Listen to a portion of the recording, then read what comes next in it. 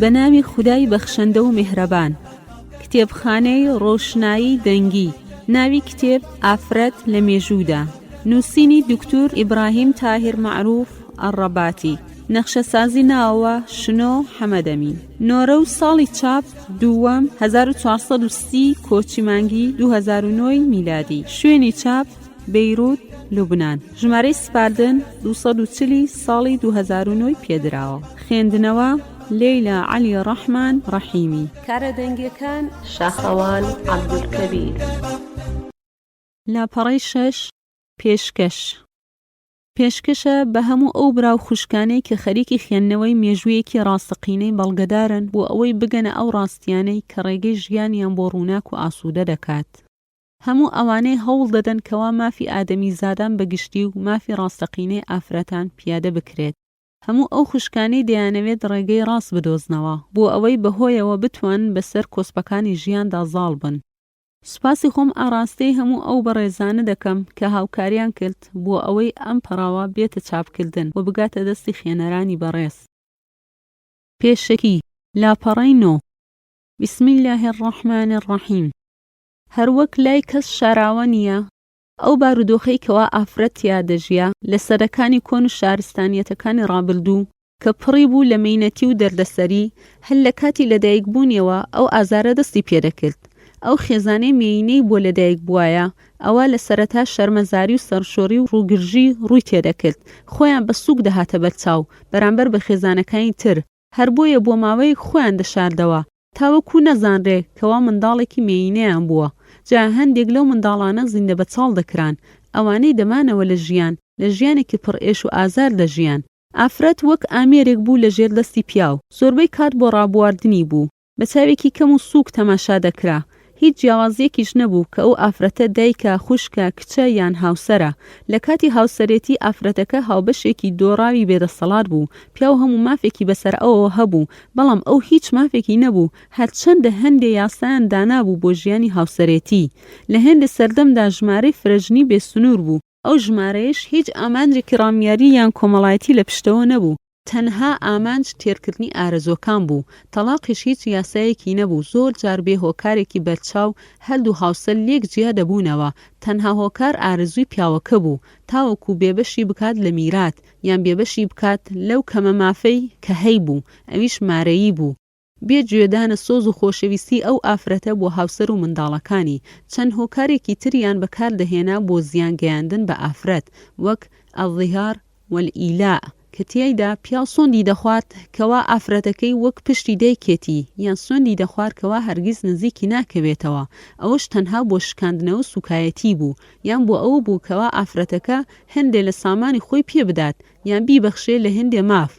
ئەمە لەلایەکی ترەوە ئاینی ئیسلام بنەمای ئەو جیاوازی و لاسەنگەی نێوان نێرینە و مێینەی گۆڕی بەدانانی چەند دەستورێکی بنەڕەتی. 1. هەردوو ڕەگەز لە بنەڕەتدا لە یەک دایک و باوک بوونە کەواتە لە مرۆڤایەتیدا یەکسانن. 2. هاوکێشەی نزیکی و دووری لە خواوە تەنها تەقوا و بەندایەتیە، نەک ڕەگەز و نەتەوە و شێوە و سامان و سالاری و دەسەڵاتی ماڵەوە و دەرەوە. 3. لە سزا و پاداشتی کارەکان یەکسانن لە دنیا و لە دواڕۆژ. 4. لە ئەرک و فەرمانەکانیش یەکسانن، تەنها هەندێک ئەرک لەسەر ئافرەت سوو کراوە بە شێوەیەکی کاتی، ئەویش لەبەر ڕەچاوکردنی پێکاتەی خۆرسکی خودی ئافرەتە یان لەبەر چاوگرتنی شیاوی و گونجاوی. ئاینی ئیسلام بۆ بەرقەراربوونی ئاسوودەیی خێزان و ژیانی هاوسەرێتی دابینکردنی مافی ئافرەتان 3 ڕێگەی گرتووەتە بەر. 1. قەدەغەکردنی هەموو ئەو دابوونەریتە هەڵە و نالەبار و زیان بەخشانەی هەبوون لەناو کۆمەلگا. 2. ڕاستکردنەوە و پاکردنەوە و تەتەڵەکردنی هەموو ئەو دابوونەریتە لار و چەوت و ژەنگ گرتوانەی هەبوون لەناو کۆمەلگا. 3.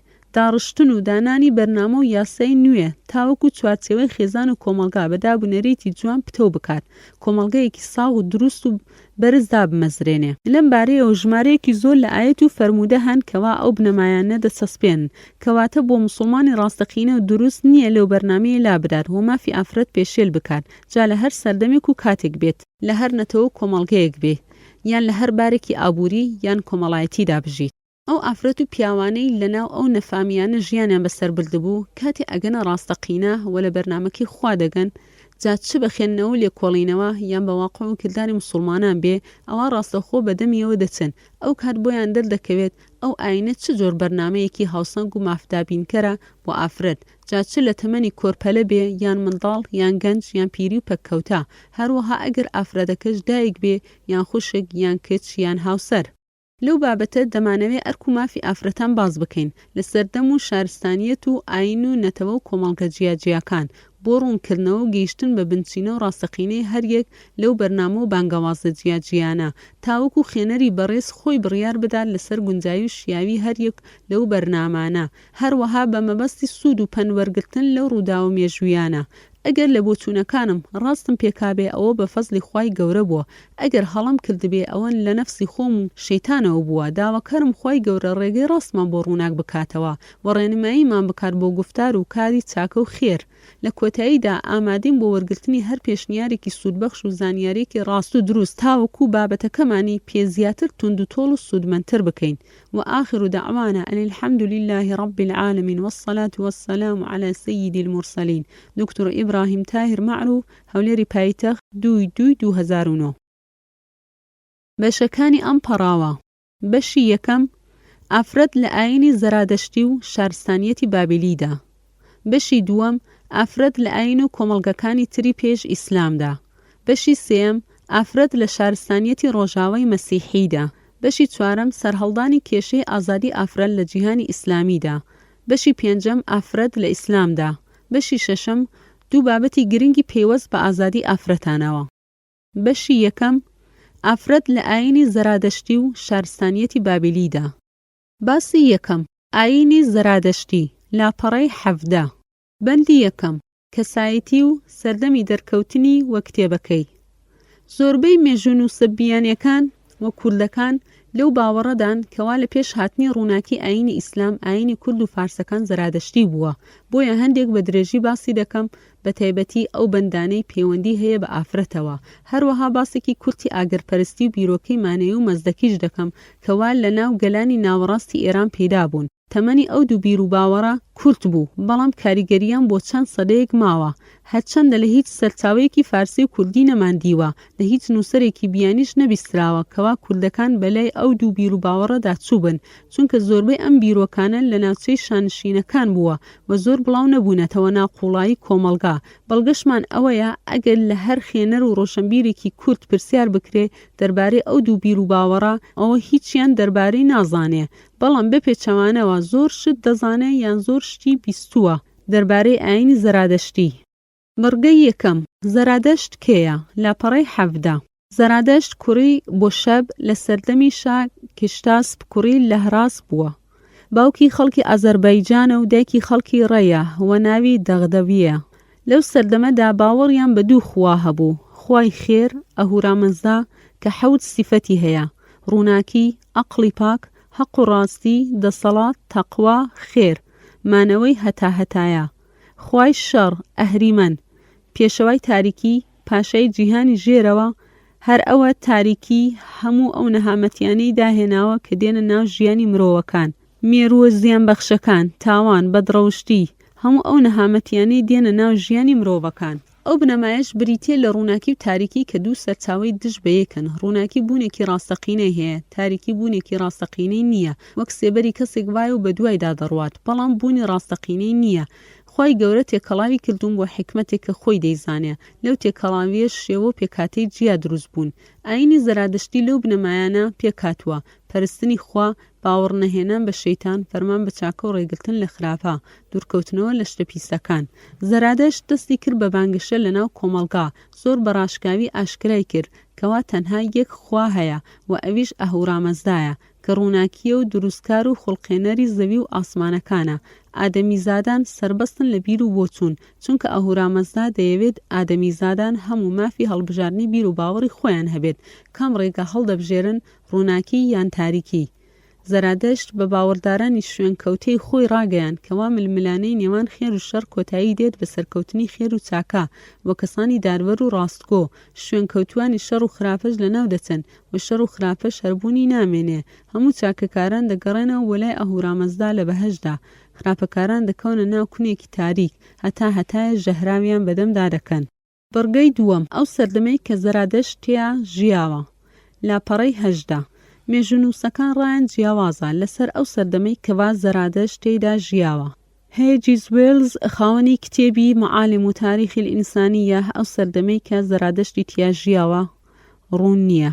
زۆر لەو کەسانی جێگەی متمانەن دێجێڕنەوە بۆ 1000 ساڵ پێش زاین، واتە پێش خۆرشی گەورە دامەزلێنەری دەوڵەتی ئەخمینیەکانی فارسی بووە. بەڵام ویلدۆران دەڵێ مێژونووسان نوێیەکان مێژووی زەرادەشت دەگەڕێنەوە بۆ نێوان سەدەی 6ەم و 7ەمی پێش زاین.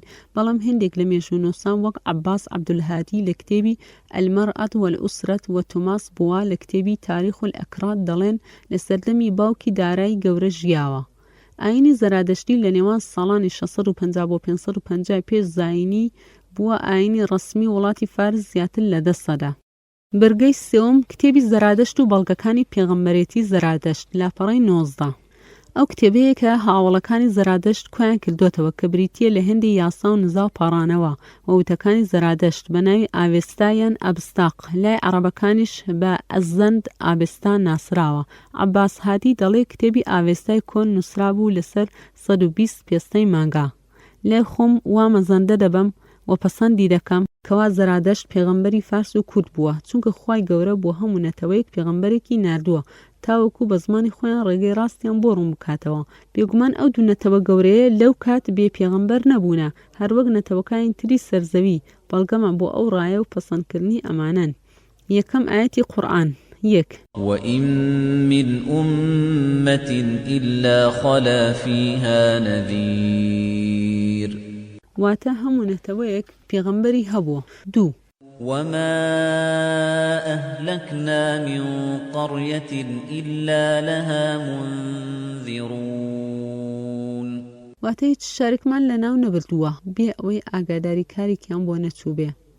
ئیمامی ئیبنی حەزم دەربارەی ئاینی زەرادەشتی دەڵێ زۆربەی زانایان لەسەر ئەوەن کەوا پێغەمبەر بووە. هەروەک ئیبنی محەممەد دەڵێ لە پێش پێغەمبەر محەممەد صلی الله علیه وسلم هەر یەک موعجزەی هەبێەوە خەڵکی بۆ چاکە و خواپەرستی بان کردبێ ئەوە دەتوانێت لە بازنەی پێغەمبەرایەتیدا دابنرێ. هەروەک خوای گەورە فەرموویەتی وَإِن مِّنْ أُمَّةٍ إِلَّا خَلَا فِيهَا نَذِيرٌ هەروەها فەرموویەتی وَرُسُلًا قَدْ قَصَصْنَاهُمْ عَلَيْكَ مِنْ قَبْلُ وَرُسُلًا لَمْ نَقْصُصْهُمْ عَلَيْكَ. دووەم وەرگرتنی جزیە لە فارسەکان لە سەردەمی پێغەمبەری خوا صلی الله علیه وسلم. ئەوە بەڵگەیە لەسەر ئەوەی ئەوانە خاوەنی کتێبن و پێغەمبەریان بۆ هاتووە، چونکە جزیە تەنها لەوانە وەرگیراوە کە خاوەن کتێبن، بۆ ئەوان تر بۆیان نەبوو جزیە بدەن.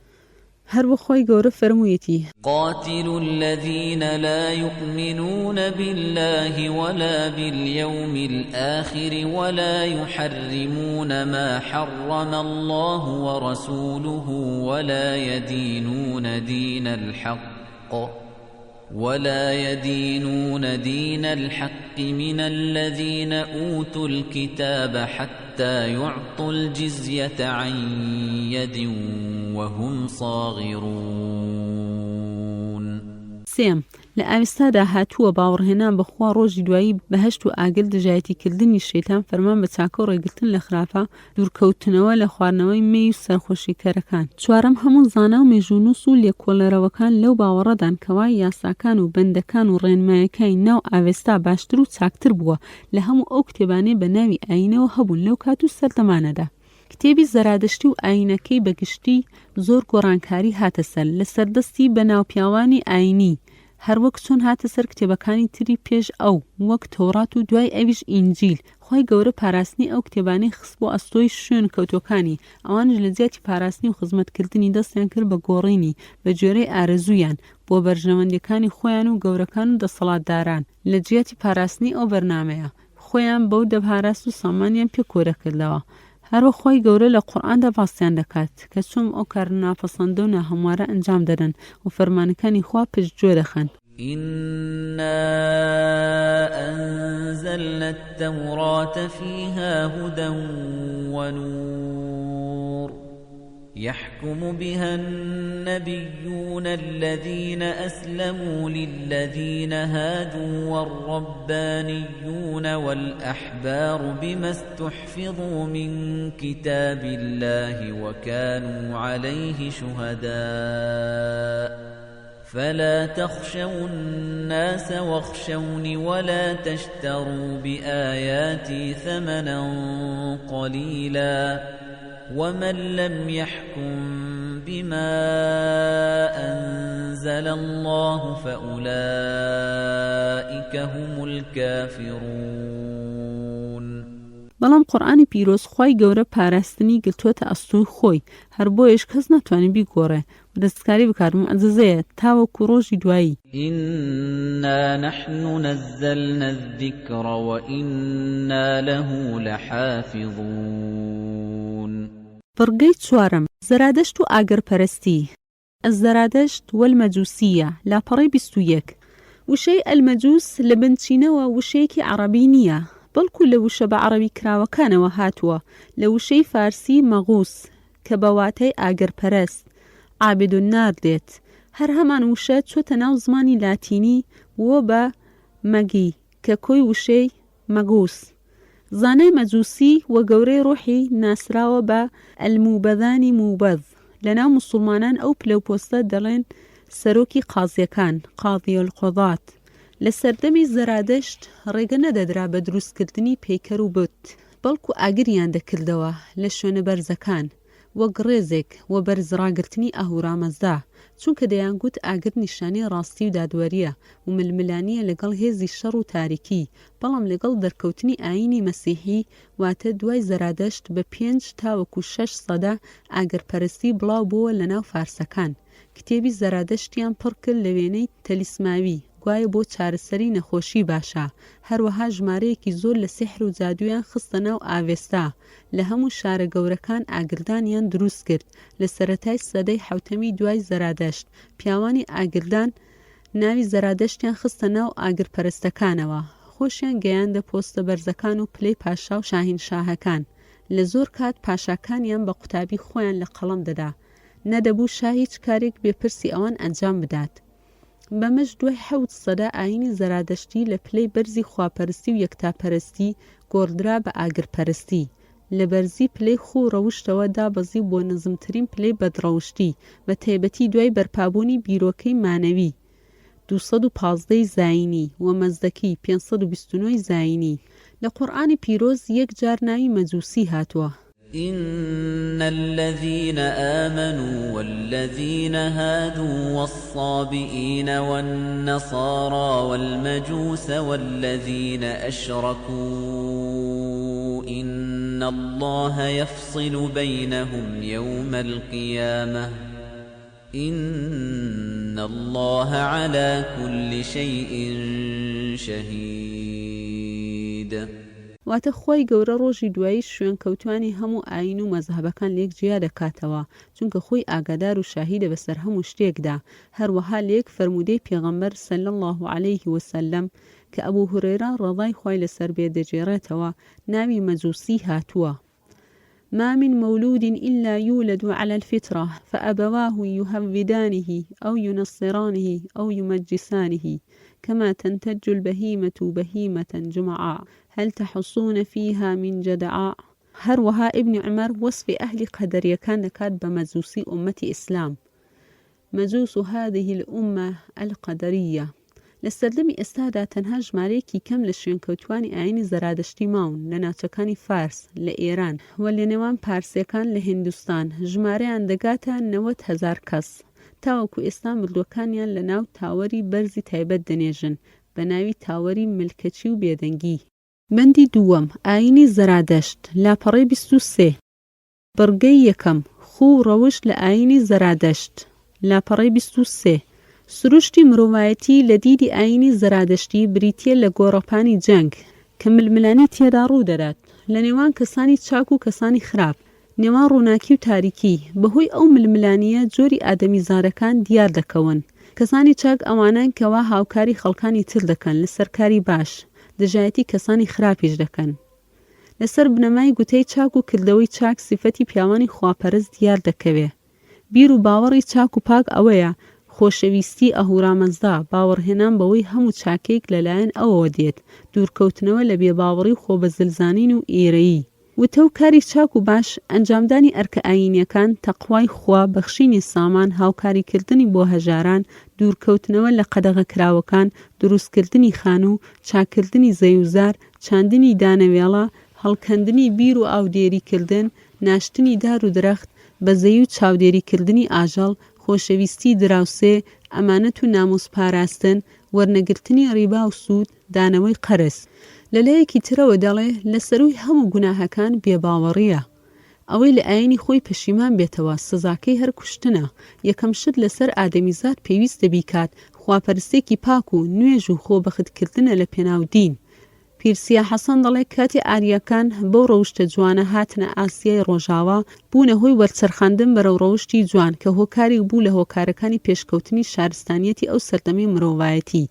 هەروەها ویلدۆران دەڵێ ئەگەر سەیری ئەو ئاینە بکەین دەبینین ئاینێکی زۆر جوان و بەرچاوە زۆر بەدەگمەن گۆڕانکاری بەسەردا هاتووە بە بەراورد لەگەڵ ئاینەکانی تری سەردەمی خۆی نەدەبوایە ئاوا بە ئاسانی و خێرایی دوای چەند سەدا لەناو بچێت پڕگەی دووەم ئافرەت لە ئاینی زەرادەشتی لاپەڕەی 24 لە ئاینی زەرادەشتی خێزان پیرۆزترین بنەمای کۆمەڵایەتی بوو باوکەکان هەوڵی ئەویان دەدا کەوا زوو ژن بۆ کوڕەکانیان بێنن پاش گەیشتن بە تەمەنی پێگەیشتن یەکێک لە بنەما سەرەکیەکانی فێرکردنی ئاینی زەرادەشتی ئەوەیە کە هانی گەنجان بدەن زوو ژن بهێنن ئەوەی ژنی هێنا چاکتر و باشترە لەوەی ژن ناهێنێ چونکە کۆمەڵ پێکاتوە لە ژمارەیەک لە خێزانی چاک و باش ئەو پیاوەی منداڵی زۆرە لە خوا نزیکترە چونکە ژمارەی باوەڕدارانی زیاد کردووە ئاویستا دەڵێ ئەو پیاوەی ژنی هەیە بەرزتر و چاکترە لەو پیاوەی ژنی نییە ئەو پیاوەی بژێوی خێزانێک دەکات چاکترە لەوەی خێزانی نییە ئەوەی منداڵی زیاترە باشترە لەوەی منداڵی کەمە ئەوەی ماڵ و سامانی زۆری هەیە بۆ خێر چاکترە لەوەی سامانی نییە لایەن پەسەند نەبووە ئەو پیاوەی ژنی نەبووە لەسەر سەربازەکانیان و پیاوانی ئاینی پێوەست بووە کەوا خێزاندار بن لایەن پەسەند نەبووە ئەو پیاوەی ژنی نەبووە لەسەر سەربازەکانیان و پیاوانی ئاینی پێوەست بۆ کەوا خێزاندار بن لە ئاینی زەرادەشتی فرەژنی جایز بووە و چونکە کۆمەڵگەکانی ئەو کات کۆمەڵگەی جەنگ و شەڕ بوون و پێویستیان بنەوەی زۆر بووە ئاینی زەرادەشتی هانی ئەوەی دەداتکەوە ئافرەت دایم پاک و ڕاستگۆ بێت ڕێگەشی لە فەساد و بەدڕەوشتی گرتووە ئاینی زەرادەشت پەیوەندی نێوان نێر و میل لە ڕێگەی ژیانی هاوسەرێتی شەرعی پەسەند کردووە و بە یەکێک لە فەرمانەکانی ئاینی داناوە لەبارەی زینا ئاوێستا زۆر بەتوندی سەرزەنشتی کردداری نزیکبوونەوەی ناشەرعی دەکات لە نێوان هەردوو ڕەگەزدا هەروەها سەرزەنشتی ئافرەتی بەدڕەوش دەکات کە دەڵێت ئەو ئافرەتانە تەنها تێڕمانینیان سێیەکی ئەو ئاوەی لە چیاکان دێتە خوارەوە تووڕە دەکا و پیسی دەکات سێیەکی ئەو ڕووەکە ڕەنگە ئاڵتونیانەی لە کاتی گەشەکردندا لەناو دەبات یەکەم گرێبەندی ژنهێنان عەقد الزەواج لاپەڕەی 25 نێرینە سربەست و ئازاد بۆ لە دیاریکردن و هەڵبژاردننی هاوسەرەکەی ئافرەتیش ئازاد بۆ لە وەرگرتن یان ڕەتکردنەوەی ئەو هاوسەرێتیە واتە لە ڕووی کردداریەوە ئافرەت سربەست بووە لە دیاریکردنی هاوسەری ژیانی پاش ئەوەی هەردوو هاوسەرەکە پەیمانی ژنهێنانیان واژوو دەکرد ئەوە ئاهەنگێکی ئاینیان بۆ ساز دەدان پیاوێکی ئاینی لەوێ ئامادە دەبوو بۆ دڵنیابوون لەو پەیمان و بەڵێنانەی نێوان هەردوو هاوسەر پاشان پیاوە ئاینیەکە دەستی دەکرد بە نووسینی پەیماننامەکە و مەرجەکانی دوایی سوێندی ئەوەی دەدان کەوا ئەو پەیماننامە بەجێ بگەێنن و خیانەت و ناپاکی نەکەن لە یەکتری زۆربەی ئەو هاوسەرێتیە لە کاتی بەهار ئەنجام دەدرا چونکە لەو کاتانەدا سروش زۆر جوان ڕازاوەتەوە مەعن خەلیل لە کتێبی زانستی کۆمەڵایەتی خێزان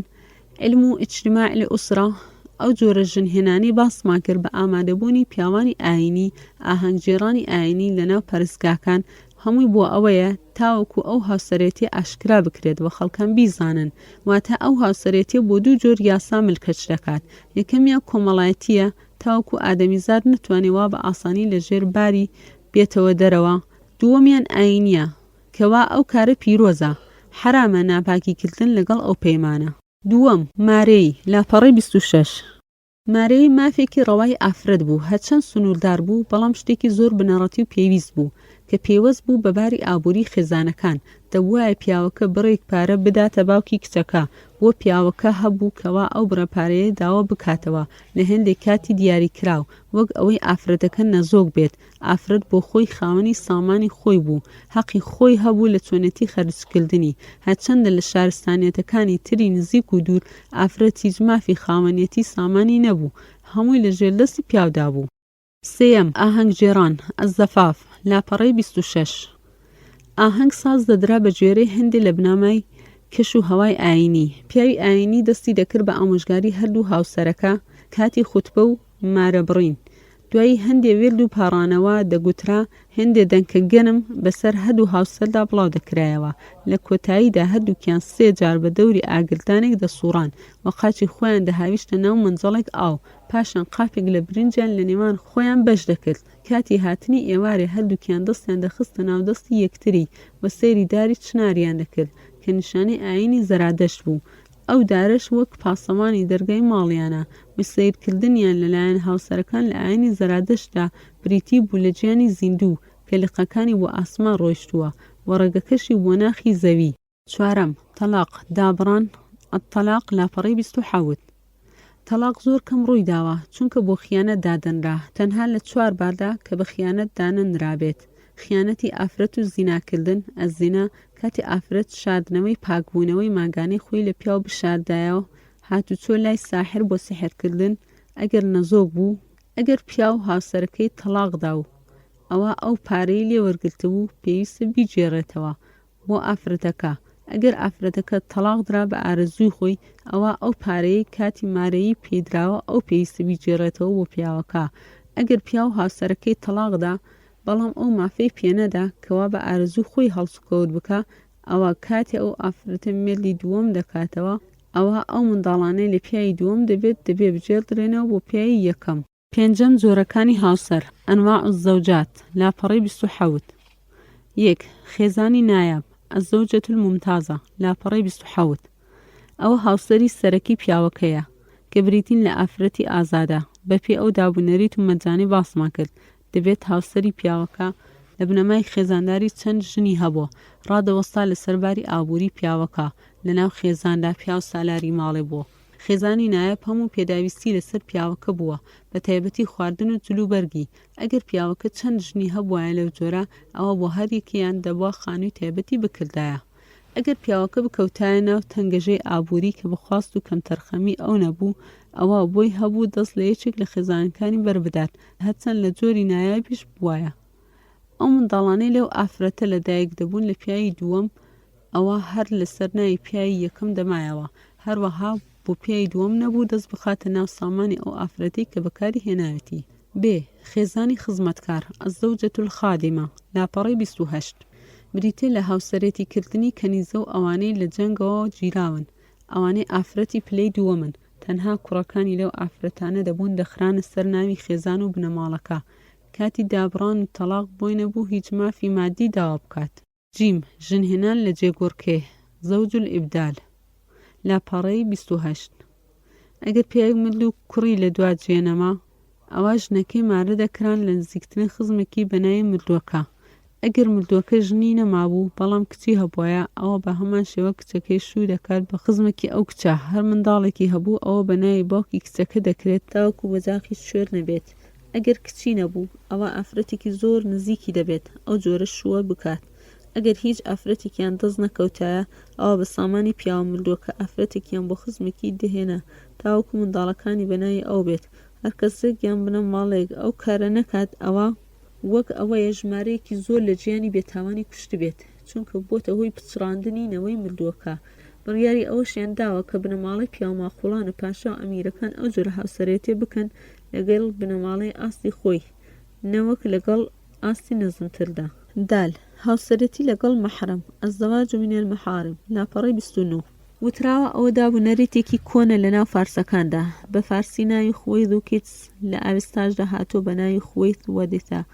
هەروەها وتراوە ئەو جۆرە هاوسەرێتی نێوان خوشک و برا ڕووناکراوەتەوە بە نووری خوداوەند و شەیتان تێیدا دەرکراوە و هۆکاری لابردنی سزای گوناهە گەورەکانە.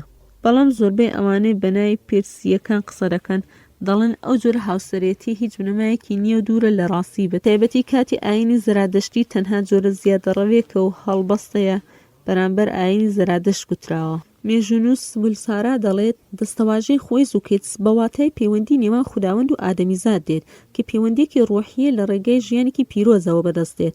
هەروەها دەڵێت لە سەردەمی پەهلەویەکانەوە ئەو دەستەواژەیە هاتە ناو کتێبەکان کە لە بنەڕەتدا بریتیە لە بیرۆکەی شیوەکانی وەک مەزدەک نەوەک لە خودی ئاینی زەرادەشتیەوە بێت. شەشەم میرات ئەلمیراث لاپەڕی 29 خێزای نایە بوو منداڵەکان لە میراتدا یەکسان بوون، بەڵام ئەگەر کچەکانی شویان کردبایە ئەوان نیوەی ئەوانی تریان وەردەگرت کە شویان نەکردووە. خێزانی خزمەتکار و منداڵەکانی مافی میراتیان نەبوو، تەنها باوک دەیتوانی پێش مردن شتێکیان بۆ بڕیار بدات وەک هێوە و وەسیەت. چاودێری کار هەبووە کاتی دابشکردنی میرات بە پێی یاسای تایبەت و بە ئامادەبوونی پیاوی ئاینی ئەلمەوابڵە. ئەگەر مردووەکە هیچی لە دوا بەجێ نەمابوو ئەوە کەس و کاری خەرجی جەنازە و ناشتن و چاودێری منداڵەکانیان دەکرد. بڕگەی حوتەم سزاکان العقوبات في عهدی زەرادەشت لاپەڕی 30 ئەگەر پیاوەکە بۆی دەرکەوتکەوە هاوسەرەکەی خیانەتی لەگەڵدا کردووە ئەوە تەنها ڕێگە لە پێش ئافرەتەکە ئەوەیە کە خۆی بکوژێت. ئەلئینتیحار لە سەردەمی ساسانیەکان ئەو سزایە هەندێک سوکرا بەوەی ئەگەر بۆ جاری یەکەم بوو ئەوە تەنها بەند دەکرێت بۆ ماوەیەک، ئەگەر دووبارەی کردەوە ئەوە هیچ چاری نییە تەنها خۆکشتن و ئینتحار نەبێت. لەو بابەتانەی کە باسمان کردن بۆمان دەردەکەوێتکەوە ئاین زەرادەشتی نەیتوانیەوە مافی ئافرەت بدات بە شێوەیەکی ڕاست و دروست، بە تایبەتی لە بابەتی ژنهێنان لە جێگۆڕکێ، ناڕێکی لە دابشکردنی میرات، دەست لێبەردانی کاتی برسێتی و تەنگەژەی ئابووری و هەتا دوایی. لەگەڵ ئەو کەم و کورتیانەشدا دەبین زۆر یاسای گونجاوی تیا بۆ کە ڕێزی لە ئافرەت ناوە کە زۆر باشتر و چاکتر بۆ لە یاسای شارستانیەتەکانی تری ئەو کات و ئاینە درۆینەکانی دەستکردی کوێن و نوێ. ئەگەر بە وردی سەیری ئەو بنەما هەرزی و کردداری ئاینی زەرتشتی بکەین پێش دەستکاریکردنی دەبینین زۆر نزیکە لە بیر و باوەڕی یەکتاپەرستی، خواپەرستی، خۆڕەوشتی جوان، ئەنجامدانی ئەرکەکانی ناو هەموو ئاینەکانی تری خوای هەر لە سەردەمی ئادەم پێغەمبەر باوکی مرۆڤایەتیەوە تاکو و کۆتایین پێغەمبەر محەممەد صلی الله علیه وسلم. بەڵام هەدەبووە ئەو گۆڕانکاریانەی تێدا ڕوو بدەیە، چونکە ئادەمیزاد تا چەندە خواپەرستش بێت زۆر چەند ناتوانێت بەرگەی ئارەزوو تەوژمەکانی مادی بگرێت، بۆیە دەست دەکات بە دابەزین لە بیر و باوەڕ بۆ داهێنانی شتی زیاد و لابردنی هەندێکی تر. ئەو گۆڕانکاریانش لە هەموو شەریعەتەکاندا ڕوویداوە، تەنها لە ئاین ئیسلام نەبێت، چونکە ئاینی کۆتایی و ئەرزەکانی زمانی و زانستیە لەلایەن خۆی گەورە و پەیمانی پاراستنی دراوە.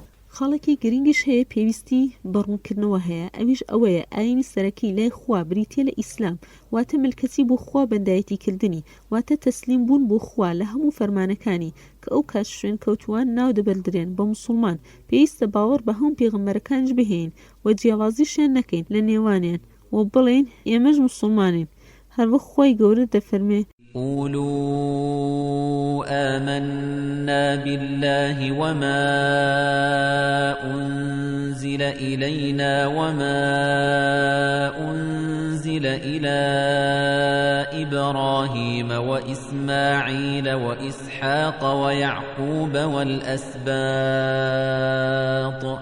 وإسحاق ويعقوب والأسباط وما أوتي موسى وعيسى وما أوتي النبيون من ربهم لا نفرق بين أحد منهم ونحن له مسلمون.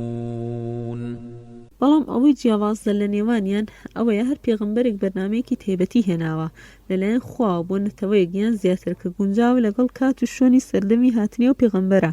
هەروە خوای گەورە دەفەرمێ وأنزلنا إليك الكتاب بالحق مصدقا لما بين يديه من الكتاب ومهيمنا عليه فاحكم بينهم بما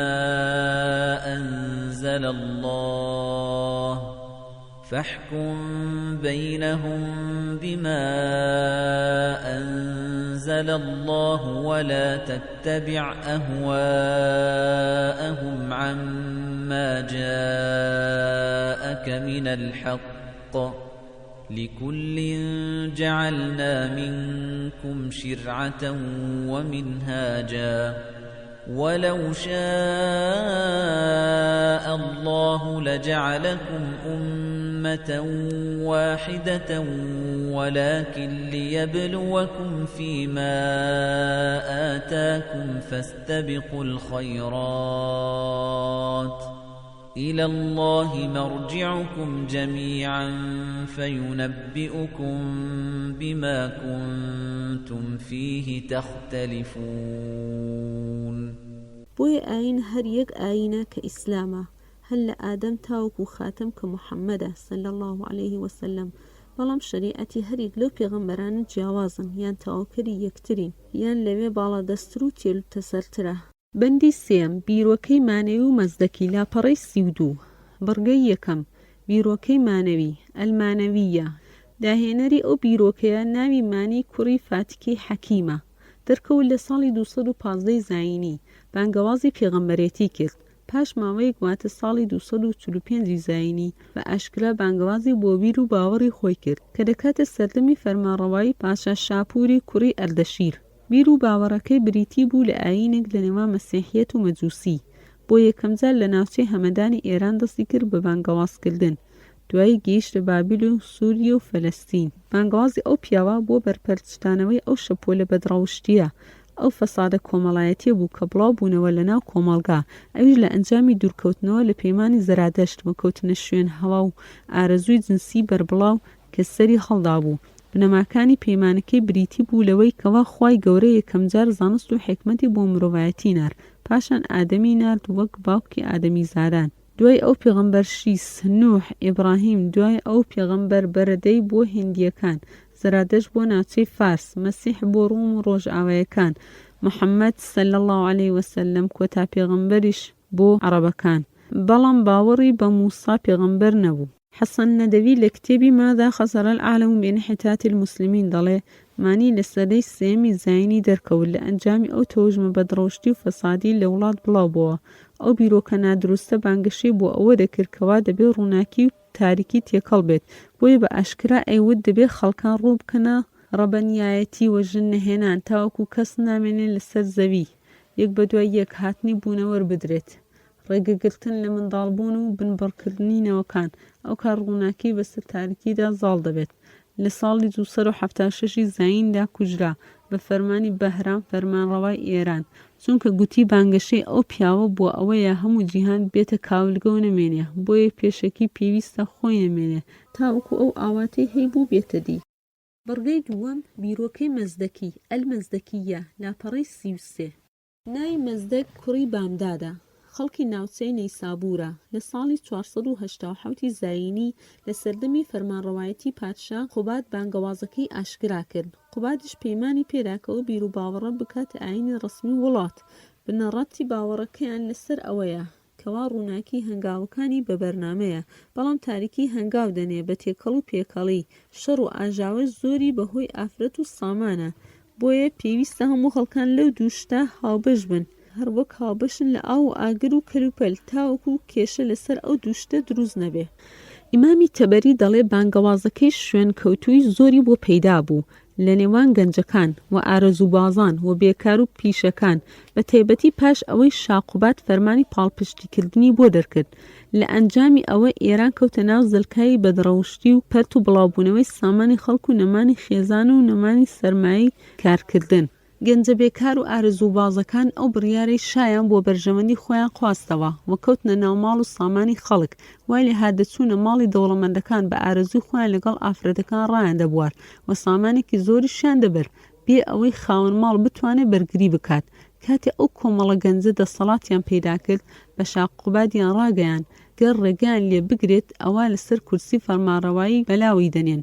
ئەم بارودۆخە بەردەوام بوو تاوەکو وای لێ هات خەڵکان منداڵی خۆیان نەدەناسیەوە کەسیش خاوەنی هیچ شتێکی خۆی نەبوو. دوای مردنی شاقوبات شائن و شێروان هاتە سەر کورسی فەرمانڕەوایی لە نیەت و ئارەزوە گڵاوەکانی ئەو بانگاوازە تێگەیشت فەرمانیدا بە کوشتنی ئەو بەدڕەوشتە ساڵی 529 زاینی زۆربەی شوێنکەوتوەکانیشی گرت و کوشت.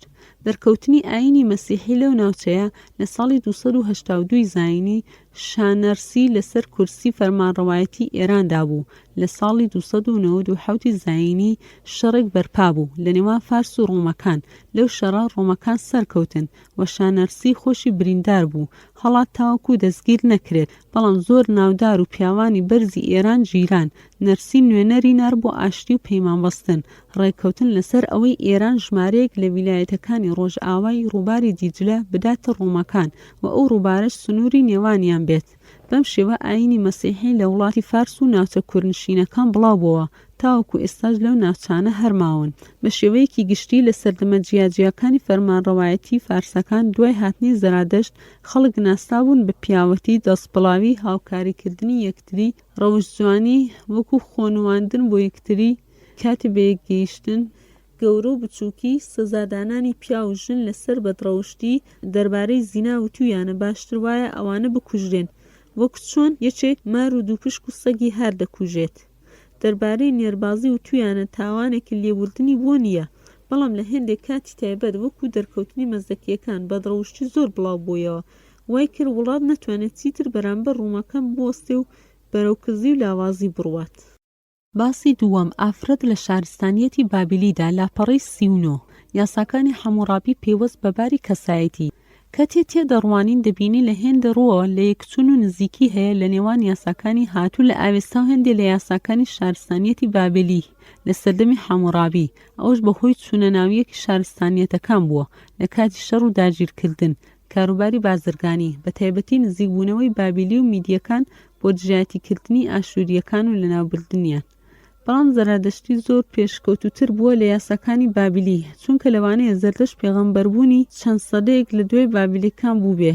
یاساکانی ئاسمانیش بە جۆرەی کات و سەردەم و ناوچە بووە، تەنها ئاین ئیسلام نەبێ بۆ هەموو کات و شوێن و سەردەمەکان بووە و دەمێنێت تاوەکو ڕۆژی دوایی. بەندی یەکەم، پەیوەندی خێزانداری ئەلە عائیلە. بڕگەی یەکەم، هاوسەرێتی، لاپەڕەی 39. لەو سەردەما باوک سالاری مطلق بوو، گەیشت بۆ ئاستی بەندایەتیکردنی ئەندامانی تری خێزانەکە. ئەو بەندانەی پێوەستن بە باری کەسایەتی ئاماژە بەوە دەکەن کەوا کاتی پێکەوەنانی ژیانی هاوسەرێتی گرێبەندی ڕەسمی بەنووسراو هەبووە. لەو گرێبەندەدا ئەرک و فەرمان و مافی هەردوولا دیاری کرابوو. ئەو دەستەواژەی تیا کە بە ئاشکرا دەڵێ ئەوە ئەو دوو کەسە ژن و پیاو کە بوونە هاوسەری یەکتری، واتە بوونە ژن و مێرد، ئەزەوج وەزەوجە.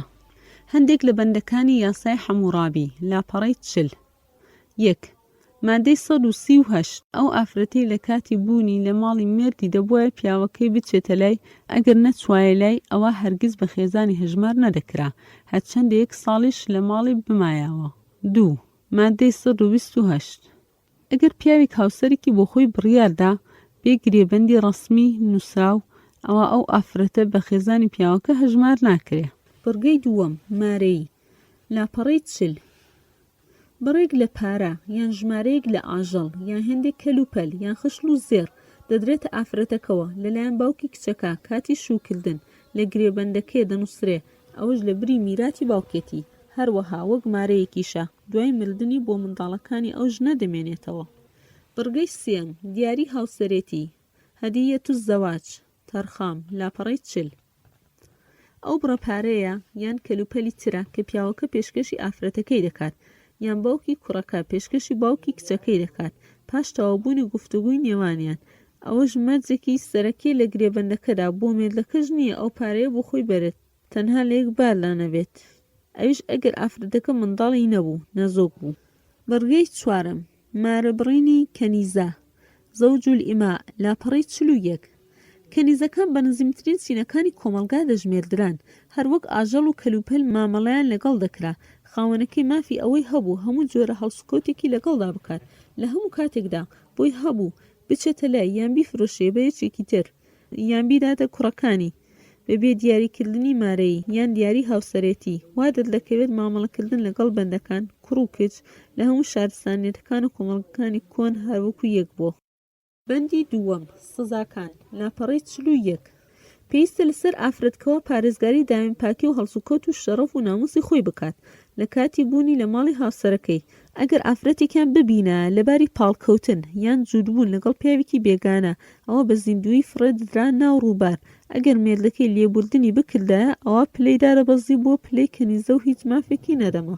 هەروەک لە مادەی 129 هاتووە ئەگەر ئافرەتێک بینرا لەباری پاڵکەوتن یان جوودبوون لەگەڵ پیاوێکی بێگانە ئەوە هەردووکیان پەلبەند بکەن پێکەوە و بە زیندوی فڕان بدەنە ناو ئاو. بەشی دووەم، ئافرەت لە ئاین و کۆمەڵگەکانی تری پێش ئیسلامدا. بەندی یەکەم، ئافرەت لە ئاینی یەهودیدا. المەرأەت عند اليهود لاپەڕەی 45. یەهودیەکان ئافرەت تاوانبار دەکەن بەوەی کە هۆکار بووە بۆ دەرکردنی ئادەم عەلەیهی السەلام لە ناو بەهەشت کاتێک کە خۆی گەورە خواردنی دارەکەی لێ قەدەغە کردن. ئیبلیس لەسەر شێوەی مارێک هاتە ناو بەهەشت و حەوای تەفرەدا و لە دارەکەی خوارد. دوایی ئادەم عەلەیهی السەلام دەستی بە خواردنی دارەکە کرد. هەر لەبەر ئەو هۆیەش بوو خۆی گەورە لە بەهەشت دەری کردن و ناردنیە سەر زەوی. ئابم شێوەی یەهودیەکان ئافرەت تاوانبار دەکەن. پاش ئەوەی ئادەم عەلەیهی السەلام لە دارەکەی خوارد خۆی گەورەش فەرمووی ئەی ئادەم بۆچی لەو دارت خوارد کە لێم قەدەغە کردبووی؟ ئەویش فەرمووی ئەو ئافرەتەی کە لەگەڵ منت دانابوو ئەو هانی دام و بەرهەمی دارەکەی بۆ هێنام و منیش خواردم. خوا بە ئافرەتەکەی وت منیش شەکەتی و ماندووبوونت زیاد دەکەم لەگەڵ سکپڕی بە ناڕەحەتیش منداڵتان دەبێت. ئارەزووشت دەبێ بۆ پیاو بڕات و ئەویش سالاری تۆ بکات. ژنهێنانش لای یەهودیەکان وەک مامەڵەیەکی کڕین و فرۆشتن بووە. کچەکە لە باوکی دەکردرێ و هاوسەرەکەی دەبێتە سالاری مطلقی ئافرەتەکە. ئافرەتی بە شودراویش وەک منداڵ و کەمەندام و شێت و بێهۆش تەماشا دەکرێت و ئافرەت نییە کڕین و فرۆشتن بخۆی بکات. هەموو سامان و کەل و پەلی ئافرەت هەروەها هەموو ئەو سامانەی لە کارکردن پەیدارەکات یان ئەو سامانەی لە کاتی زەماوەندا بە دیاری بۆی دێت مڵکی پیاوەکەیە. لە کاتی مردنی مێردەکەی میراتی بۆ نییە. لە کاتی بێنۆژیدا بە ئادەمی زادێکی پیسی لە قەڵەم دەدەن و خواردنی لەگەڵ ناخۆن، مێردەکەشی لەگەڵی ناخەوێت. سەرنجی ئەو خاڵانە بدەن لە شەریعەتی یەهودی کە تاکو ئێستا پەیڕەو دەکرێت لای جوولەکەکان، دوایی بەراوردی بکەن لەگەڵ ئاینی ئیسلام تاوەکو خۆتان بڕیار بدەن ئایا کام لەو شەریعەتانە ئاستی بەرزە، کامەیان مافی ئافرەتی دابین کردووە. بەندی دووەم، ئافرەت لە تەلمود. المەرأەت فی التەلمود لاپەڕەی 46. لە تەلمود لە سەرزاری موسا عەلەیهی السەلام داهاتووە ئارەزوود بۆ ئافرەتی نزیکی خۆت نەچێت. هەر کەسێک زینای لەگەڵ ئافرەتی نزیکی خۆی بکات کوشتنی لەسرە. ئافرەتی نزیک لە تەلمود تەنها مەبەستی ئافرەتی جوولەکەیە چونکە لای ئەوان زینا لەگەڵ ئافرەتی تر جایزە. حاخامەکان بە تایبەتی موشی لە وتەی تەلمود ئەوەیان هەڵێنجا و دەرهێناوە کەوا هەر یەهودیەک ئەگەر زینای کرد لەگەڵ ئافرەتێکی تر کە جوولەکە نەبێ ئەوە هەڵەی نەکردووە. ئەویش لەبەر دوو هۆ، یەکەمیان لای ئەوان هەموو نیکاحەکانی ئاینەکانی تر بەتاڵە جگە لە نیکاحی بوو لە یەهودیەکان. دووەمیان ئەو ئافرەتەی لەوان نەبێت وەک ئاژەڵ سیر دەکرێن، گرێبەستی بوو لە ژنهێنانش لەگەڵ ئاژەڵ ناکرێت. بەشای و لین و جۆرسۆف ئەو سێ حاخامە یەهودیانە لەگەڵ ئەو ڕایەدان دووبارەیان کردوێتەوە کردویانە بە یاسا کەوا هەر یەکێکی یەهودی زینا بکات لەگەڵ بێباوەڕان مەبەستیان مەسیحیەکانە ئەوە بە تاوان دانانرێ. هەروەها حاخام میمانوت دەڵێ یەهودی مافی ئەوەی هەیە بە زۆر زینا بکات لەگەڵ ئافرەتانی بێباوەڕ واتە جگە لە جوولەکە.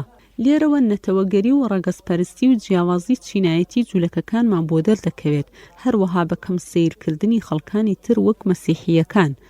هەرچەند لە مەسیحیەکان بەردەوام لە خزمەتی ئەوانن، بەڵام ئاینی ئیسلام خەڵکان یەکسان دەکات بەوەی هەموویان لە ئادەم هاتوونەتە دنیاوە و ئادەمیش لە خۆڵە، تەنها جیاوازی لە نێوانیان پلەی بەندایەتی و تەقوایە. لە ئاەتەکانی قورئانی پیرۆزیش جیاوازی چینایەتی بەلاوە دەنێ. بەندی سێم، ئافرەت لە ئاینی مەسیحیدا. المەرأەت فی الدیانەتی المەسیحیە لاپەڕەی 47. پەیمانی نوێ ئینجیل داوای ئەوە دەکات کەوانەوەی ئادەمیزاد نەمێنێ بەهۆی خەساندن و نەزۆکردنی نێرینە. هەروەک عیسا عەلەیهی السەلام دەڵێ نێرینە کە لە دایک دەبێ جوتەگونی هەیە. خوش فەرمانی کردووە بە ڕەبەنی و نەزۆکی. هەیە ڕەبەنی و خەساندنی کردووە لە پێناوی خاوەنی ئاسمانەکان. هەر کەسێک دەتوانێت ئەو کارە بکات بابیکات. لە دەستوری مەسیحیەکان دەربارەی خێزانداری هاتووە لەسەر هەموو پیا و ژنان پێویستە ژیانی ڕەبەنی هەڵبژێرن، بەڵام چونکە ئەو شتە ناتوانرێت جێبەجێ بکرێت بۆیە ژنهێنان دانراوە. هەندێک جاریش لە ترسی زیناکردن ژنهێنانیان داناوە. هەروەها تەلاق نییە تەنها لە کاتی زینا نەبێ. هەر کاتی ئافرەت تەلاق درا بەهۆی زینا ئەوە نە پیاوەکە دەتوانێت ژنی دووەم بهێنێ نە ئافرەتەکەش دەتوانێت شوو بکاتەوە. ئەو یاسا و دەستورە دوور لە واقعیانە لە شەریعەتە گۆڕدراوەکەی مەسیحیدا بەدی دەکرێت. بۆیە بەدڕەوشتی و زینا زۆر بووە لە کۆمەڵگەکانی ڕۆژاوا. هەموو ئەو گوتانەی بە ناوی موسا و عیسا پێغەمبەر عەلەیهی السەلام گوتراوە هیچی بنەمای ڕاست و دروستی نییە، چونکە تەورات و ئینجیل دوای ئەوان گۆڕانکاری تەواوی بەسەردا هاتوون. بەندی چوارەم ئافرەت لە ئیمپراتۆریەتی ڕۆمانیدا لاپەڕەی 48. لە دەستورەکانی ڕۆمانی ئافرەت تەنها شوێنکەوتەی پیاوان بووە و هەروەک یەکێکی کەمەندام تەماشا دەکرا، هیچ جۆرە مافێکی نەبووە. لە کاتی بەشودانیدا ئەو گرێبەندیەی دەکرا لە نێوان پیا و ژن ناوی پەیمانی سالاری بوو، واتە پیاوەکە گەورە و دەسەڵاتدارە بە تەنها. لە کۆبوونەوەیەکی گەورە لە ڕۆما بەسترا و بڕیار دراکەوە ئافرەت بوونەوەرێکی بێنەفس و گیانە، لە ڕۆژی دوایی هیچ پاداشتی نییە. ئافرەت پیسە، نابێ گۆشت بخوات، نابێ پێ بکەنێ، بۆی نییە قسە بکات لە هێندێک کات و سەردەمدا تاوەکو قەدەغەی قسەکردنی لێ بکەن، دەمیان بە قوفڵ و کلیل دەبەستەوە. ئافرەتانی خانەوادە بەرز و نزمەکان هەروەک یەک بوون لە کاتی دەرچوونیان بۆ دەرەوە و قوفڵەکان بەسەر دەمەوە بوو. هەروەها ئافرەت بە هۆکارێکی سەرەکی فەساد و بەدڕەوشتی دادەنرا، چونکە وایان هەز دەکرد کەوا شەیتان ئافرەت بۆ پیسکردن و فەسادی دڵەکان بەکاردەهێنێ. بەندی پێنجەم ئافرەت لە یۆنانی کۆندا. المرأة في اليونان القديمة لاپەڕەی 48. ئافرەت لە کاڵە بێنرخەکان دەژمێردرا، دەکرا و دەفرۆشرا لە بازاڕەکان، هێندێ جاریش بە پیسترین کارەکانی شەیتان ناو دەبردرا. مستەفا سوباعی دەڵێ بێبەش کرابوو لە خوێندن، بەشداری نەبوو لە کاروباری کۆمەڵایەتی، سەربەستی و ئازادی نەبوو لە کار و لە سامان. پیاو بە ئارەزوی خۆی دەیتوانی لە هەر کاتێکدا تەلاقی بدات، بەڵام ئافرەتەکەی بۆی نەبوو داوای تەلاق بکات. عەلی عەبدولواحید ئەلوافی دەڵێ مۆڵەتی خوێندن تەنها دەدرا بە نێرینە ئازادەکانی یۆنان، بەڵام هەموو جۆرە خوێندنێک بۆ ئافرەتان دەرگای داخرابوو. هەروەک گەورە فەیلسوف و زانایان ئەرستۆ لە کتێبی ڕامیاری ئەسیاسا دەڵێ سروشت هیچ ئامادەکاریەکی هۆش و بیری بە ئافرەت نەداوە تاوەکو شت فێر ببێ، بۆیە تەنها پەروەردە بکرێن لەسەر کاروباری ماڵ و منداڵ لە ئامێزگرتن. ئەو ئافرەتانەی بە خۆیان دانابوون، یەکێکیان ناوی ئەفرۆدیت بوو کە خێزانی یەکێک لە خوایە پیاوەکان بوو. کاتی پەیوەندی خۆشەویستی دروست کرد لەگەڵ پیاوێکی سادە و خیانەتی کرد لەگەڵ خوایەتیەکەی. منداڵێکی بوو ناویان ناکیۆبێت بوو بە خوای خۆشەویستی. بەندی شەشەم ئافرەت لە ناو هیندۆسیەکان. المەرئەت والهیندۆسیە لاپەڕەی 49. ئافرەت هیچ کات ئازاد نەبووە لە کۆمەڵگەی هیندۆسی. لە تەمەنی کچێتی بە تەواوی لەژێر دەسەڵات و ئارەزوەکانی باوکیدا بووە، لە دوای شوکردن لەژێر دەسەڵاتی مێردەکەیدا بووە، بێوەژن لەژێر دەسەڵاتی منداڵەکانی بووە. کچ بۆی نەبووە ئەو پیاوەی کە باوکی بۆی دیاری کردووە ڕەتی بکاتەوە، خزمەتی دەکات تاوەکو لە ژیاندا مابێت. هەر کات مرد دەبێ واز بێنێ و دوور بکەوێتەوە لە خۆشیەکانی ژیان، وەک خواردنی خۆش و پۆشاکی جوان و خشل و زێر بەکارهێنان. هەروەها دەبێت تاوەکو لە ژیاندا مابێ نابێ شوو بکاتەوە. بەندی حەوتەم ئافرەت لە ناو بوزیەکاندا. المەرئەت والبوذیە لاپەڕەی 50. ئافرەت گۆشەگیر نەبووە لە سەردەمی بوزا خۆی، لەگەڵ ئەوەشدا بوزا زۆر جار دوودڵ بووە لەوەی ئافرەتان وەربگرێ یان نا بۆ ناو ئاینەکەی و ببن بە شوێن کەوتەی بیر و باوەڕەکەی وەک نێرینەکان، چونکە وای گومان دەبرد وەرگرتنی ئافرەتان کاریگەرێکی ترسناکی دەبێت لەسەر کۆمەڵگەی بوزی. هەر بۆیش جارێک بە کوڕی مامی خۆی ئان ئیدای وت دوای وەرگرتنی ئافرەتان بۆ ناو ڕیزەکانمان نابینم ئەو کارە زۆر درێژە بخایەنێ.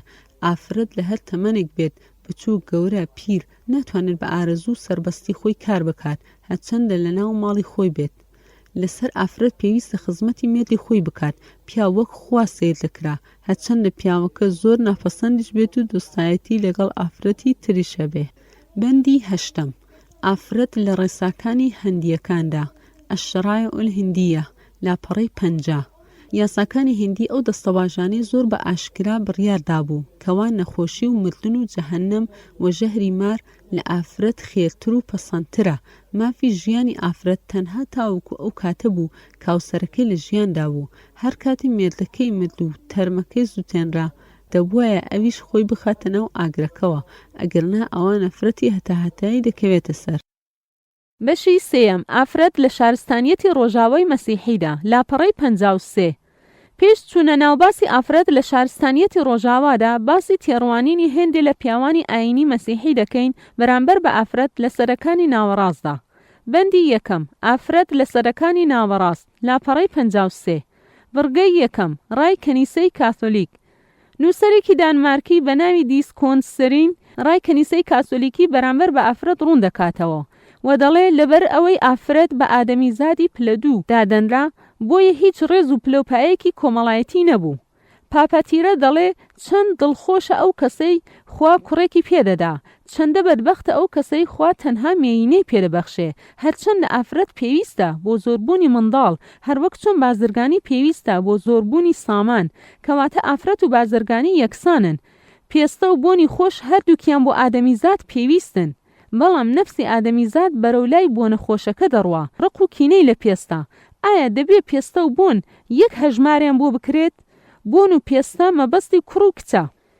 بەرگەی دووەم ئافرەت لە فەرەنسا. فەرەنسا پرسیار دەکات ئایا ئافرەت ئادەمیزادە؟ لە ساڵی 586 زاینی کۆنگرەیەک بەسترا سەبارەت بە ئافرەت. تێیدا ئەو پرسیارە کرا ئایا ئافرەت ئادەمیزادە یان نا؟ پاش گفتوگۆیەکی زۆر بڕیار دراکەوە ئادەمیزادە، بەڵام بۆ خزمەتی پیاو دروست کراوە. هەر لەو کاتەوە فەڕەنسیەکان دانیان نابەوەی کەوا ئافرەت ئادەمیزادە، چونکە پێشتر گومانیان لەوە بوو کە ئەوە ئافرەت ئادەمیزاد بێت، هەرچەندە پاش ئەوەی بڕیاراندیاکەوە ئادەمیزادە، بەڵام بە تەواوی نەیان چەسپانکەوە ئادەمیزادێکی تەواوە، بەڵکو شوێن کەوتەی پیاو بۆ خزمەتی ئەو دروست کراوە. هەر لەبەر ئەو هۆیەش بوو تاوەکو ساڵانی نزیک ئافرەتی فەڕەنسی لە بچووکتری ماف بێبەش کرابوو. هەروەک باسی دەکەین لە لاپەڕەکانی داهاتوو. هەرچەندە شۆڕشی فەڕەنسی بانگەوازی ئەوەی کردکەوە خەڵک ئازادن و بەندایەتی نەما، بەڵام ئافرەتان هەر لە ڕێزی کەم ئەقڵەکانی وەک شێت و منداڵ هەژمار دەکرا. تاوەکو ساڵی 1938 زاینی ئینجا ئەو یاسایە لابردرا. عەفیف تەبارە دەربارەی ئافرەتی فەڕەنسی دەڵێ یەکێک لە ڕۆژنامەکانی فەڕەنسی لە 20 شوباتی ساڵی 1938 زاینی بڵاوی کردەوە کەوا یاسایەک دەرچوو بۆ ئافرەتی شوکردوو کە دەتوانێت چەک لە بانکەکان واژوو بکات، دەتوانێت ژمارەیەکی بانکی بۆ خۆی بکاتەوە، گرێبەستی دارایی واژوو بکات، بە شەمیرات وەربگرێ. ئەگەر لە سەدەی 19ەم ئافرەتی ئوروپی مافی ئەوەی پێدرابێ کە بتوانێت خاوەنی سامانی خۆی بێ، بتوانێت گرێبەست واژوو بکات، ئەوە ئافرەتی موسڵمان هەر لە سەرەتای هاتنی ئیسلام ئەو مافەی پێدراوە. هەروەک خوای گەورە لە قورئاندا دەفەرمێ ولا تتمنوا ما فضل الله به بعضكم على بعض للرجال نصيب مما اكتسبوا وللنساء نصيب مما اكتسبن واسألوا الله من فضله إن الله كان بكل شيء عليما. لە 14 تەمووزی ساڵی 1989 زاینی خۆپێشاندانێکی ئافرەتان ڕێکخرا و هێرش کرا بۆ سەرکۆشکی ڤێرسای فەڕەنسی. داوایان کرد لە شاژن ماری ئەنتوانێت پارویەک نانیان بۆ دابین بکات تاوەکو تێر بخۆن، لەگەڵ پێدانی هەندێک سربەستی. بە گاڵتە پێکردنێک وەڵامی دانەوە گوتی دەنگی گەدەی ئەو ئافرەتانە کب بکەنەوە بە کیکێکی ناو بە گوێز. لە ساڵی 1861 هێندێک لە کچان ویستیان بچنە ناو تاقیکردنەوەی بە کەلۆریا لە فەڕەنسا، بەڵام ڕێگان پێنەدرا تاوەکو خێزانی ناپلەۆنی سێم ئۆجین و وەزیر ڕۆڵان هاتنە ناو کێشەکە و ڕێگایان بۆ خۆشکردن تاوەکو بچنە ناو تاقیکردنەوەکان. بەرگەی سێم ئافرەت لە بەریتانیا لە سەدەی 19ەم لاپەڕەی 55 تاوەکو ساڵی 1905 زاینی بۆ پیاوانی ئینگلیز هەبوو کە خێزانی خۆیان بفرۆشن. دوای ئەو یاسایە هەڵگیرا. لە ساڵی 1931 زاینی پیاوێک خێزانی خۆی بە 100 پاوند فرۆشت و بەند کرا بۆ ماوەیەک، چونکە نەیزانی بۆ ئەو یاسایە نەماوە و قەدەغە کراوە. لە یاساکانی بەریتانی ئافرەت و مێردەکەی دەبنە یەک کەسایەتی. بۆ ئافرەت نییە بە تەنها خاوەنی سامان بێت یان بچێتە ناو گرێبەندی دارایی. تاوەکو ساڵی 1882 زاینی یاسایەکی تر دەرچوو، تێیدا هاتووە تەنها ئافرەت دوای شوکردن دەتوانێت بەنای خۆی خاوەن سامان بێت. پاشای بەریتانیا هێنری هەشتەم قەدەغەی کردبوو خوێندنەوەی کتێبی پەیمانی نوێ ئینجیل لەلایەن ئافرەتانەوە. تاوەکو ساڵی 1850 ئافرەت بە ئادەمیزاد هەژمار نەدەکرا. تاوەکو ساڵی 1882 هیچ مافێکی سربەخۆی نەبوو، بەڵکو وەک سێبەری باوکی یان هاوسەرەکەی بوو. تاوەکو ناوەڕاستی سەدەی 20م بۆ قوتابیە کچەکان نەبوو بەشداری بکەن لە یانەکان و یەکێتیەکانی قوتابیان بە تایبەتی لە زانکۆی کامبرینج، هەروەها زانکۆی ئۆکسفۆردیش بە چاوی یەکسان تەماشای مافەکانی کچەکان و کوڕەکانی نەدەکرد لە مافەکانیان، تاوەکو 26 تەمووزی ساڵی 1964 زاینی بڕیاری یەکسانی درا لە مافەکانیان وەک قوتابی. لە سەدەی 14 لە پۆلۆنیا، لە سەدەی 17 لە ئیسپانیا زۆر لە قوتابیە کچەکان پۆشاکی کوڕانیان دەپۆشی تاوەکو بتوان بچنە ناو زانکۆکان بۆ خوێندن. پاش 2 ساڵ لە خوێندن کارەکان ئاشکرا بوو. زانکۆ فەرمانی دەرکردنی ئەو قوتابیە کچانەی دەرکرد پاش سوکایەتی پێکردنێکی زۆر و لێدانێکی چاک. لە هەمان کات لەو دوو وڵاتە ئافرەت لە میرات و کار و کاسبی بێبەش کرابوو. پاش ئەو گەشتە کورتە بەناو کۆمەڵگەی ئوروپی بینیمان ڕای پاپا و قەشەکانیان دەربارەی ئافرەت، هەروەها بیرروڕای پێشەوا و زانا هەرە بەرزەکانیان کە سەرۆکی زانکۆکانن دانیان بە بچووکتری مافی ئافرەتدا نەدەنا کە بریتیە لە سەربەستی خوێندن و خاوەنیەتی سامان و میرات. هیچ گومانی تیانە ئەو جۆرە هەڵسوکەوتە نەشیا و نامرۆڤایەتیانە بەرامبەر ئافرەتان کرا لە ئوروپا بۆ ماوەی چەند سەدا، وای کرد لە ئافرەتانی ئەو وڵاتانە دژایەتی کەنیسە و هەموو ئەو بڕیارانە بوەستن کە بە ناوی ئاینەوە بۆیان بڕیار درابوو، تاوەکو گەیشتە ئەو ئاستەی بەرەنگاری هەموو یاسا و ڕێساکانی ئاسمانی ببن، چونکە ئەوەی ڕاست و ناڕاستە گشتی لێ تێکەڵ و لێڵ ببوو.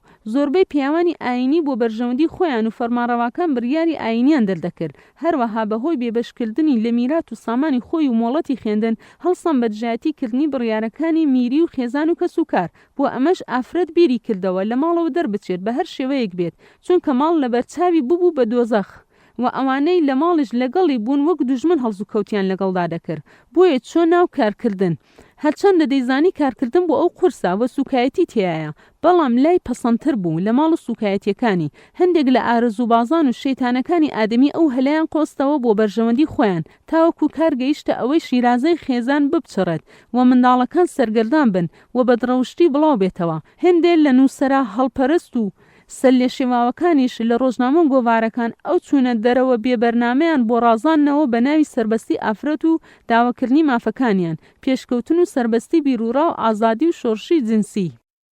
بەندی دووەم، ئافرەت و شۆڕشی پیشەسازی، لاپەڕەی 57.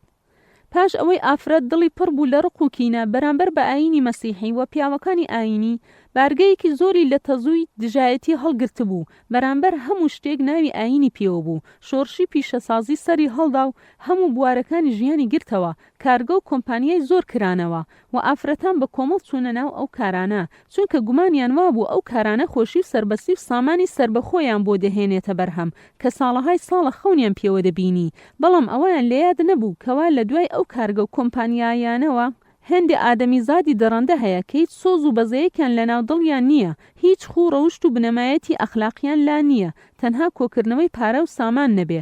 ئافرەت بووە کارەکەر لەو شوێنانە و بە ڕۆژانە و مانگانەیەکی زۆر کەمتر لە پیاوان، واتە بووە قوربانی ئەو شۆڕشە پیشەسازیە جاخۆی دەیزانێ یان نا. بڕگەی یەکەم، شۆڕشی پیشەسازی لە فەڕەنسا، لاپەڕەی 57. لە سەرەتای سەدەی 19ەم ئافرەتان ململانی پیاوانیان دەکرد لە کارکردن لەو شوێنانە، کارگەکان و کانەکان، ئەلمەعامل والمەناجم. لە فەڕەنسا ژمارەی کرێکارانی ئافرەت نیوەی هەموو کرێکاران بوو، بەڵام ڕۆژانە لە جیاتی 12 کاتژمێر دەبایە 15 کاتژمێر کار بکەن. لە ساڵی 1831 لە کارگەی چنینی شاری لێونی فەڕەنسی کە نیوەی ئافرەت و منداڵ بوون لە کاتژمێر 3 بەیانی تاوکو کاتژمێر 10 شەو کاریان دەکرد، واتە تێگڕای 17 کاتژمێر، بەڵام نیوەی موچەی پیاوانیان هەبوو. ژمارەیەکی زۆریان مردن لەبەر ماندوویەتی و بێزاری و نالەباری دەرونی و شەکەتی. بڕگەی دووەم، شۆڕشی پیشەسازی لە بەریتانیا، لاپەڕەی 58. لە وڵاتی بریتانیا برسێتی و بێبەشکردنی ئافرەت لە مافەکانیان پاڵیان بە ئافرەتانەوەنا بۆ چوونە ناو کانەکانی خەڵوزی، لانکشاری و یۆرکشاریە کە کارکردن لەو کانانە ناسرا بوون بە کاری قورس و بەردەوام. ئەو دیاردەیە وای کرد لە هێندێک لە ڕۆشنبیر و نووسەرەکان باسی باری تەندروستی و ئەو مەینەتی و دەردەسەریە کەوا ئافرەتان تیادا دەژین بکەن. هەروەک یەکیان دەڵێ زۆر جار ئافرەتان لەبەر ماندووبوون ناچار بوون کالیسکەی خەڵوز ڕابکێشن لەسەر چۆک و ناولەپ، وەک سەگیش زمانی دەرهێنا و هەناسە تەنگ بووە. زۆر جاریش لەبەر بەرزی پلەی گەرمان ناچار خۆی ڕوود بکاتەوە و تاکو نەخنکێ، پیاوانش بە هەمان شێوە. ئافرەتەکان لە پیاوان زیاتر کاریان دەکرد، بەڵام موچەیان نیوەی ئەوان بوو. ئەو ناحەقی و نایەکسانیە وای کرد لە هێندی ئافرەت شێوە و پۆشاکی خۆی وەک پیاوان لێ بکات، تاوەکو هەمان موچە و مافی پیاوانیان هەبێ. بڕگەی سێم، لێکدانەوەی باسەکە، لاپەڕەی 58. لێرەوە دیار دەکەوێت ئەوانەی بانگەشەی دابینکردنی مافی ئافرەتان دەکەن وەهانیان دەدەن کەوا هەموو کارێک بکەن، بەڵام کاتی ئافرەتان وەڵامی بانگەوازەکەیان داوە، بینیمان خەیانەتیان لە بانگەوازەکەیان کردووە، لەگەڵ پیاوان یەکسانیان نەکردن، بەڵکو وەک نیو پیاو حسابیان دەکردن، هەم لە موچە و هەم لە مافەکانی تری وەک مۆڵەت و کاتەکانی کارکردن. خوای گەورە دەربارەی ئەو درۆزن و دووڕوانە دەفەرمێ: كبر مقتا عند الله أن تقولوا ما لا تفعلون. یەکێک لە لۆردەکان دەڵێ پێویستە ئافرەتان ئەوە پەسەند بکەن کەوان نیوەی موچەی پیاوان وەربگرن، چونکە نەفەقە و خەرجی ماڵ و منداڵیان لەسەر نییە، بۆیە ئێمە نیوەی موچەی پیاوانمان بۆ بڕیارداون. ئێمەش دەڵێن ئێوە کەی باوەڕتان بەوەیە کەوا خەرجی ماڵ و منداڵ لەسەر پیاوە؟ ئەی ئێوە ناڵێن نابێ پیاو سالاری هەبێ لە ماڵ؟ ئەی ئێوە ناڵێن هەردوو ڕەگەز لە گشت شتێکدا یەکسانن؟ کو ئەو یەکسانیە؟ ئەی بۆچی ئافرەتان 17 کاتژمێر کار دەکەن و پیاوان 12 کاتژمێر؟ دیارە ئێوەش ئەو باوەڕەتان هەیە کەوا توانای بەرهەمهێنانی ئافرەت کەمترە لە پیاو، یان هەر ئارەزووتانە زیاتر سوکایەتیان پێ بکەن تاوەکو زیاتر بۆتان ملکەچ بن و وەڵامی ئارەزوو گڵاوەکانتان بدەنەوە و خۆیان بەدەستەوە بدەن. اینجا وەک پیاوان حسابیان بۆ دەکەن، کەواتە یەکسانی لای ئێوە بێبەرامبەر نییە، بەڵکو یەکسانی بەرامبەر فرۆشتنی کەرامەت و شەرەف و ئابڕوو کەسایەتی ئافرەتە و گۆڕینی پۆشاک و شێوەیە. ئێوەی زۆردار و زاڵم خاوەنی ئەو کۆمپانیا و کانەکانی خەڵوس هەروەک شەیتان دێنە بەرچاومان، چونکە شەیتانش داوا دەکات لە خەڵک بێباوەڕی و کوفر بکەن، بەڵام کاتی وەڵامیان دانەوە بوونە بێباوەڕ، شەیتان دەڵێ من لە ئێوە بەریم و کارم مەسەرتانەوە نییە، من لە خوا دەترسم، ئێوە خۆتان زوڵمتان لە خۆتان کرد. کێ گوتی وا بکەن ئەی تاوانبارینە؟ خوای گەورە دەفەرمێ: لئن أخرجوا لا يخرجون معهم ولئن قوتلوا لا ينصرونهم ولئن نصروهم ليولن الأدبار ثم لا ينصرون. خوای گەورە دەفەرمێ: وقال الشيطان لما قضي الأمر إن الله وعدكم وعد الحق ووعدتكم فأخلفتكم وما كان لي عليكم من سلطان إلا أن دعوتكم فاستجبتم لي فلا تلوموني ولوموا أنفسكم ما أنا بمصرخكم وما أنتم بمصرخي إني كفرت بما أشركتمون من قبل إن الظالمين لهم عذاب أليم. نووسەرێکی فەڕەنسی خاتوو فرانسکیری دەڵێ ئافرەتانی عەرەب مافی یەکسانی کار و یەکسانی هاوسەرێتی و ماڵی وەرگرتووە. ئێمە وەک ئافرەتانی ڕۆژاوە چاوەڕوانی شارستانیەتێکی ترین کەوا زیاتر بە بەزەیی بێت لەگەڵ ئافرەتاندا، زیاتر داکۆکی و ڕەچاوی مافەکانیان بکات. ئەوەی بەدەستی هێناوە تەنها چەند دەستکەوتێکی کەمە و باری ژیانشی بەرەوخۆشی نەبردووە. ئافرەت هەر چەوساوە دەمێنێتەوە تاوەکو چاو نەژێڕنەوە بە جۆری ژیان و پەروەردە و ڕۆشنبیری کۆمەلگا، جا ئەو چ لە کاتێکی نزیک ئەنجام بدرێت یان دوور. زۆر لە پیاوان لەگەڵ ئەوەدان کەوا ئافرەتان دەتوان کارەکانی پیاوان ئەنجام بدەن، لەگەڵ ئەوەشدا پیان ڕەوانیە هەمان موچیان هەبێ. ئەو جۆرە بیرڕایی کەوا دەڵێن ئافرەت و پیاو یەکسانن لە توانە، بەڵام نابێ یەکسان بن لە پاداش و ماف و موچە، زۆر باوە لە زۆربەی وڵاتانی جیهان، بگرە لە وڵاتە یەکگرتوەکانی ئەمریکاش بە هەمان شێوە. هەر ئەوەشە بۆتە هۆکار ئافرەتان ڕق و کینە پەیدا بکەن بەرامبەر بە هەموو ڕەگەزێکی نێرینە. ئێمەش ئەو جیاوازیە کەوا پیاوانی ڕۆژاوە ئەنجامی دەدەن بەرامبەر بە ئافرەتان بە سونەتێکی خوایی دەزانین، چونکە هەر کەسێک لە بنەما و سونەتەکانی خوا و بوونەوە لا بدات، جا چ باوەڕدار بێ یان بێ باوەڕ، ئەوە خوای گەورە تووشی سەرلێشێواوی و هیلاکی و شەکەتی و ماندووبوونی دەکات، هەرگیز ژیانیشی ئاسوودە نابێت. ئەو ئافرەتانەش بە هاندانی پیاوانی خاوەن بەرژەوەند و فێڵباز لە ماڵ چوونە دەرەوە بۆ کارێکی زۆر قورس و دوور کەوتنەوە لە منداڵ و خێزان، چوونە بەردەستی ئادەمیزادی تێرنەخۆر، گورگ لە پێستی مەڕ، لە جیاتی ئاین و ڕەوش تەنها پارە و سامان کۆکردنەوە بەرنامەیانە، هەموو هەوڵیان ئەوەیە گیرفانیان پڕ بکەن و ورگیان تێر بکەن و ئارەزۆکانیان بگەیەنە بەرزترین پلەی ڕابواردن لەسەر حسابی ئابڕووی کچ و ئافرەتانی خزم و کەس و کار و ئافرەتانی کۆمەڵگە و نەتەوەکەیان، لەسەر حسابی دایکی منداڵ و نەوەکانی دواڕۆژیان.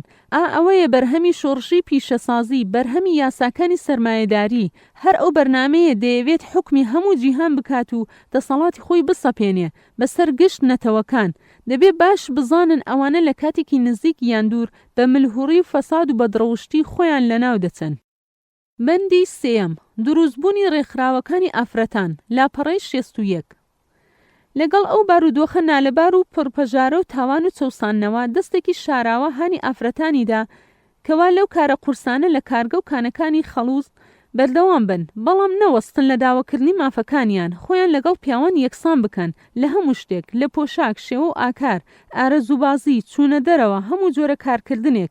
ئەمەش نایەتە دی ئەگەر ڕێکخراو یەکێتی و سەندیکا بۆ خۆیان دروست نەکەن بۆ بەرگریکردن لە مافەکانیان و دژایەتیکردنی خاوەن کارگە و کانەکان و بگرە حکوومەتەکانیش و هەروەها داواکردنی بەشداری لە پەرلەمان و وەزارەتەکان.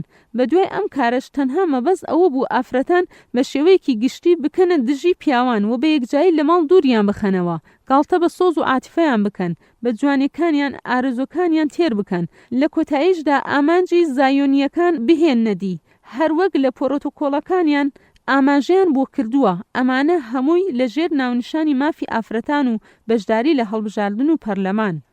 پڕۆتۆکۆلی نوێیەم دەڵێ گەنجان بێجگە لە یەهودیەکان هەمومان تووشی سەرلێشێواوی و گومڕایی کردوون، تووشی فەساد و بەدڕەوشتیمان کردوون بەهۆی ئەو بیردۆزانەی کە بۆمان داڕشتوون، هەرچەندە دەزانین کە ئەو بیردۆزانە فاسدە، لەگەڵ ئەوەشدا ئێمە ئەوانمان وا چەواشە کردووە کە لەسەریان بڕۆن.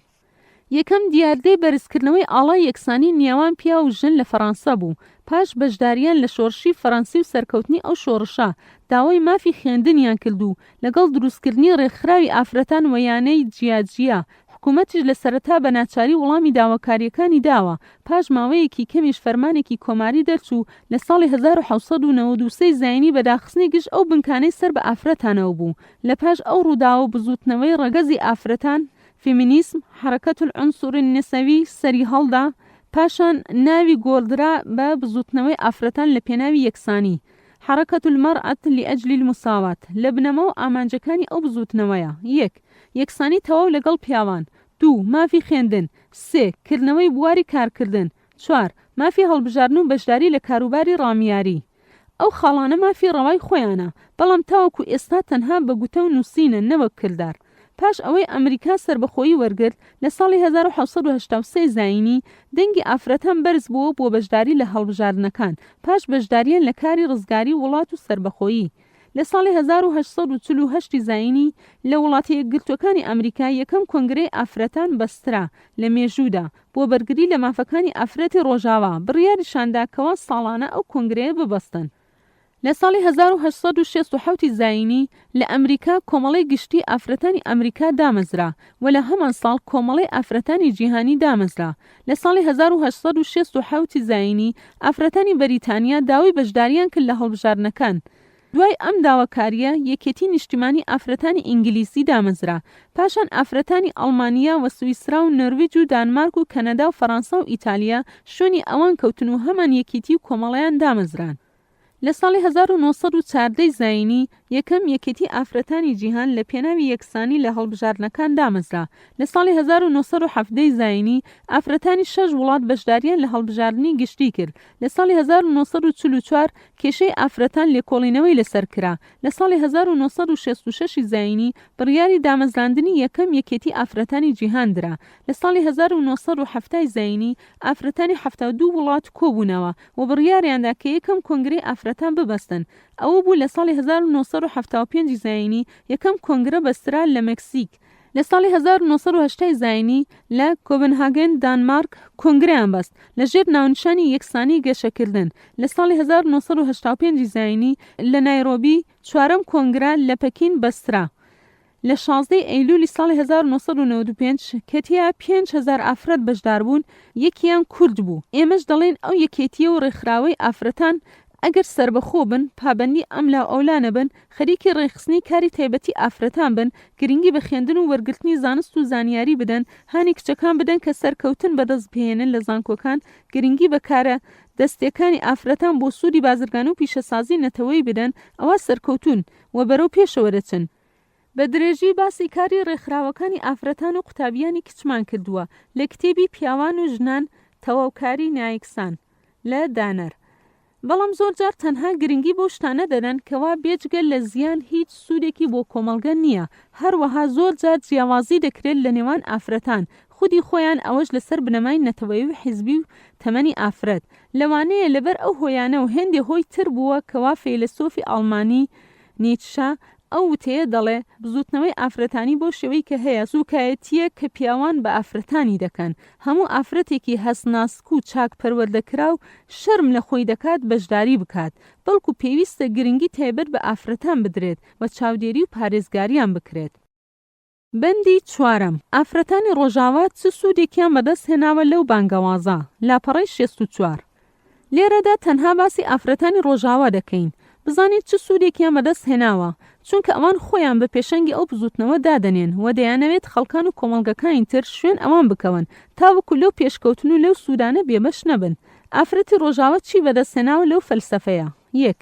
مێینە لە ڕۆژاوا کاتێ لە تەمەنی گەنجیە ئەو دەست و ئەو باوەش دەکات لای ئەو گورگ بۆ ئەو گورگ هەنگاو دەنیا.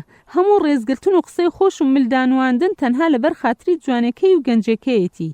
هەر کاتی نێرینەکان کارەکانیان تەوا بوو، جوانی ئافرەتەکە بەسەر چوو، ئارەزووکانی نەما، ئەوە نەڕێز دەمێنێ نەمل دانواندن. لای ئەوان ڕێزگرتن بێبەرامبەر نییە. ئافرەت کاتی پیری هیچی نەماوە پێشکەش بکات، بۆیە ڕێزیشی لێ ناگیرێ. لە فەرهەنگی ئوروپی سەرمایەداری شتی بێبەرامبەر نییە، چونکە هەموو شتێک لایەن مادەیە. 2. کاتێک کە دەبێتە هاوسەری پیاو پێویستە لەسەری بەشداری بکات لە دانەوەی بەشەکانی قەرز لە موچەی خۆی پاش ئەو هەموو ماندووبوون و شەکەتی جەستەیی و دەرونی. لە زۆر لە وڵاتانی ڕۆژاواش ئافرەتان پێویستە لە سەریان ناوماڵ دابین بکەن پێش گواستنەوە. وشەی دۆتەش هەر لەوەوە هاتووە. ئەو هەموو بارگرانیە لەسەر ئافرەت وای لێ دەکات ژیانی لاتاڵ بێت و بەرگەی نەگرێ، ورد و خاشی بکات. ئەوەی زۆر گرنگیشە زۆربەی جاران کارەکان بۆ جەستە و دەرونیان گونجاو نییە، بەڵام باری ژیان وای لێ دەکات هەر بەردەوام بێ. بەم شێوەیە جوانی و گەنجێتی و کەسایەتی و دایکایەتی هەمووی قوربانی ئەو ژیانە تاڵە دەکات. 3. پاش ئەوەی ئافرەت گەیشتە تەمەنی پیری، هەموو ئەو هۆکارانەی نەماکەوە ئارەزووی گەنجەکانی تێر دەکرد، ئەوە لە جیاتی ڕێز و خزمەت پشتی تێدەکرێت و سوکایەتی پێدەکرێت و پشتگوێ دەخرێت، یان لە ماڵەوە بە تەنها دەمێنێ تاوەکو مردنی، یان دەکەوێتە خانی پەککەوتەکان پاش دەرکردنی لەلایەن منداڵەکانی. هەرگیز چاوەڕوانی ئەوە نییە منداڵەکانی سەردانی بکەن و سۆز و بەزەیان بۆ بجوڵێ، بەڵکو تەنها چاوەڕوانی ئەوەیە فریشتەی ڕۆحکێش کەی دێتە میوانی و دەچێتە داهاتووەکی نادیاری سەخت. 4. جێهێشتنی منداڵە ساوەکانی لە ژێر سۆز و بەزەیی لێپرسراوانی داینگەکان و باخچەی ساوایان. هەموو زانایان لەگەڵ ئەوەن کەوا ئەو منداڵەی لەو شوێنانە پەروەردە دەکرێن دوور لە سۆز و بەزەی و باوەشی گەرم و شیری دێکی، ئەوە زۆربیان گەشە دەکەن لەسەر دەروونێکی ئاڵۆز و دژوار و دڕندایەتی، دوور لە بەزەی و خۆشەویستی، واتاکانی کۆمەڵایەتی و خزمایەتی نازانێ، بەهاو بنەما بنەڕەتی و بەنرخەکانی کۆمەڵایەتیش فێر نابێت، نازانێ بۆچی دەژیت و بۆچێ هەنگاو دەنێ لە ژیاندا. بەم هۆیەوە کێشەی کۆمەڵایەتی و ئابووری و خێزانی زۆر دەبێت لەناو کۆمەڵگا. 5. جوان تێنەگەیشتنی ئەو ئافرەتانە لە واتای ئازادی و سربەستی کار و کردەوە وای کردووە لە ئافرەتان وەک کاڵایەک بەکار بهێنرێن لەلایەن پیاوان بۆ مەرام و ئامانجەکانی خۆیان، بە هاندانیان بۆ چوونە دەرەوە بۆ کارکردن لە کارگە و کانەکانی خەڵوز، بەکرێکی کەمتر لە پیاوان، یان بەکارهێنانی جوانەکەیان بۆ ئەوەی بیان خەنەسەر ڕووی دەرەوەی کاڵاکانیان تاوەکو زووتر و زۆرتر بفرۆشرێ، وەک پاکەرەوەکان، سابوون و وردەی جلشۆر و بۆن و شامپۆ و هەتا دوایی وە کەلوپەلی تری ماڵ کە زۆربەی دوایی دەکەوێتە ناو زبڵدان و جۆگە و زونگاوەکان، یان بۆ ڕازاندنەوەی فیلمەکانی سینەما هەتا دوایی. ئایا خوشکانی بەڕێز ئێوە ئەوە بە ماف و ئازادی و سربەستی دادەنێن یان سوکایەتی و گاڵتە پێکردنە؟ 6. فەلسفەی ڕۆژاوا هەموو بنەماکانی خێزان و هاوسەرەتی و گەورە بچووکایەتی و گونجاوێتی و شیاوی لەبار بردوونەی هێشت تاوەکو کار گەیشتە ئەوەی هەموو خێزان لێک هەڵوەشێتەوە و ئەندامی سەرگەردان بن، منداڵەکانی کەم ئەزمون بن، تووشی دێها کاری نالەبار و نابەجێ بن. هەروەک ئاشکرایەکەوە کۆمەڵگە بریتیە لە ژمارەیەک خێزان ئەگەر ئەو خێزانانە یاسا و ڕێسای تیان نەما بۆ هاوکاری و ڕێزگرتن ئەوە کۆمەڵگە هەمووی تووشی لەرزینی کیان وجود دەبێت. حەوت بڵاوبوونەوەی زۆر لە نەخۆشیەکانی زایندەیی و ئەیدز و هەوکردنی جەگەری ڤایرۆسی و سۆزەنەک و فەرهەنگی جگە لە نەخۆشیەکانی دەرونی و عەسەبی، خوگرتن بە دەرمانە بێهۆشکەرەکان، بەرزبوونەوەی ڕێژەی خۆکوشتن، نەمانی سۆز و بەزەیی و گیانی پێکەوە ژیان و هاوکاری ناو خێزان و کۆمەڵگە. 8. ئایا ئافرەتانی ڕۆژاوا گەیشتنە ئەو سەربەستەی خەونیان پێوە دەبینی؟ بۆ وەڵامی ئەو پرسیارە گوێ دەگرین لەو ئافرەتەی گەیشتۆتە پلەی قازی لە یەکێک لە وڵاتانی کە پێش کەوتووە بە پلەیەکی زۆر بەرز و نایاب سەربەستی ئافرەتی داوە و بە هیچ شێوەیەک جیاوازی نەهێشتووە لە نێوان پیا و ئافرەت لە هەموو بوارەکانەوە. ئەو ئافرەتەش بریجیدا ئۆلف هامێرە کە لەلایەن نەتەوە یەکگرتووەکانەوە دەستنیشان کرا بۆ لێکۆڵینەوە لە کێشەی ئافرەتان لە ڕۆژهەڵاتی ناوەڕاست. ئەو ئافرەتە 4 شوێنی هەڵبژارد، ئەوانیش: 1 ناوچەی ئەبیتەشت لە سەعیدی میسر، 2 ناوچەی سەیدی تەمراز لە تونس، 3 ناوچەی میسراتە لە لیبیا، 4 شاری سولەیمانیە لە کوردستانی عێراق. پاشمانەوە و گەڕان و پرسیارکردن و لێکۆڵینەوە گەیشتە ئەو ئەنجامانە: 1 ئافرەت لە وڵاتانەی گەڕاوم تیایدا سەربەستی زیاترە لە ئافرەتانی سوید. 2 ئافرەتانی ناوچە دوورەکانی میسر هەرچەندە لە کۆمەڵگە و شارستانیەتی دوورن بەڵام بارێکی وایان بۆ ڕەخساندون کەوان نزیکە لە پیرۆزڕاگرتنی ئافرەت نەوەک بەندایەتی. 3 زۆر بە ئاشکرا دیارە کەوا فەرمان و دەسەڵاتیان بەسەر پیاواندا زاڵە، هەل لە بەرەبەیان تاوەکو تاریکی شەو. تەواوی بڕگەکە بە زمانی عەرەبی: تمارس وضعا يتمنى إلى القداسة لا إلى العبودية، وتتسلط على الرجل تسلطا فعليا ابتداء من شؤون النهار وانتهاء بشجون الليل.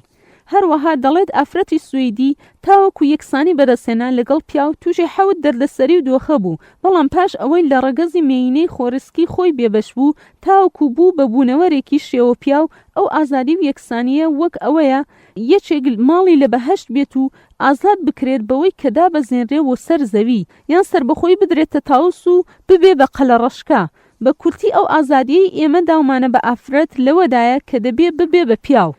هەروەها دەڵێت بەڵام سەربەستی و ئازادی ئافرەتی ڕۆژهەڵات هەروەک سەربەستی پیاوە، بێ ئەوەی بوونی خۆی ون بکات.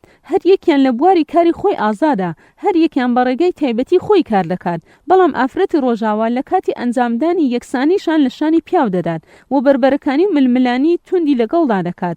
لە هەمووی سەیرتر ئەوەیە ئەو سەربەستیە زۆرەی بە ئافرەتان دراوە وای کردووە پیاوان ببنە نێچیر و ئەوان ببنە ڕاوکەر. لە راپۆرتێکی وەزارەتی کاروباری کۆمەڵایەتی سویدیدا هاتووە نزیکەی 25% دانیشتوان تووشی یەکێک لە جۆرەکانی نەخۆشی دەماری و دەرونی بووە. هەروەها 30% خەرجی پزیشکی لەو نەخۆشیاندا خەرج نەکرێت. هەروەها لە ساڵانی نێوانی 1951 بۆ 1968 زاینی ڕێژەی خۆکوشتن لە نێوان ئافرەتاندا زۆر زیادی کردووە. لە هەر 1000 ئافرەتدا 6.2 ئافرەت خۆی دەکوژێت. ئەو ڕێژەیە زیادی کردووە بۆ 12.1. سویدیش کەوا لە وڵاتەیە لە وڵاتانە کە باری ئابووری نایابە داهاتی تاکە کەسەیە زۆر بەرزە، لەگەڵ ئەوەشدا ئافرەتان تیا ئاسوودە نین چونکە هەرگیز مادە بە تەنها هۆکاری خۆشی نییە ئەگەر لایەنی ڕۆحی لەگەڵدا هاوشان نەبێت. بیتریم ساروکین بەڕێوەبەری لێکۆڵینەوەکان لە زانکۆی هارڤاردی ئەمریکی لە کتێبەکەی بەناوی شۆڕشی جنسی دەڵێ ئەمریکا بەرەو کارەساتێکی جنسی بەربڵاوی فەوزەوی هەنگاو دەنێت، کەواتە ئەمریکا بە هەمان ئەو ئاراستەیەدا دەڕوات کە بۆ هۆی ڕوخان و نەمانی هەردوو ئیمپراتۆریەتی ڕۆمان و ئەغریقی لە سەردەمانی زوودا. ئێمە ئێستا دەورە دراوین بە شەپۆلێکی جنسی کە هەموو ژوورەکانی فەرهەنگ و ڕۆشنبیری ئێمەی داگیر کردووە، هەموو بوارەکانی ژیانیشی گرتووەتەوە. هەر ئەو شۆڕشە بووە هۆی گۆڕانی هەموو ژیانی پیا و ئافرەتێکی ئەمریکی. کاریگەری زۆر زیاتر بوو لە هەموو جۆرەکانی تری شۆڕش. مارلین مۆرۆی ئەستێرەی سینەما پێش خۆکوشتنی ئەو نامەی نووسی بۆ یەکێک لە هاوڕێکانی کە دەیویست کار بکات لە سینەما: ئاگاداری ناوبانگ بە، ئاگاداری ئەوانە بە کە بەڕووکار هەڵت دەخەڵەتێنن. من نائاسوودەترین ئافرەتم لەسەر زەوی چونکە نەمتوانی لە ژیاندا ببم بەدایک. من ئافرەتێکم ژیانی ماڵ و خێزانم لا پەسەندتر و بەنرخترە لە هەموو خەزێنەی دنیا. ئاسوودەیی و خۆشی ئافرەت لە ژیانی خێزانداری پاکدایە. بگرە ژیانی خێزانداری پاک نەک تەنها نیشانە و سمبۆلی خۆشی و کامەرانی ئافرەتە، بەڵکو هی هەموو مرۆڤایەتیە. هەروەها دەڵێت هەموو خەڵک زوڵم و تاوانیان بەرامبەرم کرد. لە دواییدا تێگەیشتم کەوا کارکردن لە سینەما کارێکی سووک و بێنرخ و هەرزان بەهایە، هەرچەندە بەڕووکار ناوبانگێکی تایە. بەم شێوەیە ئەم ئافرەتانە زوڵمیان لە خۆیان کردو لە خەڵکانی تریش، بە تایبەتی لە جگەرگۆشەکانیان خۆشی و سەربەرزی و ئاسوودەیی دنیا و دواڕۆژیشیان دۆڕاند. خۆی گەورە دەفەرمێ: استكبارا في الأرض ومكر السيء ولا يحيق المكر السيء إلا بأهله فهل ينظرون إلا سنة الأولين فلن تجد لسنة الله تبديلا ولن تجد لسنة الله تحويلا. لەگەڵ ئەو هەموو مەینەتیەی بەسەر ئافرەت داهات، ناوەندەکانی ڕاگەیاندن بە هەموو شێوە و جۆرەکانیەوە ئەو کاری ئافرەتانیان بە سەربەستی لە قەڵم دەدا. سەربەستی دوورکەوتنەوە لە خێزان، سەربەستی ئابووری، سەربەستی هەڵسوکەوت، سەربەستی تێرکردنی ئارەزوەکان، سەربەستی لە جۆرایەڵی دێک و باوک و هەتا دوایی. هەرچەندە زۆربەیان دەیانزانی ئەو جۆرە کارە گونجاو نییە بۆ ئەو پێکاتە ناسک و بە سۆزە کە ئافرەتە. بەڵام وا دیارە ئافرەتان لە ڕۆژاوا بەهۆش خۆیان نەیانەوە، تاوەکو نەخۆشیە ڤایرۆسەکان و دەرونیەکان و کۆمەڵایەتیەکان لە ناویان دەبات لە کاتێکی نزیک یان دوور، هەروەک چۆن گەورەترین ئیمپراتۆریەتی جیهان ئیمپراتۆریەتی ئەغریقی بەهۆی بەدڕەوشتی و فەسادی کۆمەڵایەتی لە ناوچوو نەیتوانی بەرگەی هێرشەکانی کوڕی دارای گەورەشای ئێران بگرێت و زۆر بە ئاسانی لە ناوی برد. لەو باوەڕەشدام کەوا ئەو مێژووە هەر دووبارە دەبێتەوە. کاتی مێژووی ئیمپراتۆریەتی ڕۆمانی دەیخێنیەوە دەربارەی سەربەستی ئافرەت لە هێندێک لە کاتەکاندا سەرسوورمان دەدگرێت و دەپرسی ئەو هەموو بەناو سەربەستیە لە پێناوی چی؟ دەسەڵاتیان زۆر بوو، زیاتر لە دەسەڵاتی پیاوان، دەبوایە پیاوەکان کوڕنۆشیان بۆ ببن تاوەکو ڕێگەیان بدەن بۆ تێرکردنی ئارەزۆکانیان. پاش ئەوەی شکستی سەربازیان بەسەردا هات بە ئاگا هاتنەوە کەوا هەموو ئەو نەهامەتی و سەرشۆڕەیە بەسەریاندا هاتبوو لە ئەنجامی ئەو سەربەستیە بێ سنوورەی درابووە ئافرەتان کە ببوو هۆی هەڵوەشانەوەی کۆمەڵگە لە هەموو بوارەکانەوە. دوای ئەو مێژووە دەستکرا بە زوڵمکردن لە ئافرەت بە هەموو شێوەیەک و لە هەموو بوارەکانەوە کە جگەر بۆی لە دلت دەبێت کاتی خێنەوە بیستنی ئەو زوڵمستەمانە. لێردا چەند گۆشەیەکمان لەو دیمەنانە خستە ڕوو. ئێمە دەپرسین ئەو سەربەستیە یەکەم جار لە پێناوی چی و ئەو زوڵم و دڕاندەیی دوایی لەبەرچی؟ خاوەنی فەرهەنگی دائیرەت و مەعارفی القەرنی العەشرین باسی ئەو دیمەنانەمان بۆ دەکات کەوا کۆمەڵگەی ڕۆمانی تێیدا دەژیا لە هەردوو بارەکەدا. کاتی وڵاتی ڕۆمان دەسەڵاتیان بەسەر زۆربەی وڵاتانی ناوچەکە گرت، ئارەزویان بۆ ڕابواردن و ژیانی خۆشی و سەربەستی لە سنوور دەرچوو. ئەو ئارەزووە تێرکردنش نایەتەدی تەنها بە تێکەڵای هەردوو ڕەگەز نەبێت. بیرۆکەی مولحیدەکانی کۆنی یۆنانیش هەر لە خەیاڵ و ئەندیشەیاندا هەڵواستا بوو کە بانگەشەی بۆ ئارەزووبازی دەکرد. ئەوە بۆ ئافرەتان سەرەتا سەرپۆشیان لادا هاتە ناو کۆمەڵگەیەکی لە خۆبایی بوو بە سەرکەوتنەکانی. دوایی دەستیان خستە ناو کاروباری ڕامیاری و پۆستە بەرزەکانی وڵات. هەموو جۆرە بەدڕەوشتێک ئازاد کرا و ڕێگەی پێدرا. هەموو ئەوانەی بە خەیاڵی ئادەمیزاد دادێت دەستیان نەپاراستیەیدا. دوای سەردەمێکی تر هاتنە پێشەوە بەرەبەرە ئافرەت گۆشەگیر کرا تاوەکو گەیشتە پلەی چونترین ئازار و لێدان و سوکایەتی پێکردن. ئەو بارودۆخە بەردەوام بوو تاوەکو سەدەی هەژدەهەم و ناوەندەکانی سەدەی نۆزدەهەم هەروەک باسمان کردن. لە کۆتاییدا دەڵێ ئافرەتی داما و وەک یاریەک بەدەستی پیاوانەوە کاتێ خۆی دەپارێزی و باوەڕدارە لە ماڵ بەندی دەکات و مافەکانی پێشێل دەکات. کاتێ فێری ئارەزووبازی دەکات و لەگەڵی ڕادەبوێرێت دەبینین گاڵتە بە سۆز و عاتفە و دڵنەرمی و ناسکێکەی دەکات. هەر خۆشی فێری خۆڕازانەوە بە فێڕۆدانی سامانی دەکات. بەڵام پیاو کاتێ بینی ئافرەتەکە بۆتە بارێکی گران لەسەری لە ڕووی ئابووریەوە دووبارە بە تونتری شێوە سزای دەدات. ئەو جۆرە ژیانە لە زۆربەی کۆمەڵگەکانی دوور لە بەرنامەی خوا ڕوو دەدات. هەرچەندە ئەگەر ئەو کۆمەڵگەیە بەناو ڕووکار خۆشیان بە موسڵمان هەژمار بکەن.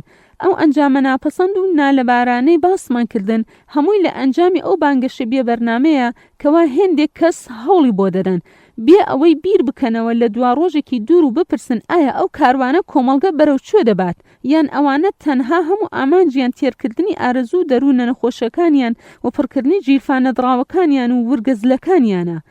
لە پرۆتۆکۆلی سێمدا دەربارەی ئازادی دەڵێ وشەی ئازادی کۆمەڵ و نەتەوەکان بەرەو ململانی و بربەرەکانی و شەڕ دەبات تاوای لێدێت شەڕ لەگەڵ خوا و سونەتەکانی خوا لە بوونەوەردا بکەن بەڵام کاتی ئێمە دەسەڵات و موڵکی خۆمان بەسەر هەموو زەویدا سەپان ئەو وشەیە لە فەرهەنگی ژیان دەسڕینەوە چونکە ئەو وشەیە بنەمای ئەو هێزە جێرە شێوێنەیە کە زۆر تینووی خێنە هەروەک چۆن ئاژەڵە درەندەکان تینووی خێنن تەماشای ئەو جیاوازیە بکەن لە نێوان ئەو بەرنامەی کە خوای گەورە داینابوو بۆ ئازادی و سەربەستی ئادەمیزاد و ئەو بەرنامەی کە هاتووە لە بیرۆچکەکانی تری دەستکردی مرۆڤ جاکەواتە ئەی ئافرەتی ژیر ئەی خوشکی بە نرخ و بەڕێز تەمەنی مرۆڤ کورتە بەرنامەی ژیانت دابڕێژەوە بۆ بەرژەوەندی دنیا و دواڕۆژی خۆت و برا و باوکت بەرنامەی ڕاست و چەپت جیا بکەوە کاری خۆت بکەن لە شوێنی کارکردن بەڵام کاری گونجاو هەڵبژێرە بە دوای ئارەزوو خۆشی کاتی مەکەوە کە تەنها ناوزەتکردنی بۆ تایە خۆت لە خۆشی و بەختەوەری دایکایەتی و پەروەردەی منداڵ بێبەش مەکە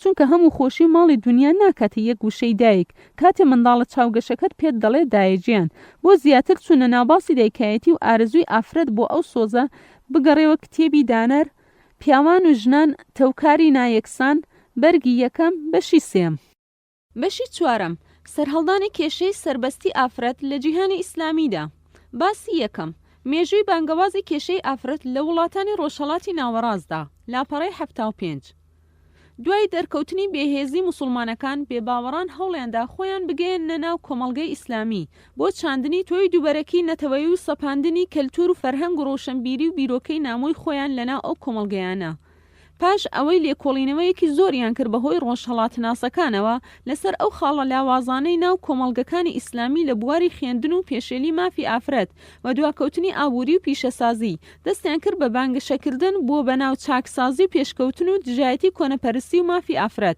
لەو دوو سەدەی دوایی کۆمەڵگای ئیسلامی بە تەواوی پشتی لە ئاینی ئیسلام و بەرنامەکانی کردبوو هەموو گرنگی بریتی بوو لە بیری نەتەوایەتی و چۆنێتی هەنگاونانی بەرەو پێشکەوتن بۆ گەیشتن بە وڵاتانی ئوروپی لە ئەنجامی ئەو دوورکەوتنەوەی موسڵمانان هێندە دابوونەریتی کۆمەڵایەتی ناپەسەند خۆی خزاندە ناو کۆمەڵگەکانی ئیسلامی لە ئەنجامی کەمتەرخەمی زانایان و جێبەجێنەکردنی فەرمانەکانی خوا لەلایەن تاک و کۆمەڵەوە هەروەها بەهۆی بڵاوبوونەوەی نەخێندەواری هەموو ئەو خاڵانە بوونە بەڵگە و پاساو بۆ ئەوانەی چەندەها ساڵ بوو بە نیازی هەڵوەشانەوەی کۆمەڵگەکەمان بوون و خەونیان پێوە دەبینی ئەوە زۆر بە ئاسانی کەوتە بەردەستیان لە پشت خاوەنی ئەو بانگەوازانە وڵاتانی ئیمپریالیزمی و ناوەندەکانی ڕاگەیاندن هەبوو کە بە هەموو توانایانەوە هاوکاریان دەکردن نازناوی جوان و درەوشاوەیان بۆ کارەکانیان هەڵدەبژار وەک مافی نەتەوەیی مافی کرێکاران مافی ئافرەتان پێشکەوتن و خۆشگۆزەرانی تەکنۆلۆژیا و پیشەسازی نەهێشتنی نەخێندەواری سەرکردەکانی وڵاتی ئیسلامیەکانیش کەوتنە شوێنیان بەڵام دوای ئەوەی دوژمنان ئامانجەکانی خۆیان پێکا هیچ یەکیان لەو گوتە شیرین و ڕازاوە و نازناوە جوانانەیان بۆیان جێبەجێ نەکرد بە تایبەتی پێشکەوتن و پیشەسازی و مافی نەتەوەی و خۆشگوزەرانی لە جیاتی ئەوە وڵاتەکانی ئیسلامی لە ژێر فەرمانڕەوایی ئەو جۆرە سەرکردانە گەیشتنە پلەیەکی بەرز لە دژایەتیکردنی یەکتری بە ناوی نەتەوایەتی نەمانی ڕێز و ئاداب و ڕەوش دواکەوتنی پیشەسازی جیاوازی چینایەتی تێکدانی شیرازەی خێزان قەرزاری ئابووری و داگیرکردن و چەوساندنەوە سەپاندنی یاسای بەدڕەوشتی لە ناوبردننی کەلتور و دابوونەریتی ڕەسەن دژایەتیکردنی ئاین و بیرۆکەی کۆمەلگا و هەتا دوایی لەو چەند لاپەڕەی داهاتوو باسی چۆنێتی سەرهەڵدانی کێشەی مافی ئافرەتان دەکەین لە وڵاتانی جیهانی ئیسلامی بە پاڵپشتی نۆکەرەکانی ئەو کاتی ڕۆژاوە چۆنێتی بەرنامە ڕێژیان بۆ هەڵوەشانەوەی ئاین و دابوونەریت و کۆمەلگا بەندی یەکەم میسر لاپەڕەی 76 مێژووی سەرهەڵدانی ئەو بیرۆکەیە دەگەڕێتەوە بۆ سەدەی 19 کاتێ ڕوفاعە تەهتاوی پاش تاوکردنی خوێندنی لە فەڕەنسا گەڕایەوە میسر دەستی کرد بەو جۆرە بانگەوازانە بەڵام لەبەر ئەوەی خەڵکەکە تا ڕادەیەکی باش پێوەست بوون بە ئاین و دابوونەرێتی ڕەسەن ئەوە بانگەوازەکەی هەرسی هێناو لە شوێنی خۆی کە بووە و سەری نایەوە و لە گۆڕنرا پاشان یەکێکی تر بە ناوی قاسم ئەمین ئەو بانگەشەی دەست پێ کردەوە کە گەنجێکی میسری بوو چۆ فەڕەنسا کۆلێژی یاسای تەواو کرد هەر لەوێ ئافرەتێکی فەڕەنسی لە خزمەتیدا بوو تاکو گۆشی بکات بە فەرهەنگ و ڕۆشنبیری ئەوروپی دوای گەڕانەوەی بۆ میسر دەستی کرد بە هێرشبردنە سەر ئاین و داوای لابردنی سەرپۆش و تێکەڵاوی کوڕ و کچی کرد کتێبی ئازادی ئافرەتی دانا تەحریر المەرئەت بە پاڵپشتی سەعد زەغلولی بەناو شۆڕژێری ئەو کاتی میسر کە هەردەم هانی دەدا و پێی دەگوت لەسەر ڕێگەکەت بەردەوام بە پشتت دەگرم و دەتپارێزم.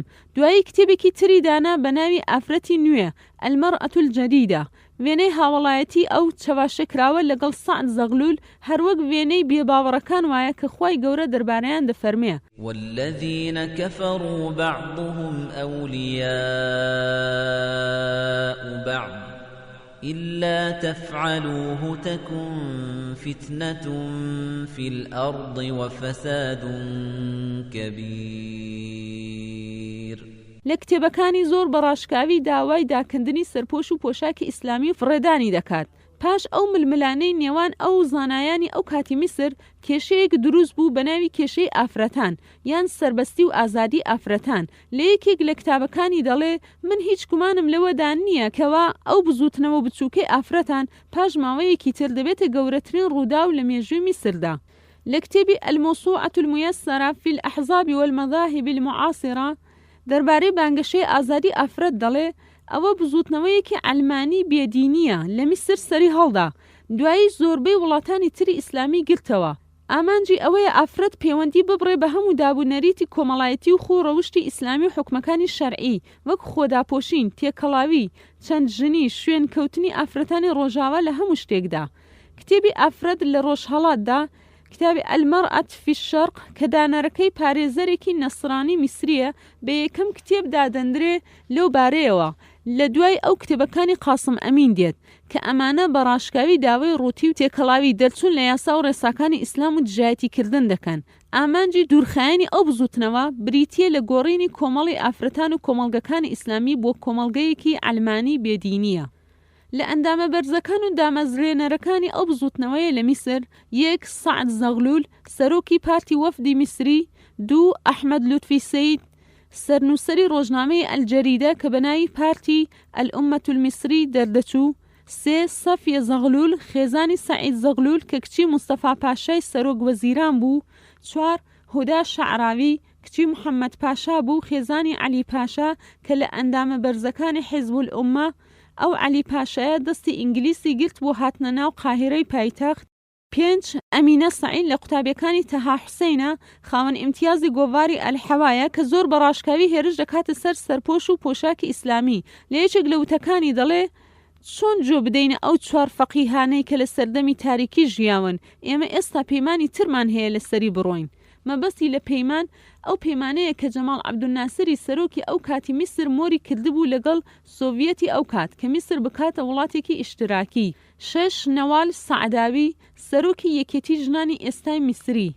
پاش ئەوەی قاسم ئەمین و سەعد زەغلول بیرۆکەی ئازادی ئافرەتیان چەسپان، ئەوە هودا شەعراوی خۆی گەیاندە ئەو کاروانە پاشان کردیانە سەرۆکی ڕاپەڕینی ئافرەتان ئەنەهدەة النیسەویە. لە ماڵی خۆی شوێنێکی تایبەتی جیا کردەوە تاوەکو لەو شوێنە بە تەنها لەگەڵ پیاوان دانیشێ بە پۆشاکی ئەوروپی. هەر لەو کات یەکێتی و کۆمەڵە بۆ ئافرەتان دامەزرێنرا. یەکەم چالاکیان بریتی بوو لەوەی لە ساڵی 1990 زاینی خۆنیشاندانیان ساز کرد لە گۆڕەپانی کۆشکی نیل ئیسماعیلیە بەرامبەر بە بنکەکانی سوپای ئینگلیزی. لەو کاتەی ئەو ئافرەتانە ئەو خۆپێشاندانەیان ڕێخست، شۆڕشی میسری دژی داگیرکردنی ئینگلیز بەردەوام بوو. ڕۆژانە خەڵکان دەهاتنە سەر شەقامەکانی قاهیرە داوای ئەوەیان دەکردکەوە داگیرکەران میسر جێبهێڵن یان چاوەڕوانی مردم بکەن. داگیرکەرانیش وەڵامی ئەو خۆنیشاندانیان دەداوە بە گولەی تۆپ هاوێژەکانیان و ئاراستەی سینگی گەنجەکانیان دەکرد. ڕۆژانە دەها کوژرا و سەدها بریندار دەبوونە قوربانی. لەو کاتە ناسکەوە سەفیە زەغلول هەڵسا بە سازدانی ئەو خۆنیشاندانە بەرامبەر بنکەی سەربازی کۆشکی نیل، دەستیان کرد بە داکەندنی پۆشاکەکانیان، نەوتیان پێدا کرد و سووتاندیان و هاواریان کرد ئافرەت ئازاد بوو. ئێمەش دەپرسین پەیوەندی چییە خۆپێشاندان دژی مانەوەی سوپای بێگانە لەگەڵ لابردون و سووتاندنی پۆشاکی ئیسلامی؟ ئایا ئینگلیز خۆداپۆشینی لەسەر ئەو ئافرەتانە واجب کردووە تاوەکو ناڕەزایی بەرامبەریان دەرببڕن؟ یان ئەو کارە پێشتر بەرنامەڕێژی بۆ کرابوو تاوەکو بیسەلمێنن بەرامبەر مەسوپای دوژمنان پێیان ڕابگەێنن؟ ئەوە ئێمە وەک ئافرەتانی میسر دژایەتی خۆمان بەرامبەر بە ئیسلام ڕاگەیان. ئەو بەرنامانەی کە ئێوە بۆمانتان داڕشتبوو هەمومان جێبەجێ کرد. ئەگەر ئێوەش بڕۆنەوە وڵاتی خۆتان ئەوە ئێمە ئەو توانایەمان هەیە لە جیاتی ئێوە دژایەتی ئیسلام بکەین. ئەوە بۆمان سەلماندن بە کردار. ئەگەر سەرنج بدەین دەبینی سوپای داگیرکەران لە دوای جەنگی یەکەمی جیهانی لە هیچ وڵاتێکی ناوچەکە هێزەکانیان نەکێشاوەتەوە تاوەکو کەسایەتی ڕامیاری وایان لەناو کۆمەڵگەی ئەو وڵاتانە دروست نەکردبێت کە دوای کێشانەوەی هێزەکانیان ئەو سەرکردە پەروەردەکرا و گۆشکرا و بە بەرنامەی ئەوان شوێنیان نەگرنەوە تاوەکو لە جیاتی ئەوان کار و بەرنامەکانی دژ بە ئیسلام و کۆمەڵگە جێبەجێ بکەن هەروەک لە میسر و عێراق و جەزایر و ئێران و تورکیا وڵاتانی تر دەبینین و باسییان دەکەین هەر ئەو جۆرە کەسایەتیانە بوو نازناوی پاڵەوانی نەتەوەیی و سەرکردەی ئازادی و سربەستیان پێبەخشرا لەلایەن ڕۆژاوا کار و کردەوەکانی دژ بە ئیسلامیشان بە پاڵەوانێتی ناودەبر لە هەمان کات ڕۆژنامەکانی بەکرێگیرا و هەموو ڕاستەکانیان ئاوەژوو دەکرد کارە دژ بە ئاین و ڕەوش بە ئازادی و سربەستی ناودەبرد بنەماکانی ئیسلامیشان بە کۆنەپەرستی و تاریکی ناودەبر هەروەک لە پرۆتۆکۆلی حوتەمدا هاتووە پێویستە حکوومەتەکانی غویم جگە لە یەهود ئەلغویم ئەو بەرنمەیە بگرنە بەر کە ئێمە بۆمان داڕشتون زۆر بە وردی و فراوانی ئەو بەرنمەیەش نزیکە لە تەواوبوون و گەیشتنە ئامانج بەرنمەی کاری ئەو حکوومەتانە لەسەر ئارزووی ئێمەیە ئەو شەپۆلێ کە پێی دەڵێن ڕای گشتی ئەڕائی العام ئەوە سەری پەتەکەی لە بەردەستی خۆمانە کە دەیجوڵێنین بەهۆی هێزی گەورە ئەو هێزە گەورانش بریتین لە ڕۆژنامەکان زۆربەی ڕۆژنامەکانیش لە بەردەستی خۆمانە تەنها چەندانەیەکی کەمیان نەبێ ئەوانی تر هەمویان جۆرایەڵی فەرمانی ئێمن هەرچێکیان بۆ ئاماژە بکەین هەر ئەو جێبەجێ دەکەن هەروەها دەربارەی ڕۆژنامەکان پرۆتۆکۆلی 12 ئاماژە دەکات ڕۆڵی ڕۆژنامەکان چییە ئیمڕۆ ئایا تەنها کاریان وروژاندنی کێشەکان و هاندان و بزواندنی سۆز و عاتیفەی خەڵک نییە کە هەمووی خزمەتی ئامانجەکانی ئێمە دەکات هەروەها ئەوەش لە یاد نەکەین کەوا داگیرکردنی میسر لەلایەن فەڕەنسیەکان بە سەرکردایەتی ناپلئۆن بۆنابار لە ساڵی 1998 زاینی کاریگەری زۆری هەبوو لەسەر لێکخشان و ئاشنابوونی کۆمەڵگای عەرەبی بەڕابوونی پیشەسازی ئەوروپی ڕۆڵی محەممەد عەلی پاشا لە یاد ناکرێت کەوا دەیویست هەموو بیر و ڕۆشنبیری ئەوروپی بێنتە ناو کۆمەڵگای میسری بەهۆی ناردنی ژمارەیەکی زۆر لە قوتابیان بۆ خوێندن لە ئەوروپا هەروەها جەماڵەدین ئەفغانی و شێخ محەممەد عەبدۆ ڕۆڵێکی سەرەکیان هەبوو لە هەوڵدان بۆ شوێنکەوتنی ئەوروپی و گەیشتنە کاروانی ڕۆشنبیری ڕۆژاوایی بەداخەوە هەردووکیان ئەو خەونیان نەهاتە دی و مردن لە دوای مردنیان بە چەند ساڵێک دەرکەوت کەوا جەماڵەدین ئەفغانی دارودەست و نۆکەری بێگانەیە و لە فەڕەنسا بۆ ئەو کارانە پەروەردەکرا بوو بەندی دووەم تورکیا لاپەڕەی 82 دوای سەرکەوتنی هەوڵەکانی گۆڕینی کۆمەڵگەی ئیسلامی لە میسر بۆ ئەلمانی ئەو بیرۆکەیە پەلی هاویش بۆ وڵاتانی تر ئەوە تا لە ساڵی 1925 زاینی بڕیار دراکەوە سەرپۆش و پۆشاکی ئیسلامی لە تورکیای نوێی دموکراسی قەدەغە بکرێت بە سەرپەرشتی پاڵەوانی ئەلمانی ئەتاتۆرک هەروەک لە یەکێک لە وتارەکانیدا دەڵێ ئەی ئافرەتی تورکیا سەرپۆشەکەت داکەنەوە تەماشای دنیا بکە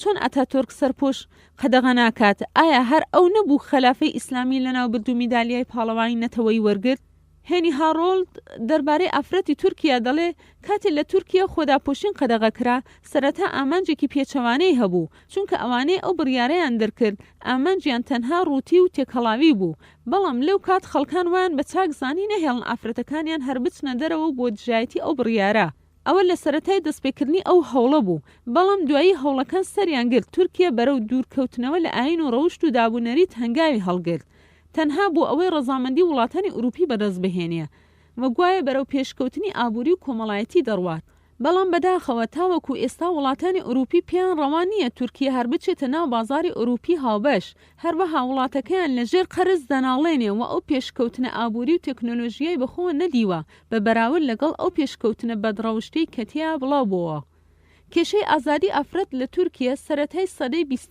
دەستی پێکرد ساڵی 1909 پاش لادانی سوڵتان عەبدولحەمید لە خەلافەت و ئێلانکردنی دەستوری تورکی نوێ یەکەم ئافرەت بانگەشەی ئەو بیرۆکەی کرد خالیدە ئەدیب بوو وەک سەرکردەیەکی ئافرەتی تورک دەستی کرد بە نووسینی وتاری ڕامیاری و هەوڵدان بۆ ئازادی ئافرەت ئەو ئافرەتەی خۆی دەرچووی کۆلێژی کچان بوو کولیەت البەنات الئەمریکیە لە ئەمریکا ژیاوە وەخوو ڕەوشتی ئەوانی وەرگرت بوو لە سەرکردەکانی تری بیرۆکەی ئازادی ئافرەتان خاتوو لوتفیە بوو پاش ماوەیەک ئەتاتۆرک خوازبێنی کرد لە ساڵی 1925 زاینی دەستی کرد بە دامەزراندنی کۆمەڵە و یەکێتی ئافرەتان وەک یەکێتی ئافرەتان یەکێتی مامۆستایان کۆمەڵەی پێشکەوتنی کارەدەستەکانی ئافرەتان و هەتا دوایی سێیەم ئێران لاپەڕەی 83 یەکەم سەرکردەی بیرۆکەی ئازادی ئافرەتان لە ئێران زوهرە حەیدەری بوو لە ساڵی 1920 زاینی چوە ئەمریکا و هەندێک وتاری پێشکەش کرد لە زانکۆکانی ئەمریکا دەربارەی ئافرەتانی ئێران.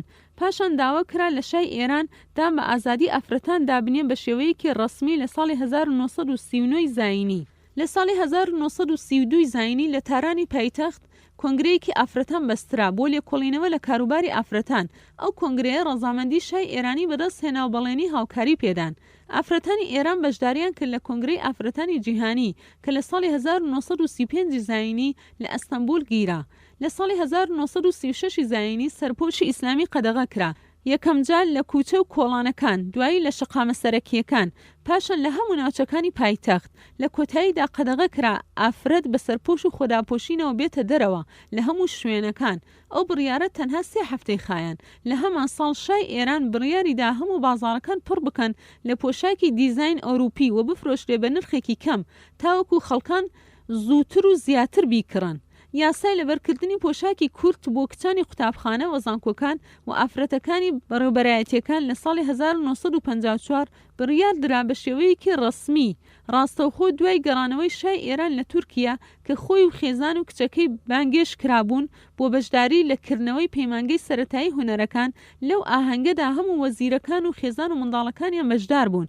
مەرج بوو تێیدا کە هەمویان بەجلی کورت بن و پۆشاکی درێژتیا قەدەغە بوو. لەو ئاهەنگەدا ڕەزاشای ئێران لە وتارێکدا گوتی ئێمە قەفەسە ئاسنینەکانی بەندیخانەکانمان شکان، بۆیە پێویستە لەسەرەوە ئافرەتانی لەو بەندیخانەیە دەربازیان بووە ماڵێکی تر بۆ خۆیان ڕێک بخەن لە جێتی بەندیخانە. پاش ئەوەی ڕەزاشا گەڕاوە خۆداپۆشین لە هەموو شارەکانی تری ئێران قەدەغە کرا چونکە پێشتر تەنها لە پایتەخت بوو. هەروەها فەرمانی دەرکرد نابێ هیچێک لە پیاوانی پۆستە بەرزەکانی وڵات خۆی و خێزانی پۆشاکی کۆن بپۆشێ، بە تایبەتی کاتی ئامادەبوونی لای شا بۆ بۆنە تایبەتی و گشتەکان. 4. جەزایر و یوگۆسلاڤیا لاپەڕەی 85. لە ساڵانی 50کان ئەحمەد بین بیلای سەرۆکی جەزائیری ئەو کات لە یەکێک لە وتارەکانی گوتی داوا دەکەم لە هەموو ئافرەتانی جەزایر حیجاب فڕێ بدەن لە پێناوی جەزایر. دەپرسین ئایا جەزایر چ سوود وەردەگرێت لەو پۆشاکانە کاتێ فڕێدران؟ ئایا چەکی پێدەکڕێت بۆ بربەرەکانی دوژمن؟ یان فەرمانێکە پێی گوتراوە لەلایەن فەڕەنسا و پێویستە جێبەجێ بکات؟ بەڵام ئەو داماوە نەیدەزانی چۆن ئەو فەرمانە دەرببڕێ لەبەر چاوی خەڵک، چۆن ئەو فەرمانە ئەوروپیە بەرگێکی نەتەوەی و ناچەگەرێتی بۆ دابڕێژێ. ئەوە بۆ گوتی پۆشاکی ئیسلامی فڕێ بدەن لە پێناوی وڵاتی جەزایر. هەرچەندە ئەو دوو بابەتە زۆر لێک دوورن، چونکە فڕێدانی جۆرێک لە پۆشاک نەفێربوونی زانستە و نە چەک دروستکردنە و نەهێرشبردنە و نەخەباتی ڕامیاری سەربازیە، بەڵکو تەنها جێبەجێکردنی فەرمانی گەورە پیاوانی ئەوروپیە لە بنەڕەتدا دان ڕشتووە دژ بە نەتەوەکانی ڕۆژهەڵات و دابوونەریتەکان، هەروەها سەپاندنی بیرروبۆچوونی ئەوروپیە بەسەر وڵاتانی بێهێزی ئیسلامیە بە زۆرداری و هێزی ترساندن و تۆقاندن. لە ساڵی 1952 زاینی بە بڕیارێک لەلایەن جۆزێف تیتۆی کۆمۆنیست بڕیاری قەدەغەکردنی خۆداپۆشین درا. هەر یەکێکیش سەرپێچی ئەو بڕیارە بکات ئەوە 3 مانگ لە بەندیخانە دەبێت. هێنی هاڕۆڵد دەڵێت ئەگەر ئەو پاڵەپەستۆ و ترس و تۆقاندنە نەبوایە لەسەر مسلمانانی یوگۆسلاڤیا ئەوە هەرگیز ئافرەتەکان پۆشاکی ئیسلامیە فڕێ نەدەدا. 5. عێراق لاپەڕەی 86. لە هەمان کاتدا لە بەغدای پایتەختی عێراق هەمان بیرۆکە سەری هەڵدا یانەو یەکێتی ئافرەتان دامەزرێنرا. یەکەم کۆڕی ئەو ئافرەتانی سەرکردی ئەو بیرۆکەیە بوون ئەمانە بوون: ئەسمای زەهاوی بوو کە خوشکی جەمیل سێدقی زەهاوی شاعێرە، نەعیمە خان خێزانی نووری سەعید، خێزانی جەعفەر عەسکەری، خێزانی یاسین هاشمی. سەرکردایەتی ئەو کارە درا ئەسما زەهاوی و جێگرایەتیش بۆ نەعیمە خان. دەبینین زۆر بە ئاشکرا فەرمانڕەواکانی ئەو کاتی ناوڵاتانی ئیسلامی هاوکار بوون بۆ جێبەجێکردنی بەرنامەکانی ڕۆژاوا بۆ شێواندنی کۆمەڵگەکانی ئیسلامی. ئەگەر ئەو هاوکاریە و نۆکەرایەتی و ترس و تۆقاندنە نەبوایە هەرگیز نەیان دەتوانی بەرنامە ژەهراویەکانی خۆیان بەسەر کۆمەڵگە ئیسلامیەکاندا بسەپێنن. هەروەک خوای گەورە فەرموویەتی: المنافقون والمنافقات بعضهم من بعض يأمرون بالمنكر وينهون عن المعروف ويقبضون أيديهم نسوا الله فنسيهم إن المنافقين هم الفاسقون. خوای گەورە فەرموویەتی ألم تر إلى الذين نافقوا يقولون لإخوانهم الذين كفروا من أهل الكتاب لئن أخرجتم لنخرجن معكم ولا نطيع فيكم أحدا أبدا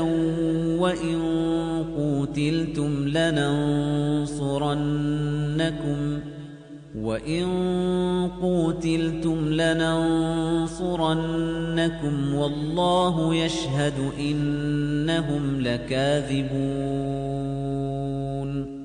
خێنەری بەڕێز لەوانەیە بپرسی و بڵێیت ئەو سەرکردە و فەرمانڕەوا و کاربەدەستانەی وڵاتانی جیهانی سێم بەگشتی و وڵاتانی ڕۆژهەڵات بە تایبەتی مافی خۆیان بۆکەوە هەوڵ بدەن ئافرەتان بەرەو پێشەوە ببن قوتابخانەیان بۆ بکەنەوە تاوەکو فێری خوێندن ببن و ئاگاداری و شارەزایی پێدا بکەن لە ژیان و دەوروبەر بەهۆی ئەو خوێندنە ئەمە شتێکی ڕەوایە و پێویستێکی زۆر پێویستە و ئەرکێکی ئیسلامیشە یەکەم لەسەر باوکەکان کە لێپرسراون لەوەی منداڵەکانیان فێری خوێندن بکەن دووەم لەسەر حکوومەتیش پێویستە پێداویستی خوێندن لە هەموو ئاستەکان بۆ نەوەکانی دوا ڕۆژی دابین بکات بەڵام ئەوەی جێگەی سەرسوورمان و پرسیارکردنە ئایا پۆشاک چ پەیوەندێکی هەیە لەگەڵ خوێندن و فێربوون و وەرگرتنی زانست ئایا زانست دەچێتە ناو جیرفان و پۆشاک یان دەچێتە ناو مێشکێکی ئاسوودە و دەروونێکی پاک ئایا ئەو وڵاتانەی لە پۆشاک چاولێکەری شوێنکەوتەی ئوروپا نەبوون لە زانست پێش نەکەوتن وەک هندوستان و ژاپۆن و زۆر وڵاتانی تر کە تاوەکو ئێستا لە بەرزترین پۆستە تاوەکو نزمترین پۆستەی کە بە ئافرەتان دراوە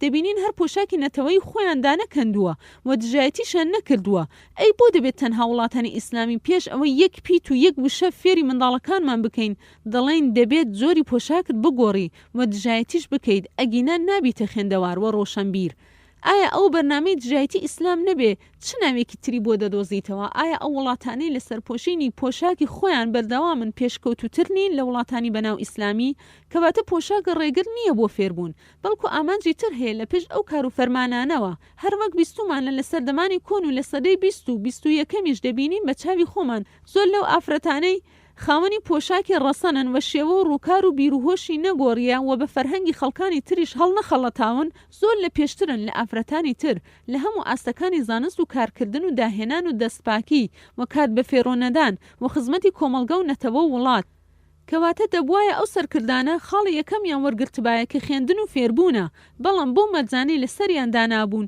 ڕازی نەبوونایە لەبەر دووهۆ یەکەمیان چونکە بڵاوبوونەوەی نەخێندەواری و دواکەوتنی ئافرەتان لە کەم تەرخەمی ئەوان بووە بەوەی هەوڵیان نەدا بۆ جێبەجێکردنی ئەم کارە دووەمیان گۆڕینی کەلتور و فەرهەنگ شتێکی زۆر ترسناکە چونکە هەر نەتەوەیەک ئەو بنەمایانە ون بکات ئەوانە پێناسەی خۆشی ون دەکات و لەناو دەچێت لە کاتێکی دووریان نزیک هەر وەک هەستی پێدەکەین لە توانەوەی زۆر لە نەتەوە و وڵات لە دوور و نزیکمانەوە لەگەڵ ئەوەشدا نەبوونەتە وڵاتێکی پێشکەوتوو لە کوردستانی خۆمان لە ڕووی پۆشاک پۆشینەوە سربەستە لە گشت ئاستەکانی خوێندن و زانکۆکان و فەرمانگە و وەزارەتەکان هیچ جیاوازیەکیش بەدی ناکرێت لە ڕووی تێگەیشتنەوە لە نێوان ئەوانەی پۆشاکی ئەوروپی دەپۆشن و ئەوانەی پۆشاکی ئیسلامی دەپۆشن بۆیە جۆری پۆشاک بربەست نییە لە ڕێگەی فێربوون و کارکردن و خزمەتکردن و هەرگیز نابێتە بربەستیش لە هیچ شوێنێکی جیهان خێنەری بەڕێز لە کاتی گێڕانەوەی مێژووی ئەو بابەتە و چۆنێتی سەرهەڵدان و وڵاوبوونەوە و سەرکەوتنی لەناو کۆمەلگاکانی ئیسلامی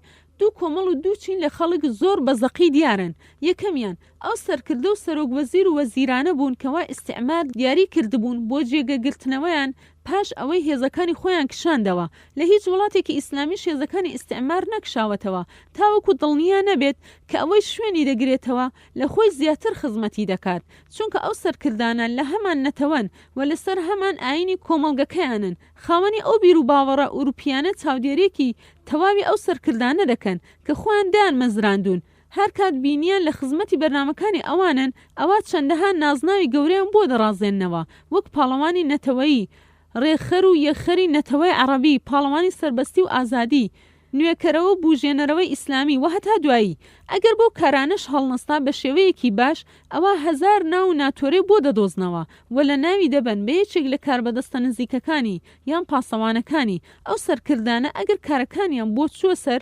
بێکێشە ئەوە باشە ئەگەر نادەبینین چۆن هێزی سەربازی و دەسەڵاتی ڕامیاری بەکاردێنن بۆ سەپاندنی بەرنامەکانی بێگانە تاوەکو ماوەیەکی زیاتر لەسەر کورسی دەسەڵاتی بمێننەوە هەروەک بینیمان لە ئێران و تورکیا و یوگۆسلاڤیا چینی دووەم ئەوانە کە دەرچووی زانکۆکانی ئۆروپی و ئەمریکین کاتی چوون بە ناوی خوێندن لە وڵاتانی دەرەوە لە جیاتی زانستی سەربازی و تەکنۆلۆژی کۆمەڵایەتی گەڕانەوە بە بیرروهۆشێکی شێواوی گوشرا و بە کەلتور و فەرهەنگ و ڕەوشتی ئوروپی شەو ڕۆژ بانگەشە بۆ فەرمانەکانی ئەوان دەکات هەروەک تووتی بە بەغا چی ئەوان بڵێن هەر ئەوە دەزانێ بڵێتەوە لەوە زیاتر ناتوانێت هەنگاو بەرەو پێشەوە یان دۆ بڕات هەروەک بینیمان لە سەرکردەکانی بیری نەتەوایەتی عەرەبی شۆڤینی کە هەر هەموویان لە دەرچوانی زانکۆی ئەمریکی بوون لە لوبنان یان لە وڵاتانی تری ڕۆژاوا هۆیەکانی هەرسهێنانی موسڵمانان بەرامبەر نێیارەکان لە بابەتی ئازادی ئافرەتان ئەسباب هەزیمەة المسلمین في قضية تحرير المرأة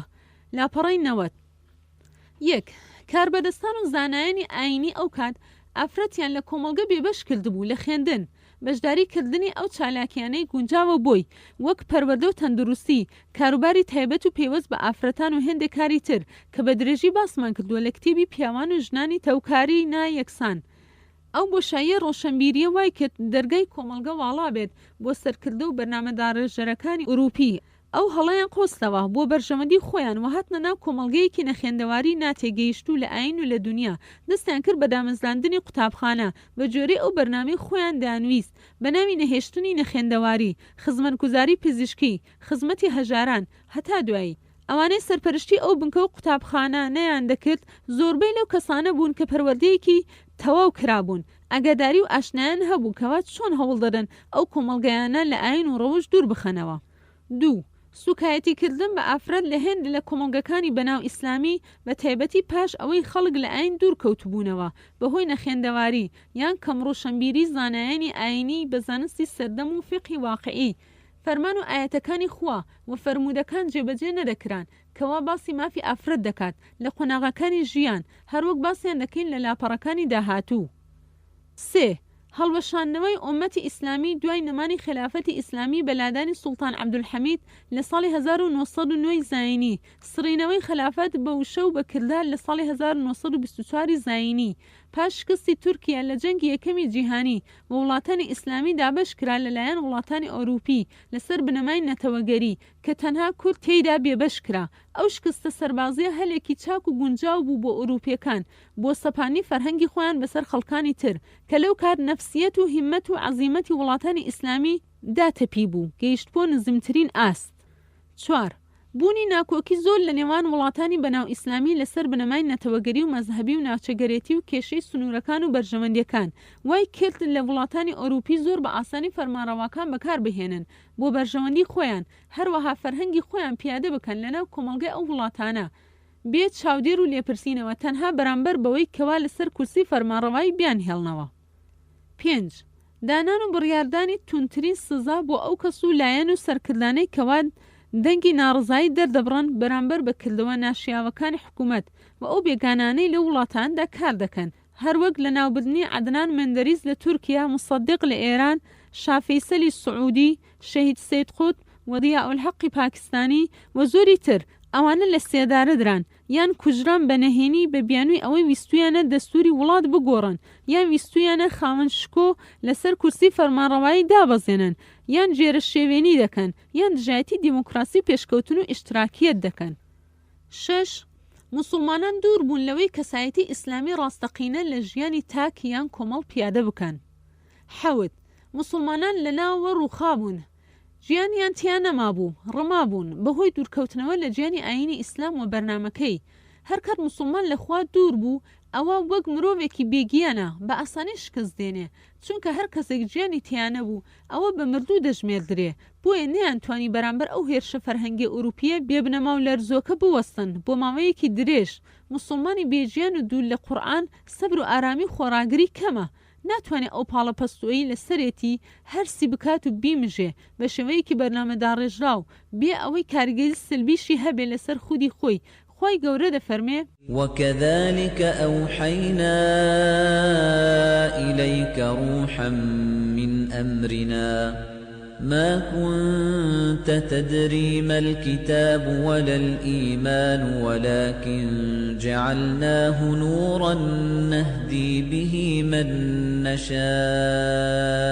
من عبادنا وإنك لتهدي إلى صراط مستقيم.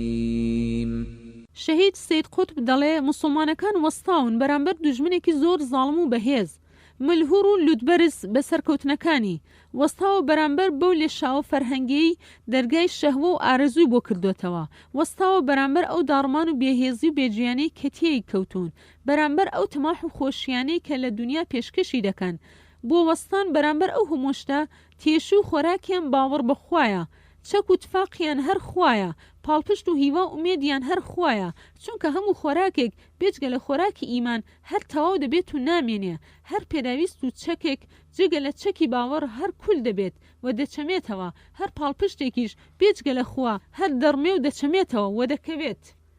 هەشت کاتە هێندێ لە موسڵمانان ویستیان لە فەرهەنگی ڕۆژاو و پێشکەوتنەکانی سوود وەرگرن چون بەدەم بانگەوازەکەوە بەڵام نەیانزانی ئەوان تەنها ڕووکەشی پێشکەوتنیان پێنیشان دەدەن ڕێگە نادەم بە کەسی تر سوودیان لێوەربگرێ جگە لەوانی لە چوارچەوەی خۆیانن هەروەها نەیان دەزانی هەر وەرگرتنێک بێبەرامبەر نییە نەیان دەزانی شتە خراپ و قەڵپەکانیان پێدەدەن بەڵام شتە باشەکانی وەک فێربوونی پیشەسازی دروستکردنی چەک و کەلوپەل و شتەکانی تریان لێ دەشارنەوە هەر بۆیە نەمان بینی ئەو وڵاتانی بەناو ئیسلامی یەکیان بگەنە لووتکەی زانستی سەردەم لەگەڵ تێپەڕبوونی زیاتر لە 1 سەدا بە شوێنکەوتنی ڕۆژاوە و ڕاکردن بە دوێ ئەو خەونە بەتاڵانەدا ئەوەی پیان بەخشین تەنها ناکۆکی و دووبەرەکی بیری نەتەوایەتی کە خۆیان چەند سەدە پێوی گیرۆدە بوون هەروەها پێدانی بەرنامە و فەرهەنگی نەهێشتنی شیرازەی خێزان و خزمەتی و هاوکاری جێگەی گرتنەوەی ئەو بەها بەرزانە بەڕابواردن و ئارەزوبازی و بەرژەمەندپەرستی تاوەکو گەنج و لاوان لە هەردوو ڕێگە سەرگەردان بکەن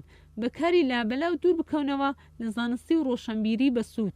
نۆ ڕازانەوەی ئەو بەرنامانە بە ناوی پێشکەوتن و شارستانیەت و ئازادی بە پاڵپشتی زلهێزەکان و هاوکاری فەرمانڕەواکان بۆ کارکردن لە هەموو بوارەکانی ژیان بۆ شوێنکردنەوەی ئەو بەرنامانە لەناو کۆمەڵگە بە هەموو ئاستەکانیەوە هەروەک لە پرۆتۆکۆلی هەشتمەوە هاتووە لەسەر ئێمە پێویستە بە ناسکترین وتا جوانترین وشە بەکارهێنانی بەرزترین پلەی وریایی لە شێواندنی یاساکان و فتواکان تا ڕشتنی بڕیار و یاسای بەرژەمەندیدار بە خۆمانەوە ئەو بڕیارانەی لای خەڵک وەکو کارێکی زۆر سەرسوورهێنەر بێت لەسەر دەستگا بەڕێوەبەرایەتیەکانیش پێویستە زۆر ئاگدار و شارەزابن بە هەموو ئەو ناوەندانی هەڵدەستن بە هەڵسوڕانی ئەو کارانە وەک ئەوانەی نووسەرن زانە و فەقیهەکان بەڕێوەبەرەکان پیاوانی ڕامیاری بەرز خاوەندە سەڵاتەکان ئەوانەی خۆمان بڕوانامی زانکۆمان پێبەخشیون ئەوانەی خۆمان ئامادەمان کردوون و ڕاهێنانمان پێکردوون لەسەر ئاستێکی بەرز بۆ ئەوەی بتوان خزمەتەکان بگەێنن کە هەر بۆ ئەوەش ئامادەکراون.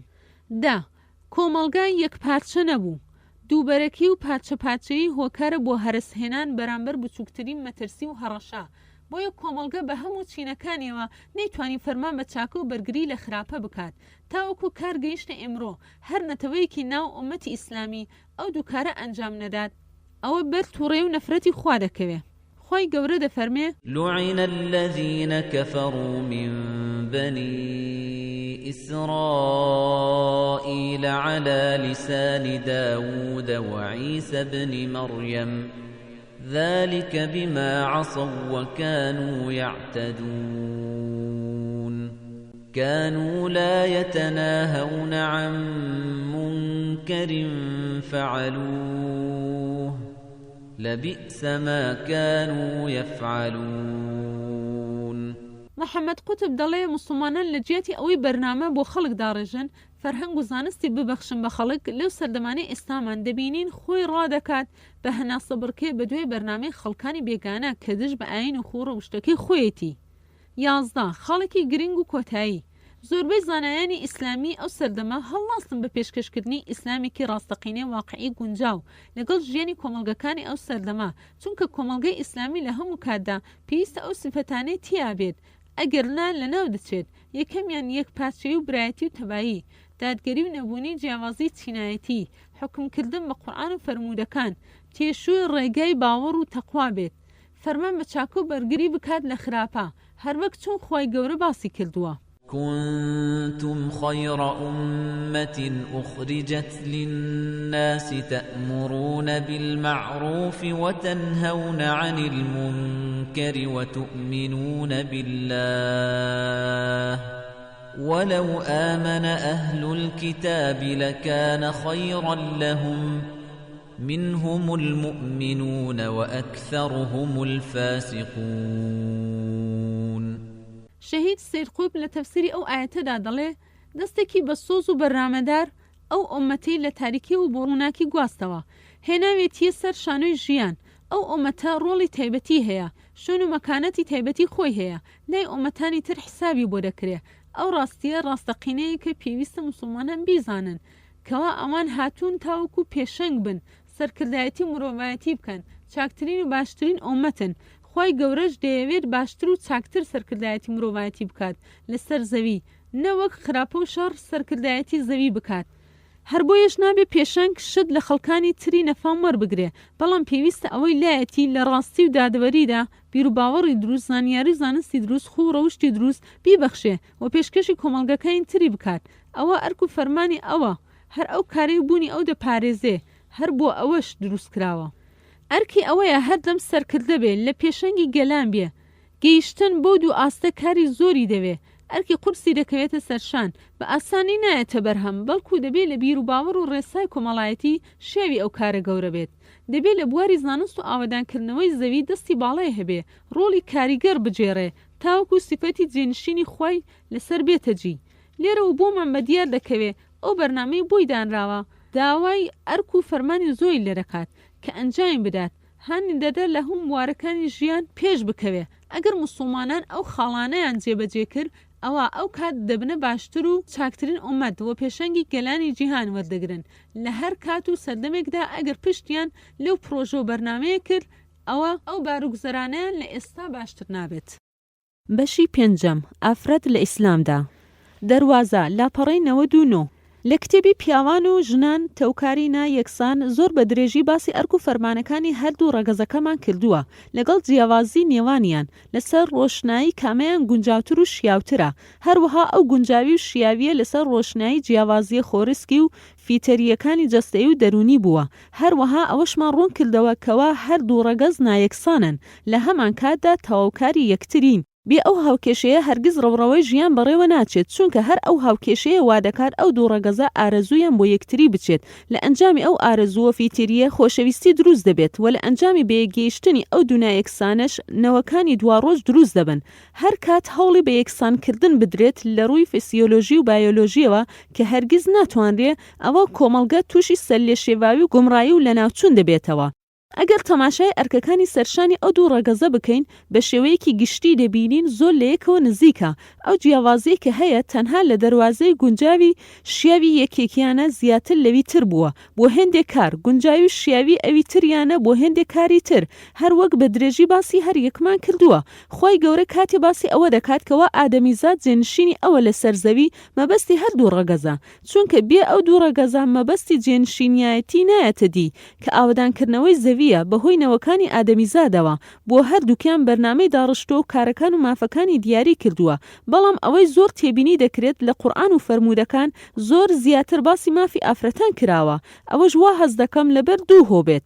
یەک، لە شارستانیەتەکان و کۆمەڵگەکان و ئاینە گۆڕدراوەکان و شەریعەتە دەستکردەکانی تری پێش ئیسلام ئافرەت زۆر ستەم لێ کراو بوو، مافەکانی پێشێل کرابوو، سزا و ئازاری زۆری لەسەر هەبوو. هەروەک ئاماژەمان بە هێندێکیان کرد. بۆی خۆی گەورە لە ئاینی ئیسلام ئافرەتی زۆر بەرز نرخاندووە و ئەو شتانەی دەگوترا و دەکران بەرامبەر بە ئافرەتان بە ناڕەوا هەمووی ڕەت کردووەتەوە. دوو، خی گەورە چونکە خۆی ئادەمیزادی خوڵقاندووە هەر خۆشی دەزانێت پێکاتەی جەستەیی و دەرونی بۆ چ کارێک گونجاوە و بەرگەی کام کار دەگرێت. ئەوە بۆی دیاری کردووە و کردوویەتی ئەرک بەسەریەوە. کام کارش بۆی گونجاو نییە و بەرگەی ناگرێت، ئەوە لەسەری فەرمان نەکردووە کە بیکات. ئەگەر بیکات ئەوە خۆی و خەڵکانی تر تووشی نەهامەتی و دەردەسەری دەکات. هەروەها خی گەورە ئاگادارە بەوەی کەوا ئافرەت ناسکترە، کاری فیسیۆلۆژی منداڵبوون و شیرپێدان و پەروەردەکردنی لەسرە کە ماوەکانیان درێژە و ماندووبوونی جەستەیی و دەرونی زۆری پێوە بەندە. بۆیە زۆر باس لەوە دەکات کەوا ئاگاداریان بن و لە کاتی پیریشدا ڕێزیان بگیرێ. هەروەک لە خوارەوە بە درێژی باسی قۆناغەکانی ژیانی ئافرەت و مافەکانیان دەکەین. هەر بۆیش لەسەر کۆمەڵگەی ڕاست و دروست و باوەڕدار پێویستە چاودێریکی تەواوی ئافرەتان بکەن. هەموو ئەو دەرگایانە واڵا بکەنەوە بۆ فێرکردنیان تاوەکو بگەنە پلەی بەرزی زانست و زانیاری و ڕۆشنبیری، ڕێگەشان بدرێت ئەو زانست و زانیاری و توانایی هەیەە پێشکەش بە کۆمەڵگەیان بکەن. هەروەها هەموو مافێکی دارایی و کۆمەڵایەتیان پێ بدرێت، هەروەک پیاوان لەگەڵ هەندێک جیاوازی لە وەرگرتنی پۆستەکان، ئەوەش لەبەر گونجاویەت و شیاویە. ئەو کۆمەڵگەیی کە ئەو مافانە پێشێل دەکات یاندان بۆ ڕاستیانە نانێت، ئەوە هەردەم کۆمەڵگەیەکی دواکەوتو و بەرەونەمان دەچێت. جا ئەو کۆمەڵگەیە خۆی بە باوەڕدار دابنێت یان کۆمەڵگەی بێباوەڕان بێت. هەر کۆمەڵگەیەکیش هاوسەنگی نەکات لە نێوان مافەکان و ئازادی بێسنوور و بێبەرنامە، ئەویش هەر دواڕۆژی دواکەوتویی و نەمانە، هەروەک ئەو نمونانەی بۆمان هێنانەوە لە مێژووی مرۆڤایەتیدا ڕوویاندا بوو. لە قورئانی پیرۆز ژمارەیەکی زۆر ئايات هاتووە هاوکات لەگەڵ ژمارەیەکی زۆریش لە فەرموودە دەربارەی مافەکانی ئافرەت لە هەموو قۆناغەکانی ژیانی هەر لە تەمەنی کۆرپەلات تاوەکو پیری و پەککەوتەیی. بەمەش ئیسلام ئەوە دەسەلمێنێکەوە ئافرەت نیوەی کۆمەڵگەیە و خاوەن کەسایەتی و پلە و پایی خۆیەتی. ئەگەر ئافرەتیش ئەو فەرمایشتانەی کە خۆ پێغەمبەر صلی الله علیه وسلم بۆی داناوە جێبەجێ بکات، ئەوە سەربەرزی دنیا و دواڕۆژی بۆ خۆی بەدەست هێناوە لەگەڵ هێنانەدی پارێزگاری خۆی و خێزانی و کۆمەلگا و نەتەوەکەی. باسی یەکەم، یەکسانی لە نێوان ئافرەت و پیا و لە مرۆڤایەتی و لە ئەرک و پاداشدا. بەندی یەکەم، یەکسانی لە نێوان ئافرەت و پیا و لە مرۆڤایەتیدا، لاپەڕەی 105. بڕگەی یەکەم، واتای زمانی. تەساوت الئومور، یەکسانی لە کار، یەکسان کرا، هاتنە یەک ئاست، تەماثولەن هاوتاکرا. یەکسانی لە زاراوەدا، ئیستلاحەن، تەماشاکردنی هەردوو ڕەگەز بە یەک چاو، چونکە لە سروشتی مرۆڤایەتیدا یەکسانن. هیچ یەکیان لە بنەمای مرۆڤایەتی لەوی تر زیاتر نییە، هیچیان ڕێز و فەزلی بەسەر ئەوی تریانەوە نییە، تەنها هەندێک فەزل هەیە لە پێکاتی یەکیان بەسەر ئەوی تر، ئەوی شتێکی خۆرسکە لەژێر کۆنترۆلی خۆیاندا نییە، واتە بەدەست خۆیانەوە نییە. بڕگەی دووەم، یەکسانی لە مرۆڤایەتی، لاپەڕەی 105. ئافرەت و پیاو لە یەک پلە و ئازدان لە ڕووی مرۆڤایەتیەوە. خۆی گەورە دەفەرمێ: يا أيها الناس اتقوا ربكم الذي خلقكم من نفس واحدة وخلق منها زوجها وبث منهما رجالا كثيرا ونساء واتقوا الله الذي تساءلون به والأرحام إن الله كان عليكم رقيبا.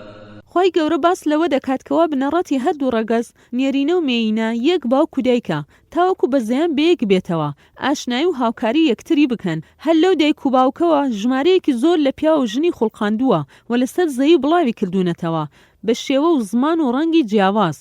سید قوتب دەڵێ زۆر هەڵەی گەورە و پڕ ئازار کرا دەربارەی ئافرەت کە وترا ئەو ڕەگەزە سەرچاوی پیسی شەڕ و فیتنەیە، بەڵام خۆی لە هەمان ئەو نەفسە خوڵقێنراوە کە پیاوی لێ خوڵقێنراوە، هەمان پێکاتەی هەیە، لە دواییدا دەبنە هاوسەری یەکتری تاوەکو لەو نێوانە نەوەی زۆر بکەوێتەوە لە هەردوو ڕەگەز، کەواتە جیاوازی نییە لە سەرچاو و فیترا، بەڵکو جیاوازی لە ئامادەباشی و جۆری کارکردن هەیە، ئەلئیستیعداد وەلوەظیفە. مرۆڤایەتی سەردەمانێکی زۆر لەسەر لێشێواوی و سەرگەردانی دادەژیان و ئافرەتیان بێبەش کردبوو لە زۆربەی سیفەتەکانی ئادەمی و مافەکانی لەژێر کاریگەری ئەو تەسەورە بێنرخ و بێسەرچاوەیە کەوا ئافرەتی تاوانبار کردبوو بەوەی ئەو یەکەم جار بەروبوومی ئەو داری خوارد کە خوا قەدەغەی کردبوو لە بەهەشت. هەروەها هەر ئەویش هانی ئادەمیدا کە لەو دارە بخوات، بەڵام کاتی ویستیان ئەو هەڵەیە چارەسەر بکەن تۆڵە بۆ ئافرەت بکەنەوە گوایە مافی پێ بدەن، کەوتنە ناو هەڵەیەکی تر، ئەویش ڕێگە خۆشکردن بوو بۆ ئەوەی ئافرەت بە ئارەزووی خۆی هەرچێکی بیەوی بیکات، ئەو هەڵانەش بە مافدا بنرێ و ڕێگەی پێ بدرێ. ئەوانە لە یادیان چۆوەکەوە ئافرەت و پیا و تاواکەری یەکترین، هەر یەکیان ئامادەباشی خۆرسکی تەیە بۆ ئەنجامدانی هەندێک کاری تایبەت، کەواتە ئەو دوو ڕەگەزە تەواوکارن بەڵام نایەکسانن. بەندی دووەم، یەکسانی لە ئەرک و پاداشت و سزا. التەساوی فی التەکلیف والجەزا، لاپەڕەی 106.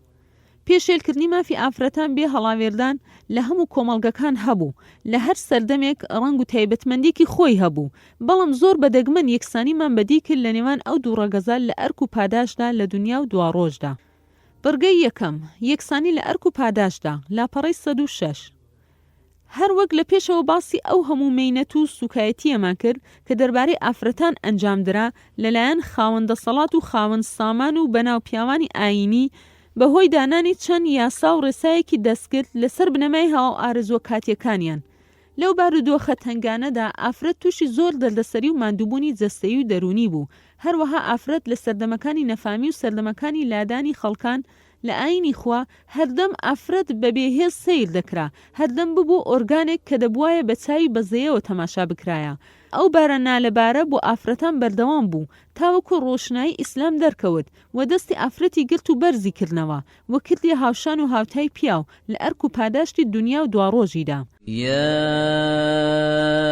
أيها الناس اتقوا ربكم الذي خلقكم من نفس واحدة وخلق منها زوجها وبث منهما رجالا كثيرا ونساء واتقوا الله الذي تساءلون به والأرحام. ئیسلام دەستی ئافرەتی گرت و بەرزی کردەوە بۆ پلەیەکی بەرز کە لە هیچ کۆمەڵگەیەکی پێشخۆی و دوای خۆی شتی وای بەخۆ نەدیبوو نایبینێ. لە هەموو ڕوویەکەوە کردوویە بە هاوتای پیاو نیوەی تەواوکاری پیاوان کە پێشتر زۆر کەمتر لە بەندەیەک سەیر دەکرا. لە عایشەوە ڕەزای خوای لەسەر بێ دەجێرنەوە کە پێغەمبەری خوا صلی الله عليه وسلم فەرموویەتی إنما النساء شقاق الرجال. هەر بۆ زیاتر زانیاری بەڕێستان لە قورئانی پیرۆز وشەی ئافرەت و پیاو هەر یەکیان 24 جار هاتووە. هەروەها پێغەمبەری خوا صلی الله عليه وسلم وەسێتی کردووە بە مسلمانان کەوا لەگەڵ ئافرەتاندا زۆر چاک و باش بن. لێرە و بۆمان دەردەکەوێتەوە ئافرەت ئادەمیزادێکی ژیرە و خاوەن هەڵوێست و بیر و هۆشی خۆیەتی بە جۆرەی توانای جەستەیی خۆی کە خوا پێی بەخشیوە لە کاروباری ناو کۆمەڵگەدا بەشداری دەکات بە پشتبەستن بەو بارودۆخ و کاتەی ئەو کۆمەڵگەیە تێیدا دەژیت لەگەڵ ڕەچاوکردنی باری خێزانداری و ئەو مەرجانەی کە ئاین بۆی داناوە. خی گەورە پاش ئەوەی یەکسانی ئەرک و فەرمانیدا بەسەر هەردوو ڕەگەز بڕیاریشیدا کەوا گەورەی و بەرزی لای خوا بە ڕەگەز و نەتەوە و ڕەنگ و ڕوخسار نییە، بەڵکو بەرزی و گەورەی بە بەندایەتی بۆ خوا و پەرستن و تەقوایە کەواتە تەنها پەرستنی خوا نرخی ئادەمیزاد نیشان دەکات. هەر ئەوەیە نرخی چەسپا و نەک سامان و پلە و پایە و نەتەوە چونکە ئەوان نرخی گۆڕاون. خی گەورە فەرموویەتی يا أيها الناس إنا خلقناكم من ذكر وأنثى وجعلناكم شعوبا وقبائل لتعارفوا إن أكرمكم عند الله أتقاكم إن الله عليم خبير.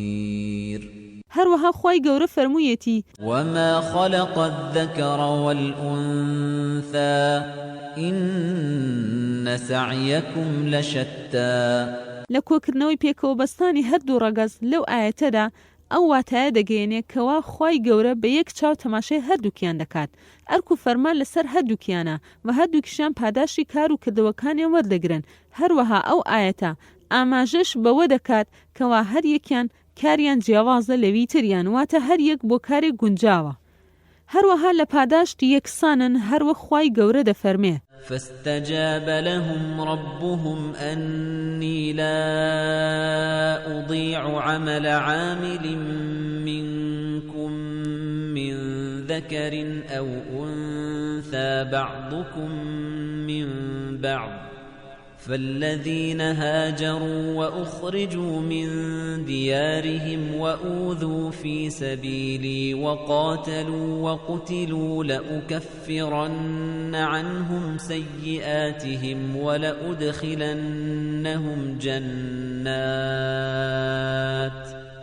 ولأدخلنهم جنات تجري من تحتها الأنهار ثوابا من عند الله والله عنده حسن الثواب. لێرەوە بۆمان دیار دەکەوێت کەوا چۆن لە مرۆڤایەتی یەکسانن بە هەمان شێوە لە ئەرک و پاداشتیش یەکسانن.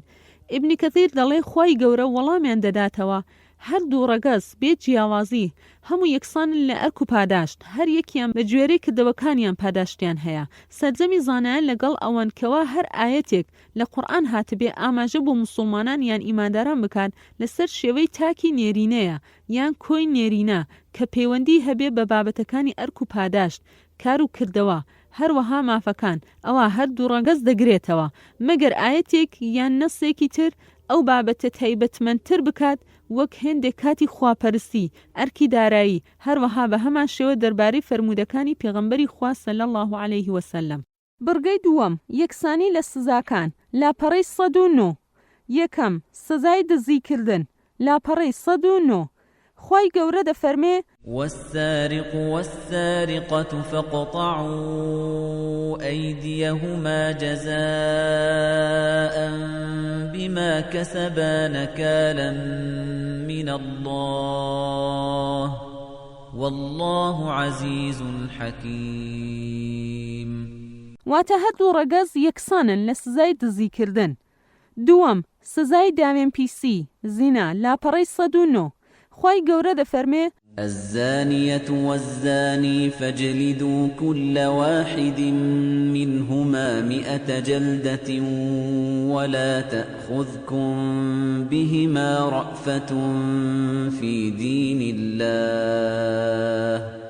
ولا تأخذكم بهما رأفة في دين الله إن كنتم تؤمنون بالله واليوم الآخر وليشهد عذابهما طائفة من المؤمنين. هەر یەکیان سزای لێدانی 100 دارە. سێم سزای ڕێگەگری و خەڵک ترساندن و کوشتن لاپەڕەی 110 خوای گەورە دەفەرمێ إنما جزاء الذين يحاربون الله ورسوله ويسعون في الأرض فسادا أن يقتلوا أو يصلبوا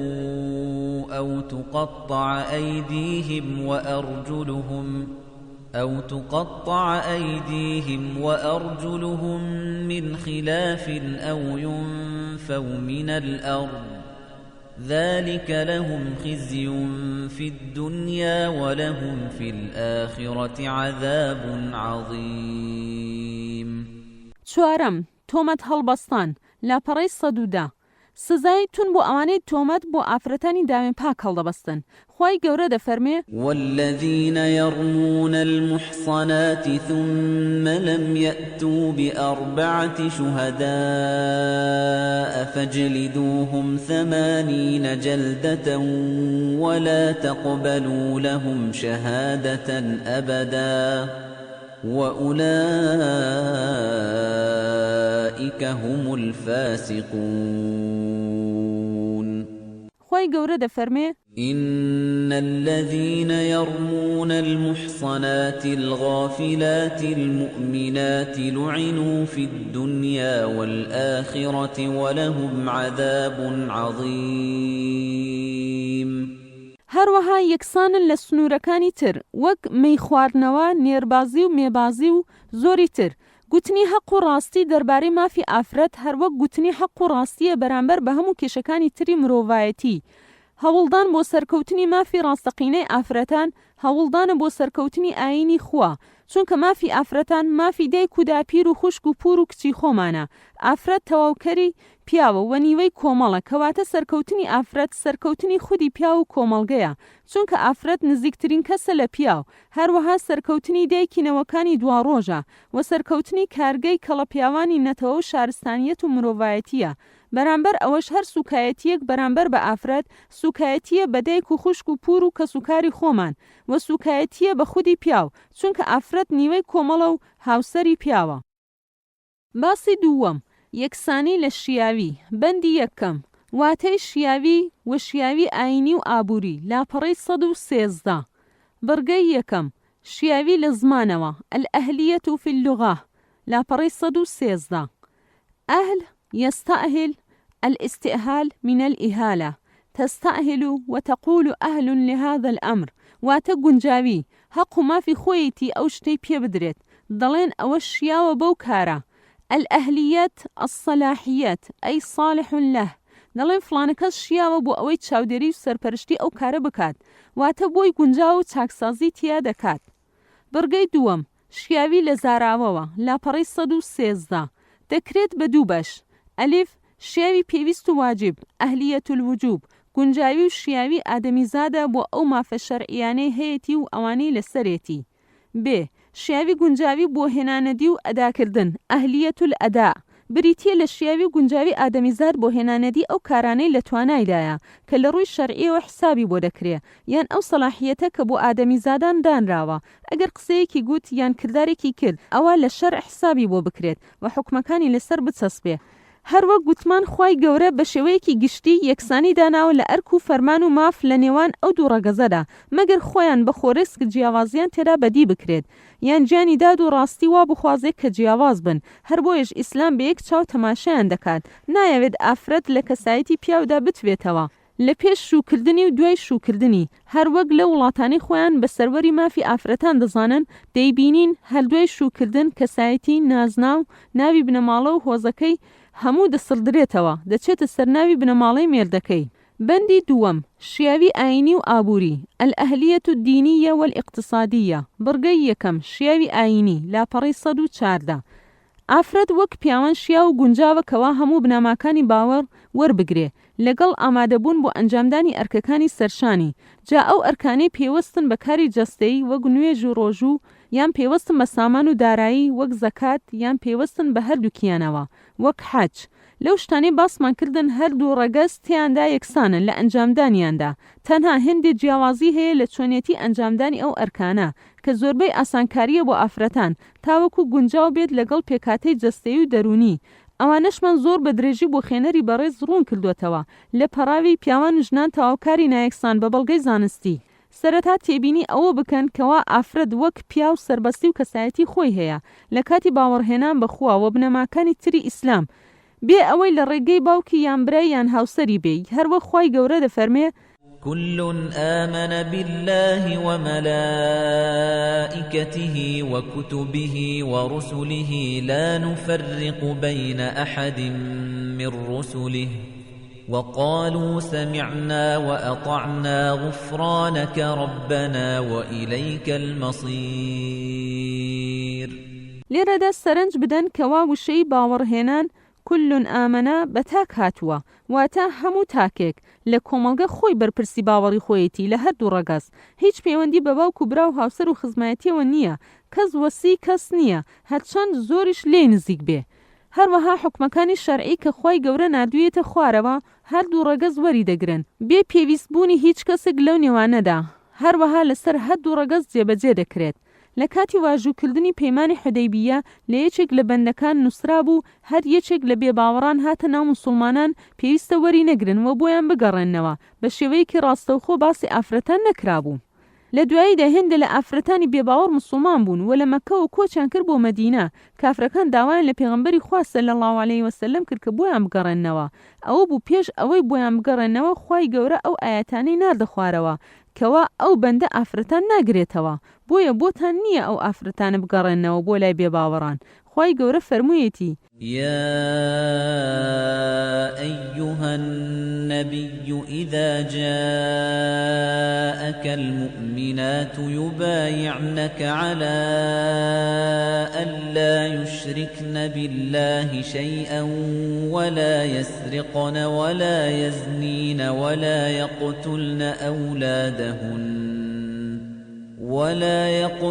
أولادهن ولا يأتين ببهتان يفترينه بين أيديهن وأرجلهن ولا يعصينك في معروف فبايعهن واستغفر لهن الله إن الله غفور رحيم. کەواتە خوای گەورە بۆ ئافرەتان پەیمانی سربەخۆیی بۆ دانان ئەوەش بەڵگەیە لەسەر ئەوەی ئافرەت شیا و گونجاو بۆ ئەو جۆرە ڕێزگرتنە لەلایەن خواوە. دکتور ئەحمەد کوبەیسی دەڵێ لەسەر ئەو بنەمایە خوای گەورە ڕێگەی نەداوە بە پێی موسڵمان ئەگەر هاوسەرەکەی لەسەر ئاینێکی تر بوو بە زۆر بیکاتە موسڵمان. بڕگەی دووەم شیاوی ئابووری لاپەڕەی 116. پاش هەڵاتنی خۆری ئیسلام خوای گەورە ئافرەتی دەرباز کرد لەو کۆت و زنجیرەی کە پێوەی بند کرابوو. خاوەن سامان نەبوو، لە میرات بێبەش بوو، بە ئاسانی لای یەکێکەوە دەگوازراوە بۆ لای یەکێکی ترەوە وەک کاڵایەک، هەروەها بۆی نەبوو بازرگانی بکات. ئاینی ئیسلام ڕێگەیەکی ناوەندی گرتە بەر دەربارەی ئافرەت و ئابووری. ئیسلام نایەوێت ئافرەت هەردەم بەکار و کاسبی و بازرگانیەوە خەریک بێت کە زۆربەی نەگونجاوە لەگەڵ پێکاتەی ئەو، تاوەکو تووشی ماندووبوون و شەکەتی دەرونی نەبێت و ئەرکی ماڵ و منداڵەکەشی بێتە سەرکاتی گەڕانەوەی، هەروەها منداڵەکانی بداتە دەست خەڵکانێک کە نازانێت چۆن هەڵس و کەوت لەگەڵیان دەکات. لەلایەکی ترەوە ئیسلام بەوەش ڕازی نییە ئافرەت هیچ سامانی نەبێ یان سربەخۆیی بڕیاری ئابووری نەبێ، هەر وەک بینیمان لە وڵاتانی ئوروپی تاوەکو ناوەڕاستی سەدەی 20 بەم شێوەیە بوو. یەکەم، میرات، لاپەڕەی 116. ئافرەت بەشە میراتی خۆی هەیە وەک پیاو، زۆر جار وەک یەک وەردەگرن، هێندێ جار کەمتر یان نیوە، هێندێ جاریش ئەو وەردەگرێ و نێرینە وەرناگرێ. بۆ ڕەواندنەوەی ئەو تەمومژەی کرابوو و دەکرێت دەربارەی ئەوەی کەوا ئافرەت هەردەم بە کەمتر دانراوە لە ئیسلام بۆیە نیوەی میرات وەردەگرێ بگەڕێەوە کتێبی دانەر پیاوان و ژنان تەواوکاری نایەکسان. ئەو بابەتە ڕوون کراوەتەوە. لەبارەی میراتەوە خوای گەورە فەرموویەتی يوصيكم الله في أولادكم للذكر مثل حظ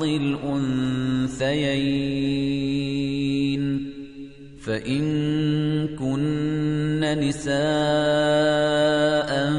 فوق 2 فلهن ثلثا ما ترك وإن كانت واحدة فلها النصف ولأبويه لكل واحد منهما السدس مما ترك إن كان له ولد فإن لم يكن له ولد وورثه أبواه فلأمه الثلث فإن كان له إخوة فلأمه السدس من بعد وصية يوصي بها أو دين. آباؤكم وأبناؤكم لا تدرون أيهم أقرب لكم نفعا فريضة من الله إن الله كان عليما حكيما. ولكم نصف ما ترك أزواجكم إن لم يكن لهن ولد فإن كان لهن ولد فلكم الربع مما تركن من بعد وصية يوصين بها أو دين ولهن الربع مما تركتم إن لم يكن لكم ولد فإن كان لكم ولد فلهن الثمن مما تركتم من بعد وصية توصون بها أو دين. وإن كان رجل يورث كلالة أو امرأة وله أخ أو أخت فلكل واحد منهما السدس فإن كانوا أكثر من ذلك فهم شركاء في الثلث من بعد وصية يوصى بها أو دين غير مضار وصية من الله والله عليم حليم.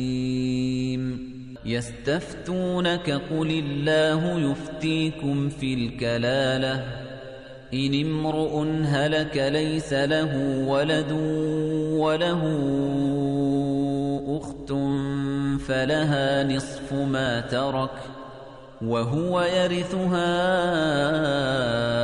إن لم يكن لها ولد فإن كانت اثنتين فلهما الثلثان مما ترك وإن كانوا إخوة رجالا ونساء فللذكر مثل حظ الأنثيين يبين الله لكم أن تضلوا والله بكل شيء عليم.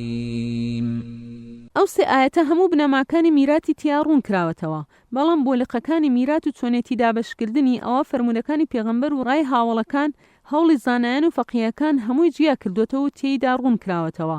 بە هەموو دڵ و قەناعەتەوە دەڵم هیچ شەریعەتێکی کۆن و هیچ دەسوورێکی نوێ دەستکرد وەک شەریعەتی ئیسلام مافی ئافرەتی نەداوە، بە تایبەتی لە بواری دارایی و ئابووری. لەو کاتێک کە کچە، خوشکە، دایکە، داپیرە، بێکەسە، ئەوەش بە گوێرەی دوور و نزیکی ئافرەتەکە لە مردووەکە. دووەم، مارەی ئەلمەهر لاپەڕی 117.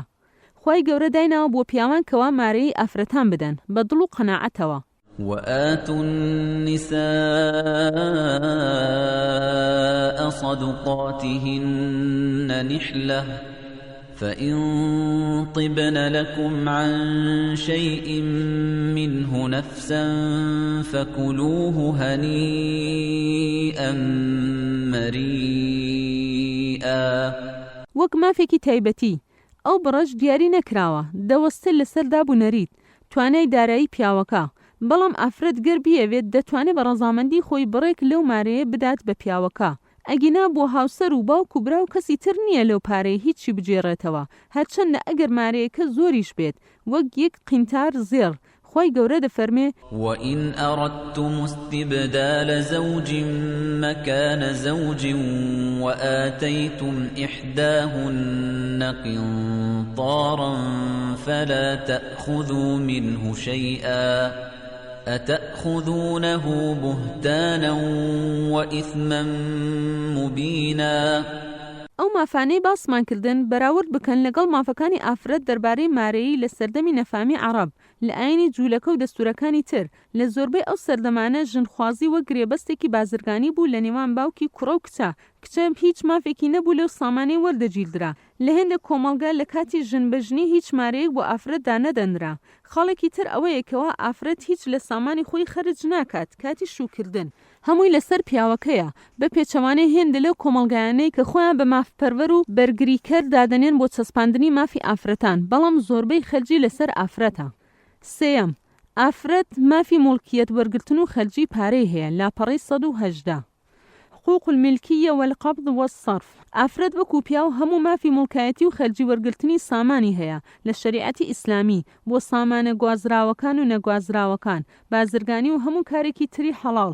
هەروەها بۆی هەیە حەواڵە و کەفالە و وەکالە، هەیبە و وەسیەت و زۆر شتی تر کە لە کتێبەکانی فقی ئیسلامی بە درێژی باسکراون. چوارەم، بژێوی دوای شوکردن النەفەقە بعد الزەواج لاپەڕی 118. بژێوی ئافرەت پێش شوکردن لەسەر باوکە، لە دوای مردنی باوک بژێوی لەسەر براکانێتی، کاتی نەبوونی برا لەسەر نزیکترین کەس و کارێتی، یان لەسەر خانەی دارایی موسڵمانانە بەیت المال. دوای شوکردنی ئافرەت خوای گەورە بژێوی ئافرەتی داناوە لەسەر هاوسەرەکەی، هەرچەندە ئەو ئافرەتە دەوڵەمەندیش بێت. خوای گەورە دەفەرمێ واتە بژێوی ئافرەت پێویستە لەسەر پیاو، هەرچەندە ئەگەر پیاوەکە هەژاریش بێت و ئافرەتەکەش دەوڵەمەند بێت. ئەگەر پیاو ئەو بژێوی دابین نەکرد ئەوە بۆ ئافرەت هەیە لای قازی شکایەت بکە. ئەگەر هەرنەی توانی ئەو بژێوێ دابین بکات ئەوە ئافرەتەکە دەتوانێت داوای تەلاق بکات. ئەگەر ئافرەت تەلاقدرا ئەوە لە ماوەی عیددەش بژێوی لەسەر پیاوەکەیە، واتە پێویستە شوێن و خواردن و خزمەتکاری بۆ دابین بکات. بەندی سێەم، شیاوی کۆمەڵایەتی و خێزانداری الئەهلیەة الاجتماعیة والئوسریة لاپەڕی 119. بڕگەی یەکەم، شیاوی کۆمەڵایەتی لاپەڕی 119. یەکەم، پاڵپشتیکردن لاپەڕی 119. چونکە ئافرەت لە ژیانی کۆمەڵایەتی و ئەرکی ئاینی هاوتا و هاوشانی پیاوە، واتە دەبێت ئافرەت پادشەیەک بێت لە کۆمەلگا بۆ هاوکاریکردنی پیاو تاوەکو پێکەوە وەک پەنجەکانی دەست پشتی یەکتری بگرن و یەکتری توند و تۆڵ بکەن، بۆیە پێویستە ئەو دوو ڕەگەزە ئاراستە بکرێن بۆ کارە گونجاوەکان تاوەکو کۆمەلگە باشترین و زۆرترین سوودیان لێ ببینن. هەروە خوای گەورە بە جوانترین شێوە بڕگەی کورتی ڕەوانبێژی باسی ئەو هاوکاری و تەواوکاریەی نێوان ئەو دوو ڕەگەزەی کردووە و دەفەرمێ: والمؤمنون والمؤمنات بعضهم أولياء بعض يأمرون بالمعروف وينهون عن المنكر ويقيمون الصلاة ويؤتون الزكاة ويطيعون الله ورسوله أولئك سيرحمهم الله إن الله عزيز حكيم. مستەفا سوباعی دەربارەی ئەو ئاەتە دەڵێ بۆ یەکەم جار لە مێژووی مرۆڤایەتی ئافرەت بەو شێوەیە ڕێزی لێ بگیرێ، وەک ئادەمیزارێکی تەواو شیا و گونجاو هەڵسوکەوتی لەگەڵ بکرێت لەناو کۆمەڵگە، وەک دایک و کارگەی دروستکردنی پاڵەوانانی دواڕۆژ سیر دەکرێت، ناودەنگی پارێزراوە، کەس ناتوانێت لە کەداری بکات، بۆی هەیە بەشداری بکات لە کۆڕی زانست و زانیاری و فێربوون، بەشداری دەکات لە کاری بەرگری و ڕزگاریکردن بە گوێرەی توانای خۆی. دووەم، بەشداری کۆڕی خوێندن و فێربوون، لاپەڕەی 119. لە سەدەکانی خەلافەتی ئیسلامی ئافرەتان بەشداری کۆڕی زانستیان دەکرد. ئافرەتی ناوداری زۆر هەڵکەوتن لەو سەردەمانە، وەک عایشێ، هەروەها نووسەر و وتاربێژ و مامۆستای ئافرەت و پیاوان خاتو سەکینە بنت الحوسەین ئیبنی عەلی ئەبی تالب لەگەڵ زانا و شاعیرەکان دادەنیشێت، بەڵام یەکتریان نەدەدیت، لە زۆر بوار پرسیان پێدەکرد. سێەم، پەنادان، لاپەڕەی 120.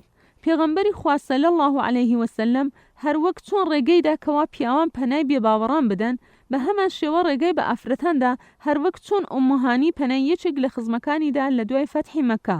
قەد ئەجەرنا من ئەجەرتە یا ئوممهانی. چوارەم، بەشداری لە شەڕ، لاپەڕەی 120. ئافرەت دەتوانێت لە جەنگ و شەڕ بەشداری بکات بۆ هاوکاری جەنگاوەران لە کاری بریمپێچی و ئاوهێنان و هاندانی و هێنانی چەک و کەلوپەل، هەروەک بینیمان لە بەشداری ئافرەتانی پێغەمبەر و مسلمانان لە زۆربەی جەنگەکان. بە درێژی باسی ئەو بابەتەمان کردووە لە کتێبی پیاوان و ژنان تەوکاری نایەکسان. بڕگەی دووەم، شێوی خێزاندارێتی ئەلئەهلیەت الئوسریە، لاپەڕەی 120. لە چەند خاڵێک ئەو بابەتە ڕوون دەکەینەوە. یەکەم، مافی هەڵبژاردننی هاوسەر، حەق و ئیختیاری زەوج. هەرچەندە جیاوازی هەیە لە نێوان زانایان دەربارەی وەلی ئافرەت، بەڵام ئەوەی جێگەی پەسەندی هەمووانە ئەوەیە پێویستە ڕای کچەکە وەربگیرێ و ڕەزامەندی وەربگیرێ پێش مارە بڕینی. نابێت کەسیش دەست بخاتە کاری ئەو شوکردنە، تەنها گەر بۆ بەرژەوەندی ئەو نەبێ، وەک ئامۆژگاری بۆ شتی بە سووتر و بەرژەوەندی زیاتر، دوور لە پاڵە پەستۆ خستنە سەر، یان بە زۆر بە شودانی بە یەکێکی دیاریکراو بۆ بەرژەوەندیەکی کاتی وەک پارە و پوڵ و نزیک بوونەوە لە بنەماڵەیەکی تایبەت. ئەو ئازاری هەڵبژاردنە هەردوو ڕەگەز دەگرێتەوە بێ جیاوازی. لە ئەبوو هورەیرەوە ڕەزای خوای لەسەر بێدەجێڕنەوە کەوا پێغەمبەری خوا صلی الله علیه وسلم فەرموویەتی: ئافرەتی بێوەژن شوو دەکات بە فەرمان و ڕەزامەندی خۆی، کچی شوو دەکات دوای وەرگرتنی ڕەزامەندی. ئەگەر قسەشی نەکرد لە شەرمان ئەوە جێگەی ڕەزامەندی دەگرێتەوە. لا تنكحوا الأيم حتى تستأمر ولا تنكحوا البكر حتى تستأذن. قالوا يا رسول الله وكيف إذنها؟ قال أن تسكت. هاوسەرێتی واتە ژیانی بەردەوام، هاوبەشی و هاوکاری، کەواتە خۆشەویستی دروست نابێت ئەگەر ڕەزامەندی هەردوو لا نەبێت. خوای گەورەش بۆ بەردەوامی ژیانی هاوسەرێتی خۆشەویستی و بەزەی و سۆزی خوڵقاندووە. هەر بۆیەش پێغەمبەری خوا صلی الله علیه وسلم مارەی خەنسای ئەنساری ڕزای خوای لەسەر بێ ڕەت کردەوە کاتێک بەشودرا، بەڵام ڕەزامەندی لەسەر نەبوو. ئەوە فەرمانەکانی ئاینی ئیسلامە، هەر شتێکش لە دوای ئەوە ئەنجام بدرێ بە ناوی ئیسلام ئەوە هەڵبەستراوە یان ناتێگەیشتنە بە حکومەکانی فقهی ئیسلام. أن أباها زوجها وهي ثيب فكرهت ذلك فأتت رسول الله صلى الله عليه وسلم فرد نكاحه. خوای گەورە فەرموویەتی ئافرەتی باش و چاک و پاک هەڵبژێرن لەبەر پیرۆزی ژنهێنان، خوای گەورە دەوڵەمەندتان دەکات. سوورەی ئەننور ئایەتی 32. دووەم، ئافرەت مافێکی زۆری هەیە لە داواکردنی تەلاق و دابڕان و هەڵوەشاننەوە، الخلع والفسخ والتفریق. هەروەها دەتوانێت دادوەرێک بهێنێ لە بنەماڵی خۆی بۆ بەرگریکردن و مافوەرگرتنی. خی گەورە فەرموویەتی وإن خفتم شقاق بينهما فابعثوا حكما من أهله وحكما من أهلها إن يريدا إصلاحا يوفق الله بينهما إن الله كان عليما خبيرا ئەو دوو دادوەرە هەوڵ دەدەن کە ئەو دوو هاوسەرە بگەڕێنەوە یەکتر و شیرازی ئەو خێزانە نەبچڕێ هەروەها ئافرەت دەتوانێت دابەزێ لە هێندە لە مافەکانی بۆ هاوسەرەکەی کە باشتر لە دەست لە یەکبەردان و تەلاق خی گەورە فەرموویەتی وإن امرأة خافت من بعلها نشوزا أو إعراضا فلا جناح عليهما أن يصلحا بينهما صلحا والصلح خير وأحضرت الأنفس الشح وإن تحسنوا وتتقوا فإن الله كان بما تعملون خبيرا دووەم مامەڵەی چاک لاپەڕەی 122 خی گەورە لەسەر پیاوی داناوە کەوا مامەڵەی چاک بکات لەگەڵ ئافرەتەکەی هەرچەندە ئەگەر دڵی بۆ نەچێت وەقینی لێبێت خی گەورە فەرموویەتی يا أيها الذين آمنوا لا يحل لكم أن ترثوا النساء كرها ولا تعضلوهن لتذهبوا ببعض ما آتيتموهن إلا أن يأتين بفاحشة مبينة وعاشروهن بالمعروف فإن كرهتموهن فعسى أن تكرهوا شيئا ويجعل الله فيه خيرا كثيرا هەروەها لە ئەبوو هورەیرەوە ڕزای خۆی لەسەر بێ دەجێڕنەوە کەوا پێغەمبەری خوا صلی الله عليه وسلم فەرموویەتی تەواوترین باوەڕدار ئەوەیە کە جوانترین خوو ڕەوشتی هەبێ چاکترین و باشترینتان ئەو کەسەیە کە لەگەڵ هاوسەرەکەی باش و چاک بێ أكمل المؤمنين إيمانا أحسنهم خلقا وخيركم خيركم لأهله سيم پاش تەلاقدران و وەفاتکردنی هاوسەر لاپەڕەی 123 پاش ئەوەی ئافرەت تەلاقدرا یان هاوسەرەکەی وەفاتی کرد ئەوە بۆی هەیە شوو بکاتەوە بێ ئەوەی فەرمان و دەسەڵاتی کەسی بەسەرەوە بێ خی گەورە فەرموویەتی والذين يتوفون منكم ويذرون أزواجا يتربصن بأنفسهن 4 أشهر وعشرا فإذا بلغن أجلهن فلا جناح عليكم فيما فعلن في أنفسهن بالمعروف والله بما تعملون خبير خی گەورە فەرموویەتی فإن طلقها فلا تحل له من بعد حتى تنكح زوجا غيره فإن طلقها فلا جناح عليهما أن يتراجعا إن ظنا أن يقيما حدود الله وتلك حدود الله يبينها لقوم يعلمون ئافرەت دەتوانێت خۆی داوای تەلاق بکات بە ڕەزامەندی هەردوولا یان لە دادگا داوا بکات خی گەورە فەرموویەتی سوورەی ئەلبەقەرا ئاەتی 229 هەروەها مافی هەیە داوای تەلاق بکات بۆ لادانی زیان لەسەر خۆی وەک بابەتی ئیلا پیا سۆن بخوات کە نەچێتە لای هاوسەرەکەی یان بژێوی نەدات یان خراپ جوڵانەوە لەگەڵ ئافرەتەکە یان نەفرەت لە یەکتریکردن بۆ لادانی تۆمەت و بۆهتان لەسەر یەکتری چوارەم ئافرەت یەکسانە لە یاسای شارستانی و تاوانەکان بۆ پاراستنی نەفس و ماڵ و ناموس لاپەڕەی 124 پێنجەم چاودێری منداڵ ئافرەت مافی هەیە کە منداڵەکەی خۆی پەروەردە بکات پاش ئەوەی تەلاق درا ئەگەر ئافرەتەکەش مرد ئەوە خزمێکی نزیکی ئەو ئافرەتە مافی زیاترە بۆ لە ئامێزگرتنی منداڵەکە وەک دایکی خوشکی پووری واتە خزمەکانی ئافرەتەکە شیاوترن لە خزمەکانی پیاوەکە. ئەوەش گرنگی دایکایەتی لە ئیسلام دەردەخات، چونکە زۆر لە دایکان ئاستی سۆزیان زۆر بەرزە. کاتێ منداڵەکانیان لێ دوور دەخرێتەوە ئەوە تووشی نەخۆشی دەرونی و جەستەیی دەبن.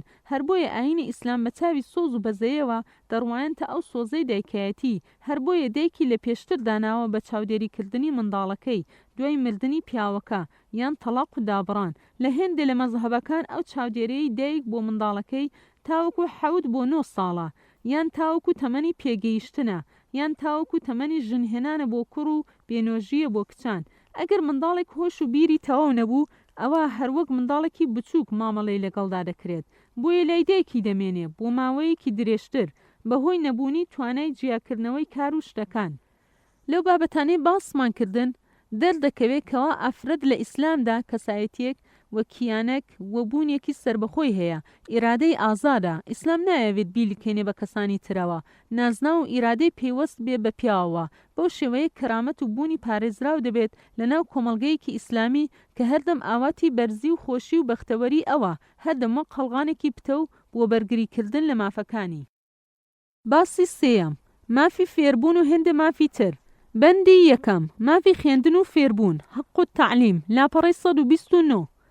بە درێژی باسی مافی خوێندن و فێربوونی ئافرەت دەکەین لە بەشی پێنجەمی ئەو کتێبە.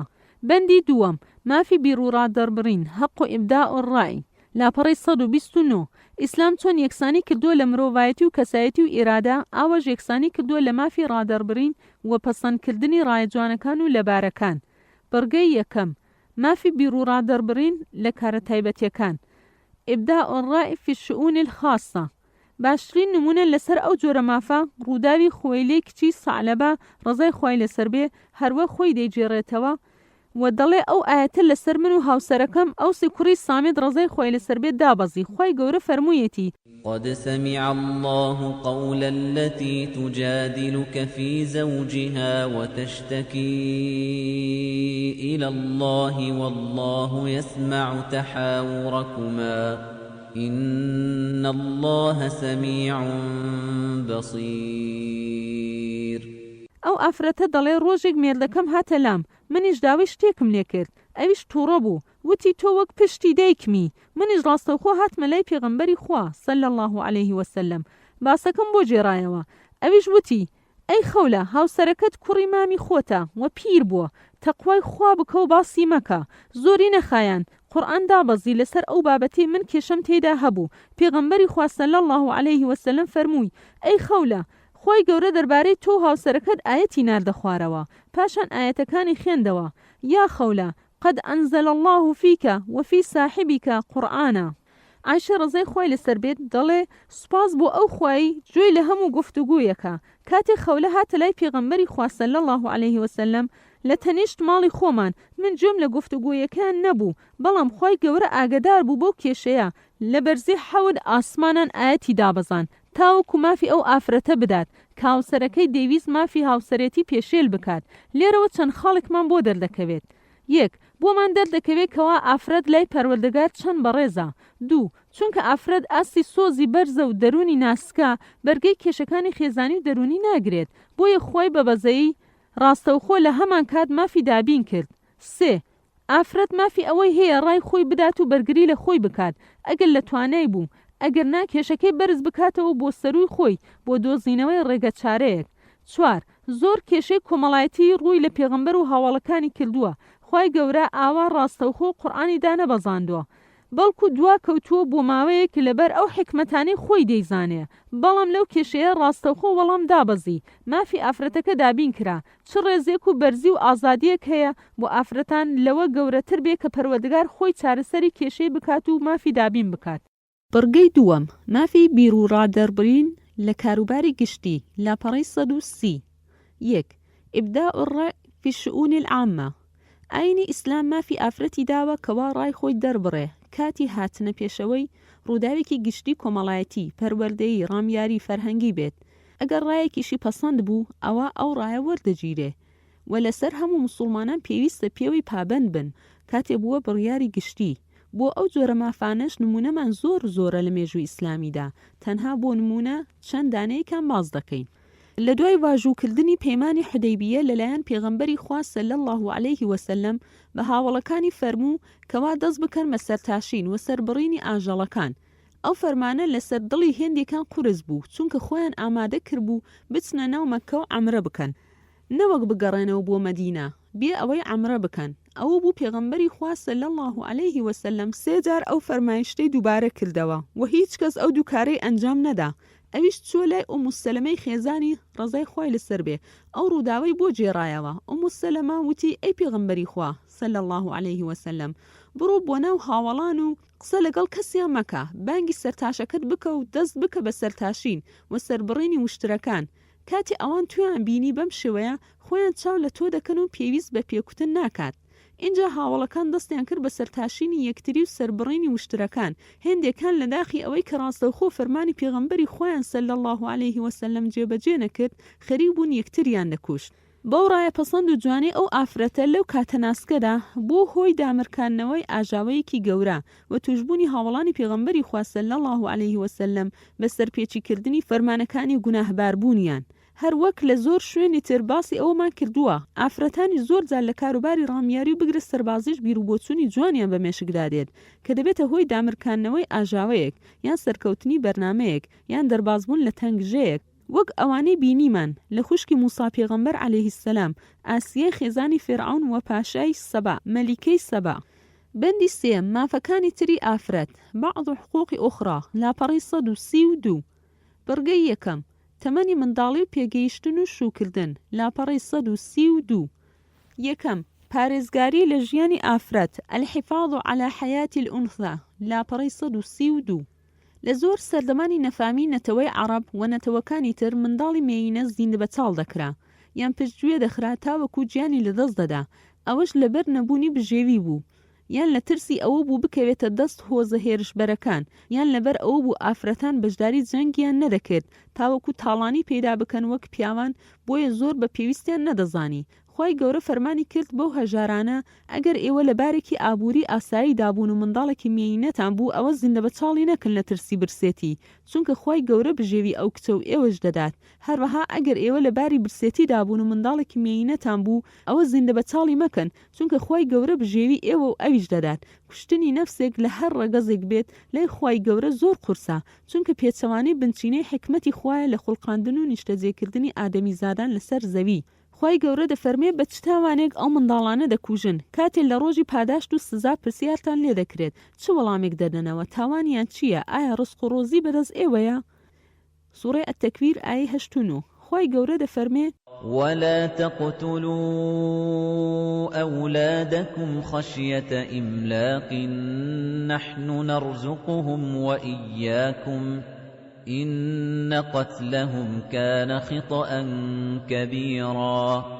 خی گەورە دەفەرمێ ولا تقتلوا أولادكم من إملاق نحن نرزقكم وإياهم. دووەم تووڕێی و نەفرەتی خوا بۆ ئەو کەسەیە سوکایەتی بە ئافرەت دەکات. تەغلیظه سبحانه على من يحتقر الأنثى لاپەڕی 133. خی گەورە دەفەرمێ وإذا بشر أحدهم بالأنثى ظل وجهه مسودا وهو كظيم يتوارى من القوم من سوء ما بشر به أيمسكه على هون أم يدسه في التراب ألا ساء ما يحكمون.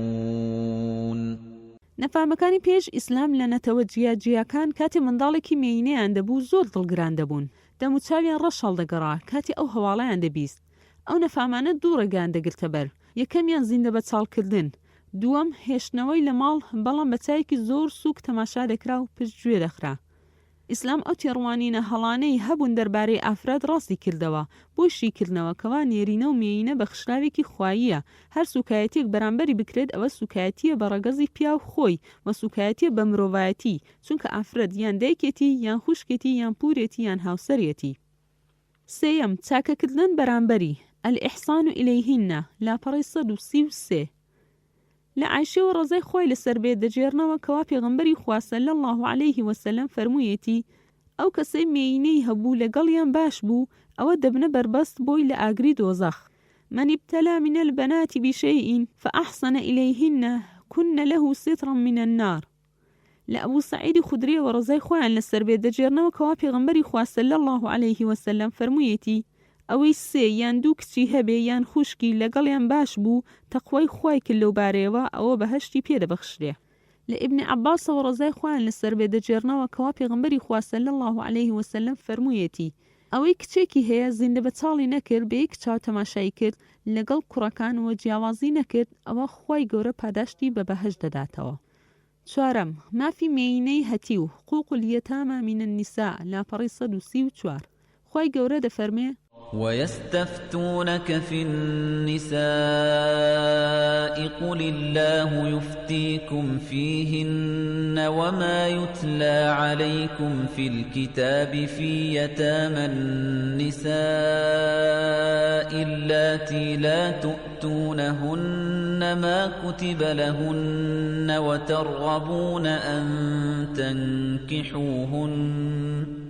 وترغبون أن تنكحوهن والمستضعفين من الولدان وأن تقوموا لليتامى بالقسط وما تفعلوا من خير فإن الله كان به عليما.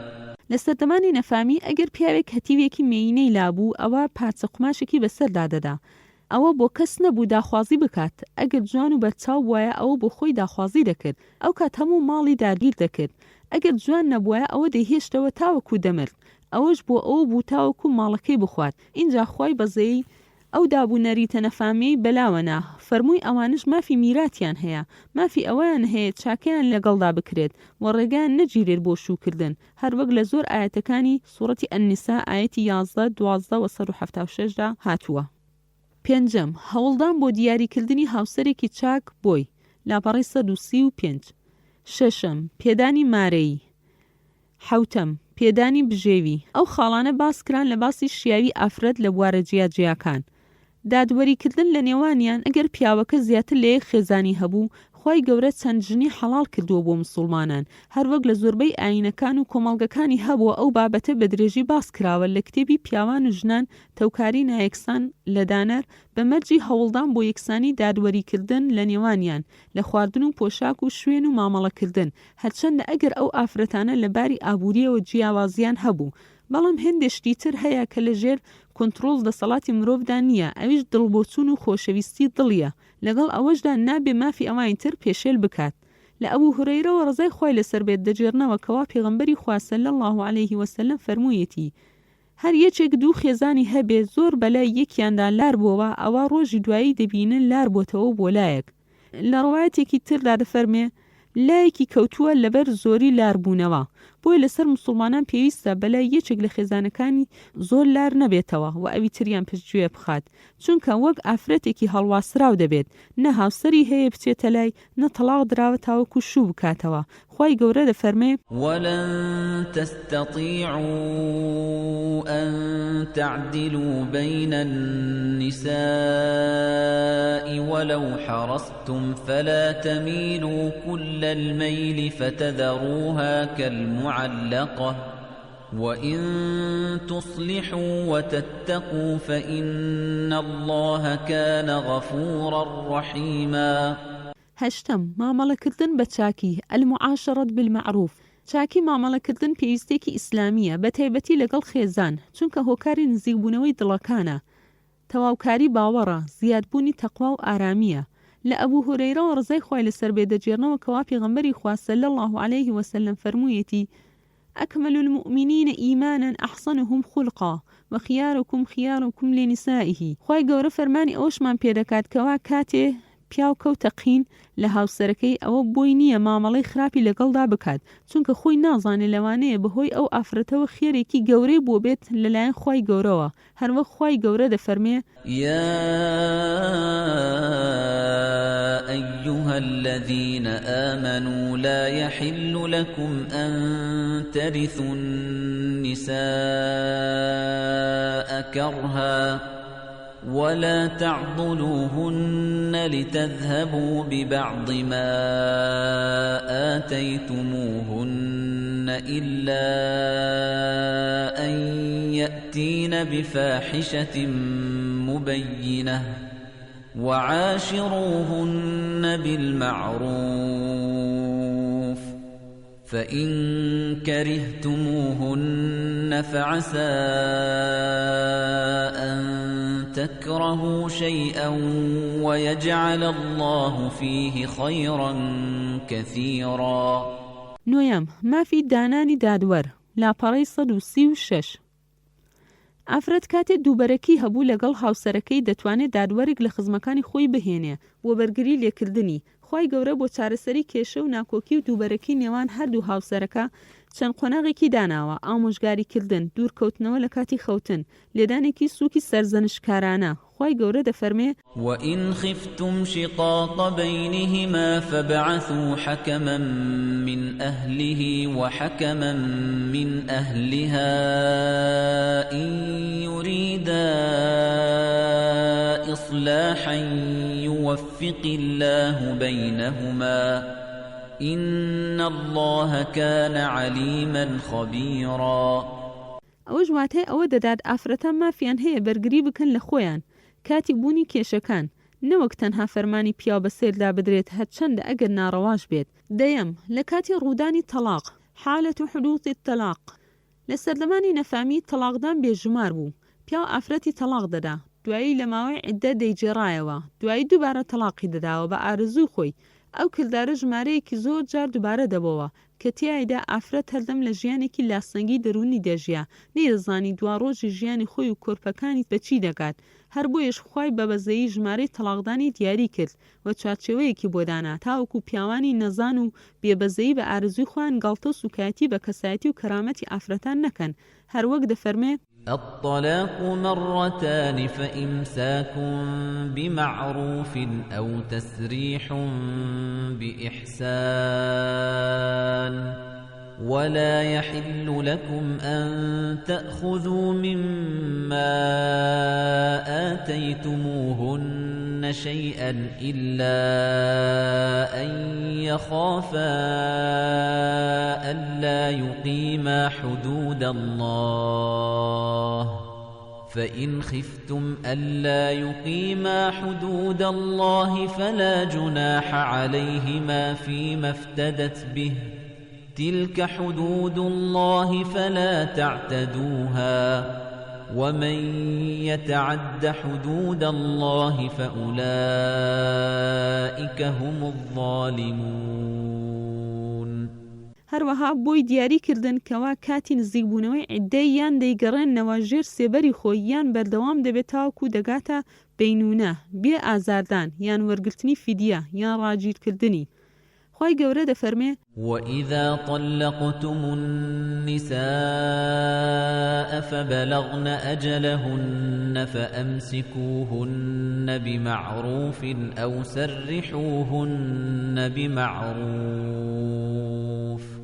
ولا تمسكوهن ضرارا لتعتدوا ومن يفعل ذلك فقد ظلم نفسه ولا تتخذوا آيات الله هزوا واذكروا نعمة الله عليكم وما أنزل عليكم من الكتاب والحكمة يعظكم به واتقوا الله واعلموا أن الله بكل شيء عليم خوای گەورە دەفەرمێ وإذا طلقتم النساء فبلغن أجلهن فلا تعضلوهن أن ينكحن أزواجهن إذا تراضوا بينهم بالمعروف ذلك يوعظ به من كان منكم يؤمن بالله واليوم الآخر ذلكم أزكى لكم وأطهر والله يعلم وأنتم لا تعلمون 11 پاش لێکدابڕان مافی پێدەدرێت بعد الانفصال تأخذ حقها لاپەڕەی 137 کاتێ پەیوەندی نێوان هەردوو هاوسەر گەیشتە ئەو ئاستەی کەوان نەتوان پێکەوژیان بەسەربەرن ئەوە چارەسەر نییە تەنها دەست لێکبەردان نەبێت ئەوە لەو کاتەیش ئافرەت ئەو مارەیەی بۆی بڕاوەتەوە وەری دەگرێ هەرچەندە بڕێکی زۆریش بێت ئەوەی بڕێک لەو مارەیە بجێڕێتەوە ئەوە ناڕەواییە و تاوانە و بوختانە خی گەورە دەفەرمێ وَإِنْ أَرَدْتُمُ اسْتِبْدَالَ زَوْجٍ مَكَانَ زَوْجٍ وَآتَيْتُمْ إِحْدَاهُنَّ قِنطَارًا فَلَا تَأْخُذُوا مِنْهُ شَيْئًا أَتَأْخُذُونَهُ بُهْتَانًا وَإِثْمًا مُبِينًا 12 کاتی شیرپێدان بژێوی و پۆشاکی لەسەر باوکی منداڵەکەیە چونکە منداڵ پێویستی بە شیر خواردن هەیە بۆ ماوەی 2 ساڵ ئەگەر لەو ماوەیە ئەو ئافرەتە تەلاق درا ئەوە ئەو دایکە بۆی هەیە بۆ ماوەی 2 ساڵ ئەو منداڵە شیر بدات تاوەکو ئەو منداڵ لەو شیرە چاکە و لە سۆزی دایکاتی بێبەش نەبێت لەلایەکی ترەوە لەسەر باوکی منداڵەکە پێویستە بژێوی و پۆشاکی ئەو ئافرەتە دابین بکات لەو ماوەیە ئەو هاوکاریەش لە نێوان ئەو دوو هاوسەرە بۆ بەرژەوەندی منداڵەکەیە خی گەورە دەفەرمێ والوالدات يرضعن أولادهن حولين كاملين لمن أراد أن يتم الرضاعة وعلى المولود له رزقهن وكسوتهن بالمعروف لا تكلف نفس إلا وسعها لا تضار والدة بولدها ولا مولود له بولده وعلى الوارث مثل ذلك فإن أرادا فصالا عن تراض منهما وتشاور فلا جناح عليهما وإن أردتم أن تسترضعوا أولادكم فلا جناح عليكم إذا سلمتم ما آتيتم بالمعروف واتقوا الله واعلموا أن الله بما تعملون بصير 13 پاش کۆچی دوایی هاوسەر ئافرەت مافی خۆی هەیە لاپەڕەی 138 لە سەردەمی نەفامی دوای مردنی پیا و خێزانەکەی لەبارێکی زۆر ناخۆش دەژیا چونکە زۆربەی جار بێبەش دەکرا لە میرات لەلایەن پیاوە ڕێگەی پێ نەدەدرا و نەیدەتوانی شوو بکاتەوە تاوەکو سامانەکەی بخوات بەڵام لە ئاینی ئیسلام پاش مردنی هاوسەر ئافرەت دەتوانێت بە ئارەزوی خۆی شوو بکاتەوە بۆ کەسیش نییە لە بەشە میرات بێبەشی بکات خی گەورە دەفەرمێ يا أيها الذين آمنوا لا يحل لكم أن ترثوا النساء كرها ولا تعضلوهن لتذهبوا ببعض ما آتيتموهن إلا أن يأتين بفاحشة مبينة وعاشروهن بالمعروف فإن كرهتموهن فعسى أن تكرهوا شيئا ويجعل الله فيه خيرا كثيرا خی گەورە دەفەرمێ والذين يتوفون منكم ويذرون أزواجا يتربصن بأنفسهن 4 أشهر وعشرا فإذا بلغن أجلهن فلا جناح عليكم فيما فعلن في أنفسهن بالمعروف والله بما تعملون خبير. بەڕگەی دووەم قۆناغی دوای شوکردن دایکایەتی لاپەڕەی 139 یەکەم چاکەکردن لەگەڵ دایک و باوک ئەلئیحسان إلى الوالدین. خی گەورە بەندایەتی ئادەمیزاد پێیوەست کردووە بە چاکەکردن و ڕێزگرتنی دایک و باوک لەبەر بەرزی ئەو دوو کەسایەتیە. خی گەورە لەسەر منداڵەکانی واجب کردووە کەوا باش و چاک بن لەگەڵ دایک و باوکیان. خی گەورە دەفەرمێ وقضى ربك ألا تعبدوا إلا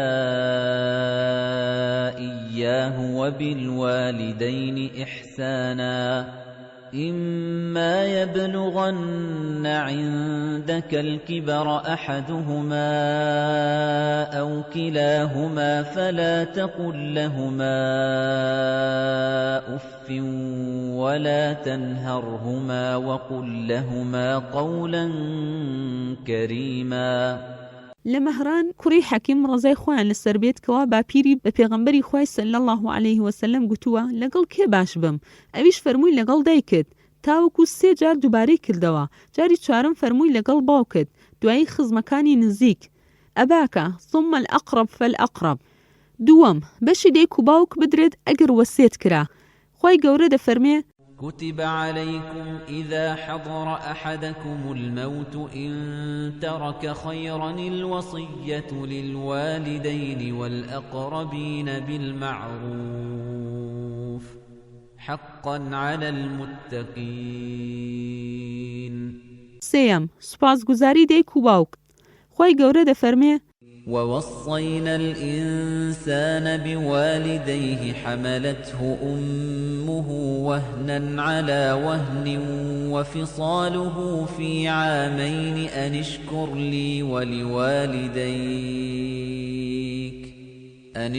لي ولوالديك إلي المصير. ئەو ئاەتانە ئاراستەمان دەکەن و فەرمانمان پێدەکەن کەوا سوپاسی دایک و باوکان بکەین، مامەڵەی جوان بە شێوەیەکی جوان گوزەرانیان لەگەڵ بکەین هەرچەندە ئەگەر بێباوەڕیش بوون. لە ئەسمای کچی ئیمامی ئەبیبەکر ڕەزای خوای لەسەر بێت دەجێرنەوە دەڵێ دایکم هاتە مەدینە بۆ لام لەو کات بێباوەڕ بوو. منیش چوومە لای پێغەمبەری خوا صلی الله عليه وسلم وتم دایکم هاتووەتە مەدینە ئایا دەتوانم بچم بۆ لای؟ ئەویش فەرمووی بەڵێ ڕەحم و بەزەیی بگەێنە. نعم سەلی ئومک. 4م سزا بۆ ئەوانەی خراپن لەگەڵ دایک و باوک التەرهیب في عقوق الوالدین. لە مغیرەی کوڕی شوعبە ڕەزای خوایان لەسەر بێت دەجێرنەوە کەوا پێغەمبەری خوا صلی الله عليه وسلم فەرموویەتی خی گەورە ئازاردان و جۆرایەڵ نەبوون بۆ دایک و باوکی حرام کردووە. دەستواڵاکردن و دەستگرتنەوە زیندە بەچاڵی منداڵی بۆی ناپەسەند کردوون. زۆر گوتن زۆر پرسیارکردن بە فێڕۆدانی سامان. لە عەبدوڕەحمان کوڕی بەکرا ڕەزای خوایان لەسەر بێت دەجێرنەوە کەوا پێغەمبەری خوا صلی الله عليه وسلم فەرموویەتی ئایا پێتان بڵێم گەورەترین گوناه چییە؟ ئەلا ئونەبئوکم بئەکبەر الکەبائر. گوتمان بەڵێ ئەی پێغەمبەری خوا صلی الله عليه وسلم. ئەویش فەرمووی هاوبەش پەیداکردن بۆ خوددا، خراپ هەڵسوکەوتکردن لەگەڵ دایک و باوک، ئەلا تشرک بالله وعقوق الوالدین. 5م بژێوی دابینکردن بۆ دایک و باوک النەفەقەة للوالدین. هۆکارێکە بۆ هاوکاری و پاڵپشتکردن و دەستباریگرتنی یەکتری، هۆکاری پاکردنەوەی دڵ و دەروونە، پتەوکردنی پەیوەندی نێوان ئەندامانی خێزان و کۆمەڵگەیە. هەروەک خوای گەورە دەفەرمێ کەوا نزیکترین کەس بە هاوکاری و بژێوی دابینکردن دایک و باوکە. سوورەی ئەلبەقەرە ئایەتی 215. 6م بەشەمیرات بۆ دایک و باوک المیراث للوالدین. خوای گەورە دایک و باوکی بێبەش نەکردووە لە میراتی منداڵەکانی یان براو خوشکی هەر وەک لە ئاەتەکانی سوورەی ئەنیسادا هاتووە. ئەنیسا ئاەتی 11 12 176. ئەو هەموو مافانەی باسمان کردن کەوا ئافرەتان تیایدا بەشدارن لە هەموو تەمەنەکانی ژیانی بێجیاوازی وەما ڕوون دەبێتەوە و دەگەێنێ ئەو باوەڕەی کەوا خوای گەورە بە شریعەتی ئیسلام دەستی ئافرەتی گرتووە و بەرزی کردوێتەوە و دەری هێناوە لە ژیانێکی ناخۆش و سەخت و تاریک، هەروەها لە دوا ڕۆژێکی نادیار بۆ ئاسۆیەکی ڕووناک، لە بێبەشی سامان و خەرجی بۆ خاوەنی میرات و بژێوی و کار و کاسبی حەڵاڵ و گونجاو، لە زیندە بەچاڵی بۆ هاوشانبوون لەگەڵ پیا و لە مرۆڤایەتی، لە خزمەتکارێکی بێنەوازە بۆ خزمەتکردن و ژیان دابین کراو. لە نەبوونی شیاوی و کەسایەتی بۆ بوونێک وە کەسایەتێکی سربەخۆ، لە تاریکی نەفامی بۆ ڕووناکی ئیسلام. لە کۆتاییدا باسی سێ ڕووداو دەکەین کە لە سەردەمانی زوو ڕوویداوە، ئەو سەردەمانی کە مسلمانان خاوەن بەرنامە بوون، پابەند بوون بە بەرنامەکانی قورئان کە تێیدا زۆر بەڕوونی بۆمان دیار دەخات چۆن مسلمانان ڕێزی ئافرەتیان گرتووە. ئەو هاوارەی ئافرەتێکی مسلمان کردی وای لە سەرکردە باوەڕدارەکان کرد سوپایەک ئامادە بکەنەوە بەدەم بانگەوازی و ئافرەتە بچن، وانەیەکی ئاواش بدەن بە دوژمن کە تا چەندەها سەدە نەتوانن نەک سوکایەتی بە ئافرەتی مسلمان بکەن، بەڵکو نەتوان هەر تەماشایان بکەن یان ناویان بە خراپە ببەن. ئەو غیرەتەی مسلمانان نواندیان لەو ڕووداوانە بریتیە لە فیترەی خۆرسکی هەموو ئادەمیزادێکی پاک، هەروەها سروشتی هەموو نەفسێکی ئازاد و بەرز، هەروەها بریتیە لە بنچینەکانی ڕەوش لە ئیسلامدا. لەو ڕووداوانەدا جوانترین لاپەڕەی مێژووی ئومەتەکەمان دەبینین کەوا چۆن مسلمانان بەرگری دەکەن لە ئابڕوو کەرامەتی ئافرەتان، دایک و خوشک و کچ و پور، هەروەها چۆن مافەکانیان دابین دەکەن. یەکەم، ئافرەتێکی مسلمان لە بازاڕی مەدینە چۆ لای زێڕینگەرێکی جوولەکە، ئەویش ویستی دموچای خۆی بۆ دەربخات. ئافرەت مسلمانەکەش ئەو کارەی نەکرد. پاشان جوولەکەکە سەرپۆشی ئافرەتەکەی لە دواوە بەستا، کاتی هەستاوە سەرپۆشەکەی کەوتە خوارەوە. ئەوانەی لەوێ بوون کەوتنە پێکەین و گاڵتە پێکردنی. لەو کاتە ئافرەتەکە هاواری کرد و مسلمانان بەدەم هاوارەکەیەوە هاتن و جوولەکەکەیان کوشت. دوایی جوولەکەیەکی زۆر لە بەنی قەینوقا کۆبوونەوە پیاوە مسلمانەکەیان کوشت. لە کۆتاییدا ژمارەیەکی زۆر لە هەردوولا کۆبوونەوە لە شوێنەکە، تاوای لە هەر مسلمانەکان جوولەکەکانیان گەمارۆدا. دوایی پێکاتن لەسەر ئەوەی کەوا جوولەکەکان شاری مەدینە جێبهێڵن و بچنە سنوورەکانی شام. دووەم، لە ساڵی 223 زاینی پاشای ڕۆمەکان تەسفیل کوڕی میخائیل هێرشێکی کرد لەسەر خەڵکی مالێتیە، ژمارەیەکی زۆر لە پیا و ژن و منداڵی کوشت، هەروەها ژمارەیەکی لە پیا و ئافرەتی بەدیلگر، هەندێکی لەو دیلانەش کوشت. دوایی دەستی کرد بە دەرهێنانی چاو، بڕینی گوێچکە و لوتی ژمارەیەکی تر. کاتی خەلیفە معتەسەم هەواڵی بە دیرگیرانی ئەو ئافرەتانەی بیست، لە کۆشکی خلافەت بە هەموو دەنگیەوە هاواری کرد، وەگوتی هەر ئێستا سوپان بۆ ئامادەکەن، خۆم سەرکردەی هێرشی تۆڵە دەکەم. بانگی قازی و هێندێ لە پیاو ماقفوڵانی کرد، وەک شاهید وەگوتی سێیەکی ماڵ و سامانم بکەنە سەدەقا، سێیەکی دووەم بۆ منداڵەکانم، ئەوی تریش بۆ خزمەتکار و دەست و پەیوەندەکانم. کاتە دەنگ و باسی بە دیرگیرانی ئەو ئافرەتانە بڵاو بۆ لەناو مسلمانان، غیرەتی ئیسلامەتیان جوڵا بۆ ڕزگارکردنی ئەو دیلانە. بەمە ژمارەیەکی زۆر لە جەنگاوەران بەشداریان کرد و سوپای ڕۆمیان تێکشکان و ئافرەتەکانیان لە بەندیخانە دەرهێنا و جوانترین وانەی بەرگریکردن لە کەرامەت و ئابڕووی ئافرەت نیشانی هەمووی جیهاندرا. سێم، لە سەدەی شەشەمی کۆچی و لە ساڵی 564 کۆچی خاچپەرستان هێندێک لە خاکی میسریان داگیر کرد، پاش ئەوەی وەزیری فاتمیەکان کە ناوی شاوەر بوو خیانەتی لە خەلیفەی خۆیان ئازێت کرد و هاوکاری خاچپەرستانی کرد بۆ هاتنە ناو خاکی ئیسلام. پاشان خەلیفەی فاتمیەکان لە قاهیرا هەستی بەوە کرد کەوا داگیرکەران نیازیانە زیاتر بێنە ناوەوەی میسر و هەمووی داگیر بکەن. بیری کردەوە کەوا نامەیەک بنێرێ بۆ والی شام نورودین ئەزەنکی، بەڵام چۆن ئەو کارە بکات زۆر دوودڵ بوو، چونکە والی شام دان نانێ بە خلافەتی فاتمیەکان لە میسر، بەڵکو دان دەنێ بە خلافەتی عەباسیەکان لە بەغدا. لەو کات بیری کردەوە کەوا پادشەیەک لە قژی کچە تاقانەکەی بنێرێ بۆ نورودین لەگەڵ نامەیەک، ئەوەش ئەو واتایە دەبەخشێ کەوا هاناتان بۆ دەبین و ئافرەتەکانمان لە دەست خاچپەرستان ڕزگار بکەن. ئەو نامەیە کاریگەریکی زۆری هەبوو لەسەر دڵی نورودین و هەموو ئەو ناکۆکی و دووبەرەکەی پێشتر هەبوو لە نێوان شام و میسر لە یادی چوو. سوپایەکی ئامادە کرد بە سەرۆکایەتی شێری ئاین شێرکۆی ئەیوبی بە هاوڕێیەتی سەلاحەددینی برازای و ناردنی بۆ میسر بە زووترین کات. لێرەوە بۆمان دەردەکەوێت کەوا چۆن پارچەیەک لە قژی ئافرەتێکی مسلمان چەند کاریگەر و سوودی هەبوو، چەند بەڕێز و بەنرخ بوو لەلایەن ئەوانەی نرخی ڕاستەقینەی ئافرەتیان لابوو. کاریگەری کرد لەسەر دڵ و هۆش و غیرەتی بەهێزترین و گەورەترین والی ئەو کاتی شام، سوپای هاوکاری نارد. پاشمانەوەی سەلاحەددین لە میسر خەلیفەی فاتمی نەخۆشکەوت و فەرمانڕەوایی میسری بەخشی بە سەلاحەددین لەبەر دەستپاکی و ئازایەتی و توانای بەرزی سەربازی و ڕامیاری. ئەو ڕووداوەش بووە هۆی گۆڕینی مێژوو جوغرافیای ناوچەکە، چونکە دوای مردنی نورودین شام و میسر یەکیان گرتەوە. دوای یەکگرتنەوەی ئەو دوو ویلایەتە ئیسلامیە توانیان سوپایەکی یەکپارچە پێک بهێنن و خاچپەرستان لە هەموو شارەکانی شام و دوایی لە قودسی پیرۆزیش وەدەرنێن. پاشەکانی فەڕەنسا و ئەڵمانیا و ئینگلترا بە سەرشۆڕی بنێرنەوە وڵاتی خۆیان، پاش بەدیلگرتنی ژمارەیەکی زۆریان و ئازادکردنیان لەلایەن گەورەترین پاڵەوانی گۆڕەپانی شەڕ و پاڵەوانەی پیاوەتی و سەبر و ئارامی و غیرەتی ئیسلامی. بەشی شەشەم، دوو بابەتی گرنگی پەیوەست بە ئازادی ئافرەتانەوە.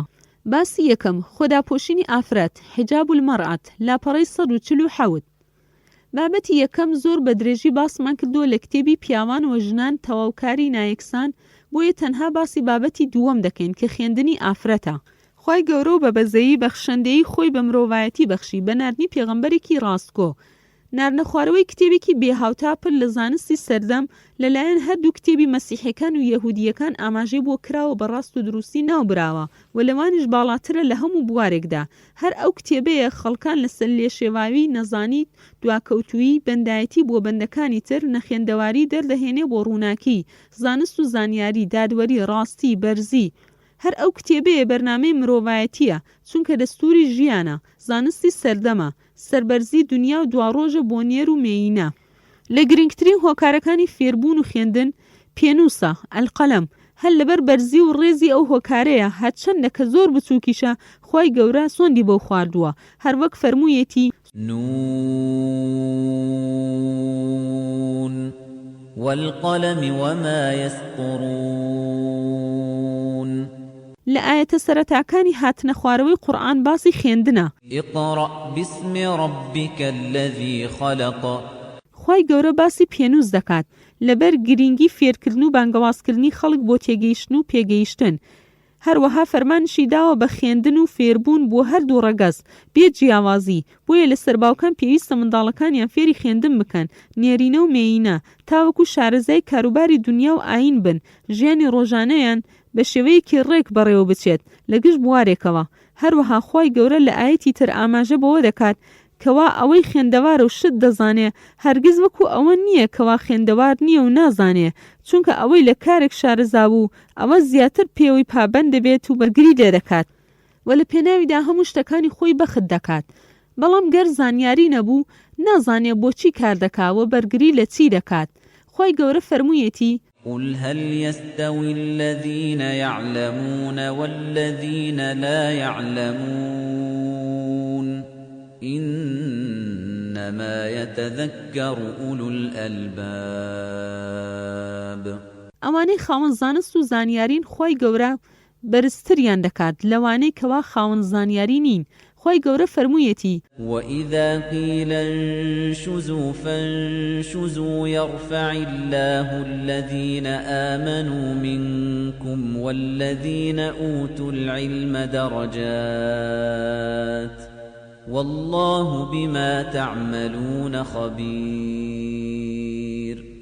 لەلایەکی ترەوە پێغەمبەری پێشەوا سەلی الله عەلەیه وسەلەم فەرمانی کردووە بە موسڵمانان هەردوو ڕەگەز کەوا هەوڵی فێربوونی زانست بدەن هەروەک لە ئەنەسی کوڕی مالیک ڕزای خۆیان لەسەر بێ دەجێرنەوە کە پێغەمبەری خوا سەلی الله عەلەیه وسەلەم فەرموویەتی طلب العلم فريضة على كل مسلم. هەروەها پێغەمبەری پێشەوا سەلی الله عەلەیه وسەلەم فێربوونی زانستی پێوەست کردووە بە چوونە بەهەشتەوە لە ئەبوو هورەیرەوە ڕزای خوای لەسەر بێ دەجێرنەوە کە پێغەمبەری خوا سەلی الله عەلەیه وسەلەم فەرموویەتی ومن سلك طريقا يطلب فيه علما سهل الله له به طريقا إلى الجنة. لم عاویە و دەجێرنەوە ڕزای خوای لەسەر بێ کە پێغەمبەری خوا سەلی الله عەلەیه وسەلەم فەرموویەتی من يريد الله به خيرا يفقهه في الدين. لە ئەبوو سەعیدی خودری ڕزای خۆیان لەسەر بێ دەجێرنەوە ڕۆژێک ئافرەتان هاتنە لای پێغەمبەری خوا سەلی الله عەلەیه وسەلەم وتیان پیاوان لە ئێمەیان بردوتەوە چونکە لای بەڕێستانن و هەموو شتێک فێر دەبن ئێمەش دوورین لە ئێوە بۆیە دەمانەوێت ڕۆژێکمان بۆ دابنیت بۆ فێربوون. پێغەمبەری خوش ڕۆژێکی بۆ دانان و ئامۆژگاری زۆری کردن. ئەو فەرمودەیەش مانای ئەوەیە کەوا ئافرەتانی سەردەمی هەڵاتنی خۆری ئیسلام زۆر بەپەرۆش بوون بۆ فێربوون بربەرەکانی پیاوانیان دەکرد لە فێربوون و گوێگرتن لە ئامۆژگاری. هەروەها پێغەمبەری خوا سەلی الله عەلەیه وسەلەم زۆر هانی موسڵمانانی دەدا بۆ فێربوون هەتا وەکو وەسێتی کرد کەوا بەندە و کەنیزەکانیش فێری خوێندن بکەن. هەموو شارەزایەک لە مێژوو دەزانێ بەندە و کەنیزە کە هیچ مافێکی بوون و کەسایەتیان نەبوو نەوەک مافی خوێندن و فێربوون کەواتە ئیسلام لە هەموو ئاینەکانی تر گرنگی بە خوێندن دەدات نەک تەنها مافی ئافرەتی ئازاد و کەنیزە و بەندەش بە فێربوون و خوێندن دەدات بەڵکو بە واجبی دادنێ لەسەر باوک و دایک و وەلی ئەمرەکان ئەگەر کەم تەرخەمیان کرد ئەوە تاوانبارن. لە ئەبی بەردەوە ڕزای خوای لەسەر بێت دەجێرنەوە کە پێغەمبەری خوا سەلی الله عەلەیه وسەلەم فەرموویەتی سێ کەس دوو پاداشتیان هەیە پیاوێکی خاوەن کتێبی ئاسمانی باوەڕی بە پێغەمبەری خۆیان و بە محەممەد صلی الله عليه وسلم هێنابێ. بەندەیە کە لای گەورەکەی کار دەکات مافی خۆ مافی گەورەکەی دەدات. پیاوێکە کەنیزەکێکی لایە و فێری ڕەوشت و خوێندنی دەکات، پاشان ئازادی بکات و بەشووی بدات. لە سەردەمی هاتنە خوارەوەی قورئان ئافرەتان دەچوونە کۆڕی خوێندن و فێربوون، تاوەکو ژمارەیەکی زۆر لە ئافرەتانی زانا پەیدا بوون. لە زۆر شوێنان بوونە مامۆستای پیاوان، هەروەک پێغەمبەری خوا صلی الله عليه وسلم دەربارەی عایشەی خێزانی ڕەزای خوای لەسەر بێت دەفەرمێ نیوەی ئاینتان لەو ئافرەتە سوورەیە وەربگرن. لە ئەبوو موسای ئەشعەریەوە دەجێڕنەوە ڕەزای خوای لەسەر بێت کە دەڵێ هەر بابەتێک ببوایە کێشە بۆمان پرسیارمان لە عایشێ دەکرد، ئەویش وەڵامی لابوو. هەروەها لە سەردەمی ئەمەوی عەباسی و عوسمانەکانیش ژمارەیەکی زۆر ئافرەتی ناودار هەبوون لە هەموو نەتەوەکانی ناو خەلافەتی ئیسلامی بێ هەڵاوێردان کە گەیشتبوونە پلەیەکی زۆر بەرزی زانست و زانیاری بۆ زیاتر زانیاری دەربارەی ئافرەتانی ناوداری کورد بگەڕێنەوە بۆ کتێبی المەرأة الكردية ودورها في المجتمع الكردي دانەر. هەروەها ئافرەتە ناودارەکان المرأة في عالم العربي والإسلامي عمر رزاق حالة. سەردەمانێکی زۆر تێپەڕی بەسەر خەلافەتی ئیسلامی ئافرەتان بەشدار بوون لە زۆربەی ئەو چالاکیانەی کە بۆیان گونجاوە، بە تایبەتی فێربوونی زانست و زانیاری. هەر لەو کاتانەدا موسڵمانان خاوەنی هەموو شتێک بوون و سەروەری گژنەتەوە و کۆمەلگاکانی تر بوون. خەڵکان لە شوێنی نزیک و دوور دەهاتن بۆ خوێندن و فێربوونی زانستە جیاکان لە زانکۆ قوتابخانەکانی بەغدا و قورتوبا، لە ئەندۆلۆس و زانکۆی قەیڕەوان لە تونس، دوایی لە ئەستەمبول و قاهیرە هەتا دوایی. بەڵام کاتی موسڵمانان پشتیان لە ئاین کرد بە شێوەیەکی گشتی و کەوتنە شوێن بێباوەڕان، ئەوە کەوتنە دواوەوەی کاروانی شارستانیە لە هەموو ڕوویەکەوە بێ هەڵاوێردان لە عیزەت و سەربەرزی و سەرکردایەتی دابەزین بۆ زەلیلی و سەرشۆڕی و نەفامی و دواکەوتنی زانستی. پاش ئەوەی موسڵمانان پشتیان لە ئاینی خۆیان کرد و کەوتنە شوێن بێباوەڕان و فەرهەنگی ئەوانیان وەرگرت و خستیانە شوێن بەرنامەی خوا، ئەوە خۆیان و منداڵەکانیان و ئافرەتانیان پشتگوێ خست و مافەکانیان پێشێل کرد و کەوتنە ناو بیری نەتەوەگەری و ململانی و بربەرەکانی یەکتری تاوەکو توانای یەکتریان لەناو برد و بێهێز بوون بەرامبەر بە دوژمن. اینجا دوژمنان یەکەیە کە دەستیان کرد بە داگیرکردنیان، هەروەک بینیمان لە هاندانی شەریف حوسێین بۆ دژایەتی دەوڵەتی عوسمانی بەرامبەر سربەخۆیی وڵاتە عەرەبەکان. بەڵام لە جیاتی پێدانی سربەخۆیی بینیمان چۆن لە ناو جەرگەی وڵاتانی عەرەب وڵاتیان بۆ جوولەکە دامەزدان. هەموو خێر و بەر و بوومی وڵاتانی عەرەبیشان بۆ خزمەتی خۆیان بەکاردەهێنن تاوەکو ئێستا. هەروەها بەرامبەر بە کوردەکان خیانەتیان کرد و لە پەیمانی سیڤەر کە بەندی 61-62 باسی دەوڵەتی کوردی تیابوو لە پەیمانی لۆزان ئەوەشیان بۆمان ڕەوا نەبینی و دابەشیان کرد بەسەر 4 پارچە کە تاوەکو ئەو ساتەی تێدا دەژین هەر بەو دەردەوە دەناڵێنین. بەم شێوەیە موسڵمانان مێژووی بەرزی خۆیان لەبیر کرد، بیریش ناکەنەوە جارێکی تر بۆی بگەڕێنەوە و دەستی پێوە بگرن تاوەکو سەربەرزی و کەرامەتیان بگەڕێتەوە. لە جیاتی ئەوە زۆربەی پیاوەکان کەوتنە دوای نەتەوەگەرێتی، زۆربەی زانایانیش کەوتنە شوێن سەرکردەکان و بوونە دارودەستەی ناحەق و ناڕەوایی.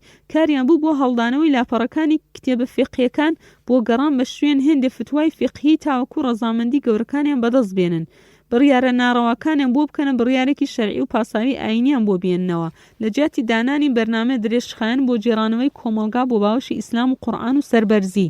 لەو واقعە تاڵ و ناخۆشەدا موسڵمانان نیوەی کۆمەلگەیان بە تەواوی پشتگوێ خست کە هاوبەش و هاوسەری پیاوە، دایکی نەوەکانی دواڕۆژە، پەروەردەکاری پاڵەوانەکانی مەیدانە.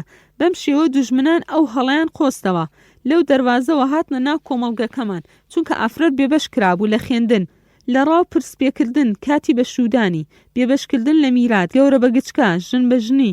لە بەرنامەی دوژمنان وایان داڕشت بوو لە بەرنامەکەیان کە ئەگەر بتوان کۆنتڕۆڵی ئێوەی کۆمەلگا بکەن کە ئافرەتە، ئەوە زۆر بە ئاسان کۆنتڕۆڵی نیوەکەی تر دەکەین، چونکە چارەگێکی کۆمەلگا منداڵە، ئەویش پەروەردەی دەستی دایکە کە ئەویش ئافرەتە.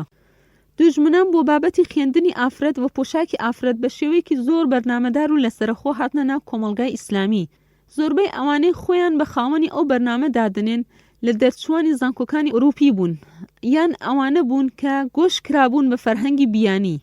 یەکەم، لە سەرەتاوە کاتێک کچەکان چوونە قوتابخانە ڕێگەیاندا بە پۆشاکی ئیسلامی بێت، نەوەک بەڕووتی. ئەوەش لەبەر دوو هۆ بوو.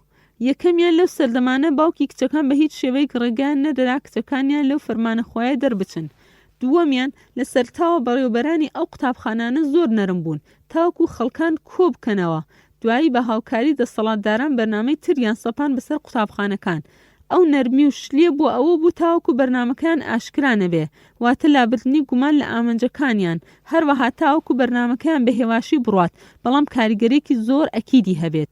مەلک حافظ لە کتێبی المەرأة فی ظلال القورئان دەڵێ چوونی کچەکان بۆ قوتابخانە و لابردنی سەرپۆش و چوون بەدەم ڕووتی و تێکەڵاویەوە بە شێوەیەکی ڕاستەوخۆ و خێرانە بوو، بەڵام زۆر درێژخایەن بوو. سەرەتا ئافرەتان دەچوونە قوتابخانە بە پۆشاکی شەرعی و نەبوونی تێکەڵاوی، دوای چەند ساڵێک بڕیاردرا کە تەنها سەرپۆشەکان لابدەن و دەموچاویان دیار بکەوێ، پاشان دیارکەوتنی قژی سەر بە کەمی تاوەکو دیارکەوتنی هەموو قژی سەر یان دانانی سەرپۆشەکی تەنک زۆربەی بۆ جوانی بوو، نەوەک بۆ خۆداپۆشینی ئاینی.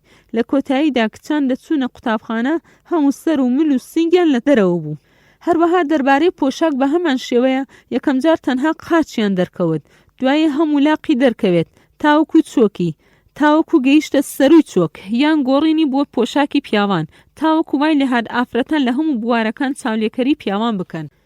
لە سەرەتا خاوەن دەسەڵات و خاوەن بەرژەوەندی و خاوەن سامانەکان بەشداری ئەو بەرنامەیان کرد، دوایی گەیشتە هەموو چینەکانی کۆمەڵگە بە ناچاری.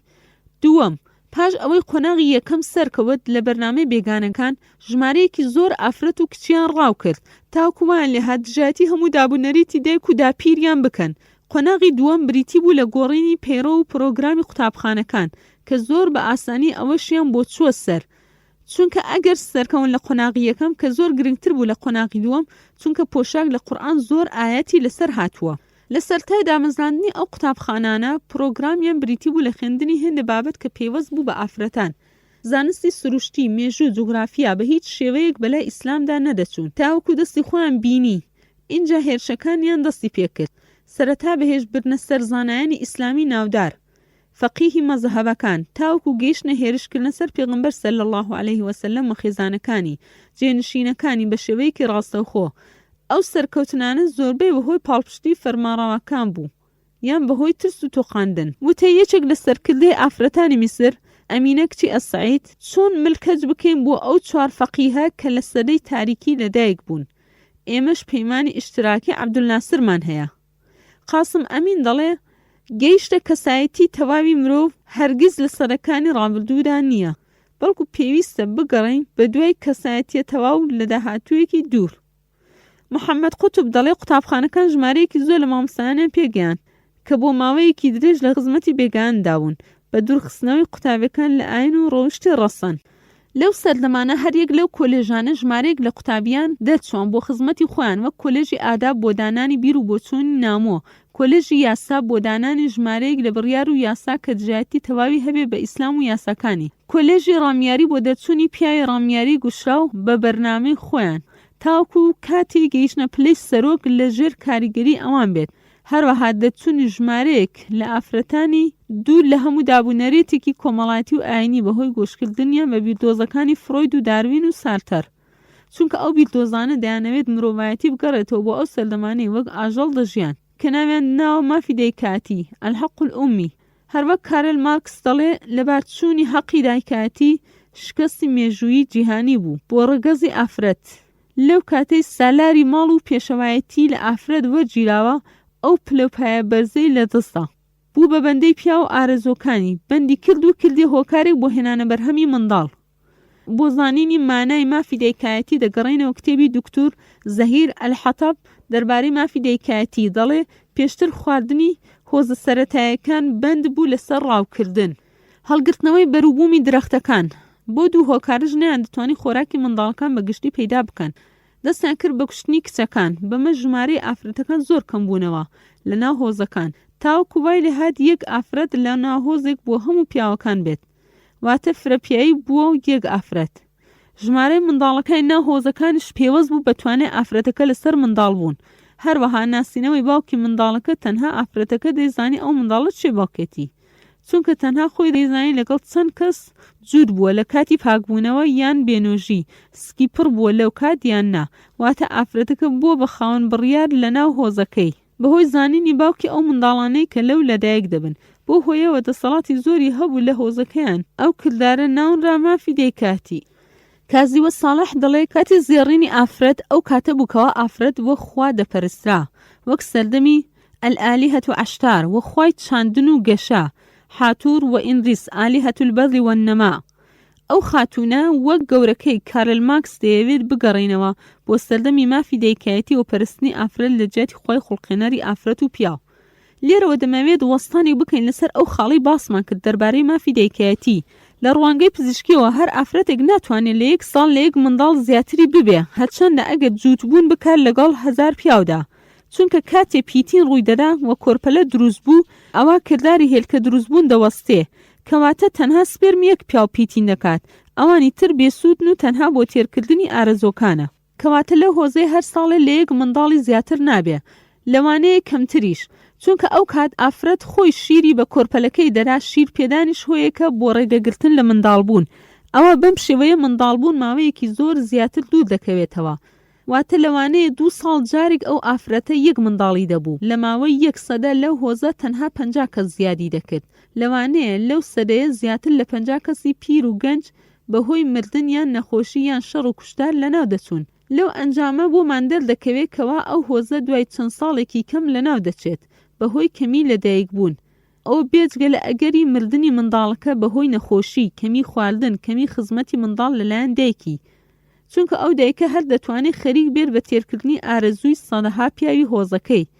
ئێمەش دەپرسین ئێوە ئەی پێشکەوت و خوازان ئایا دەتانەوێت کۆمەلگا بەرەو نەفامان و کەمبوونەوە و قڕبوون بڕوات یان بەرەو پێشەوە بڕوات و گەشە بکات گواستنەوەی نەخۆشی زۆربەی بەهۆی ئەو فرەمێردیەوە چونکە لە ڕۆژاوە هەر ئافرەتێک چەند دۆستی هەیە بۆ جووتبوونی ناشەرعی بوونی ئەو دۆستانە وا دەکات ئەگەری توشبوونی ئافرەتەکە و دۆستەکانی بە نەخۆشی زایندەکانی زۆر بکات وەک ئایدز و هەوکردنی ڤایرۆس جگەری ئەی ئەو ئافرەتەی 100 مێردی هەبێت دەبێ باری تەندروستی بۆ کوێ سەر هەڵدات ئەی پێشکەوت و خوازان ئایا دەتانەوێت کۆمەلگا لەناو نەخۆشیەکان بتلێتەوە یان دەتانەوێت لە خۆشی و تەندروستی چاک دابژیت هەروەک بەڕێستان دەزان ئەو نەخۆشیانەی بەهۆی بەدڕەوشتی سەدەی 21ەم دەگوازرێتەوە و بڵاو دەبێتەوە لەگەڵ ئەو هەموو پێشکەوتنە زانستیە چارەسەری بۆ نەدۆزاوەتەوە ئەوەی جێگەی سەرسوورمانە ئەو نەخۆشیانە بڵاو دەبنەوە بەهۆی بچووکترین بوونەوەری سەر زەوی کە ڤایرۆسەکانە ئێوەی بەڕێز بە موسڵمانان دەڵن کۆنەپەرست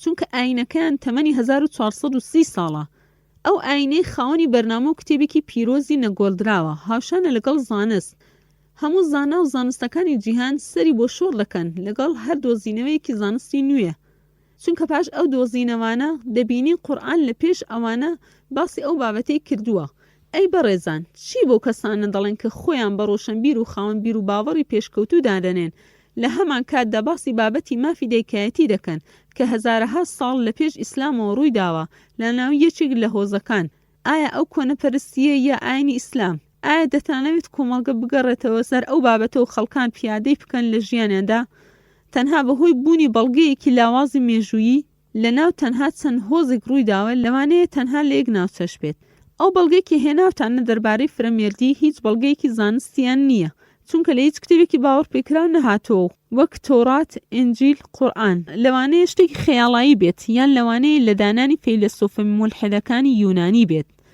زۆرم پێسەیرە کاتێ باسی بابەتی مافی دایکایەتی دەکەن بە بەرزترین لوتکەی ماف و ئازادی ئافرەتی دادەنێن ئێمەش دەپرسین ئەو ئافرەتانەی کەوا بەلای کەمی لە خزمەتی جنسی 1000 کەسدا بێت ئایا چۆن دەتوانێت لە ژیان ئاسوودە بێت و ئیستراحەت بکات ئەگەر وا گریمان بکەین لەو 100 پیاوە 50 پیاو ڕۆژانە ئارەزووی جنسی هەبێ بۆ ڕابواردن و جووتبوون ڕۆژ خۆی 24 کاتژمێرە کەواتە ئەو ئافرەتە بەلای کەمی هەر یەک کاتژمێر 2 جار جووتبوون دەکات ئایا ئەو ئافرەتە هیچ کاری تری نییە جگە لە تێرکردنی ئارەزۆکان ئایا ئەو ئافرەتە ڕۆژانە پێویستی بە خواردن نییە ئایا پێویستی بە خەو نییە ئایا ئیستراحەتی ناوێت ئایا ئەو جۆرە ماندووبوونە لوتکەی ئازادی و مافی ئافرەتە یان کوشتن و سوکایەتی بە ئافرەتە ئایا بەو جۆرە ژیانە ئافرەت دەبێتە سالاری ماڵ و کۆمەڵگا یان دەبێتە خزمەتکارێکی ماندوو شەکەر بۆ تێرکردنی ئارەزۆکانی 100 پیاو ئێوە پێتان ڕەوان نییە پیاو دوو ژن بهێنێت چونکە لای ئێوە سوکایەتی بە ئافرەت و پێشێلکردنی ژیان ئازادیەکەیەتی هەرچەندە لەوانەیە ژنی دووەم هاوکاری ژنی یەکترین بکات لە کاری ماڵ و منداڵ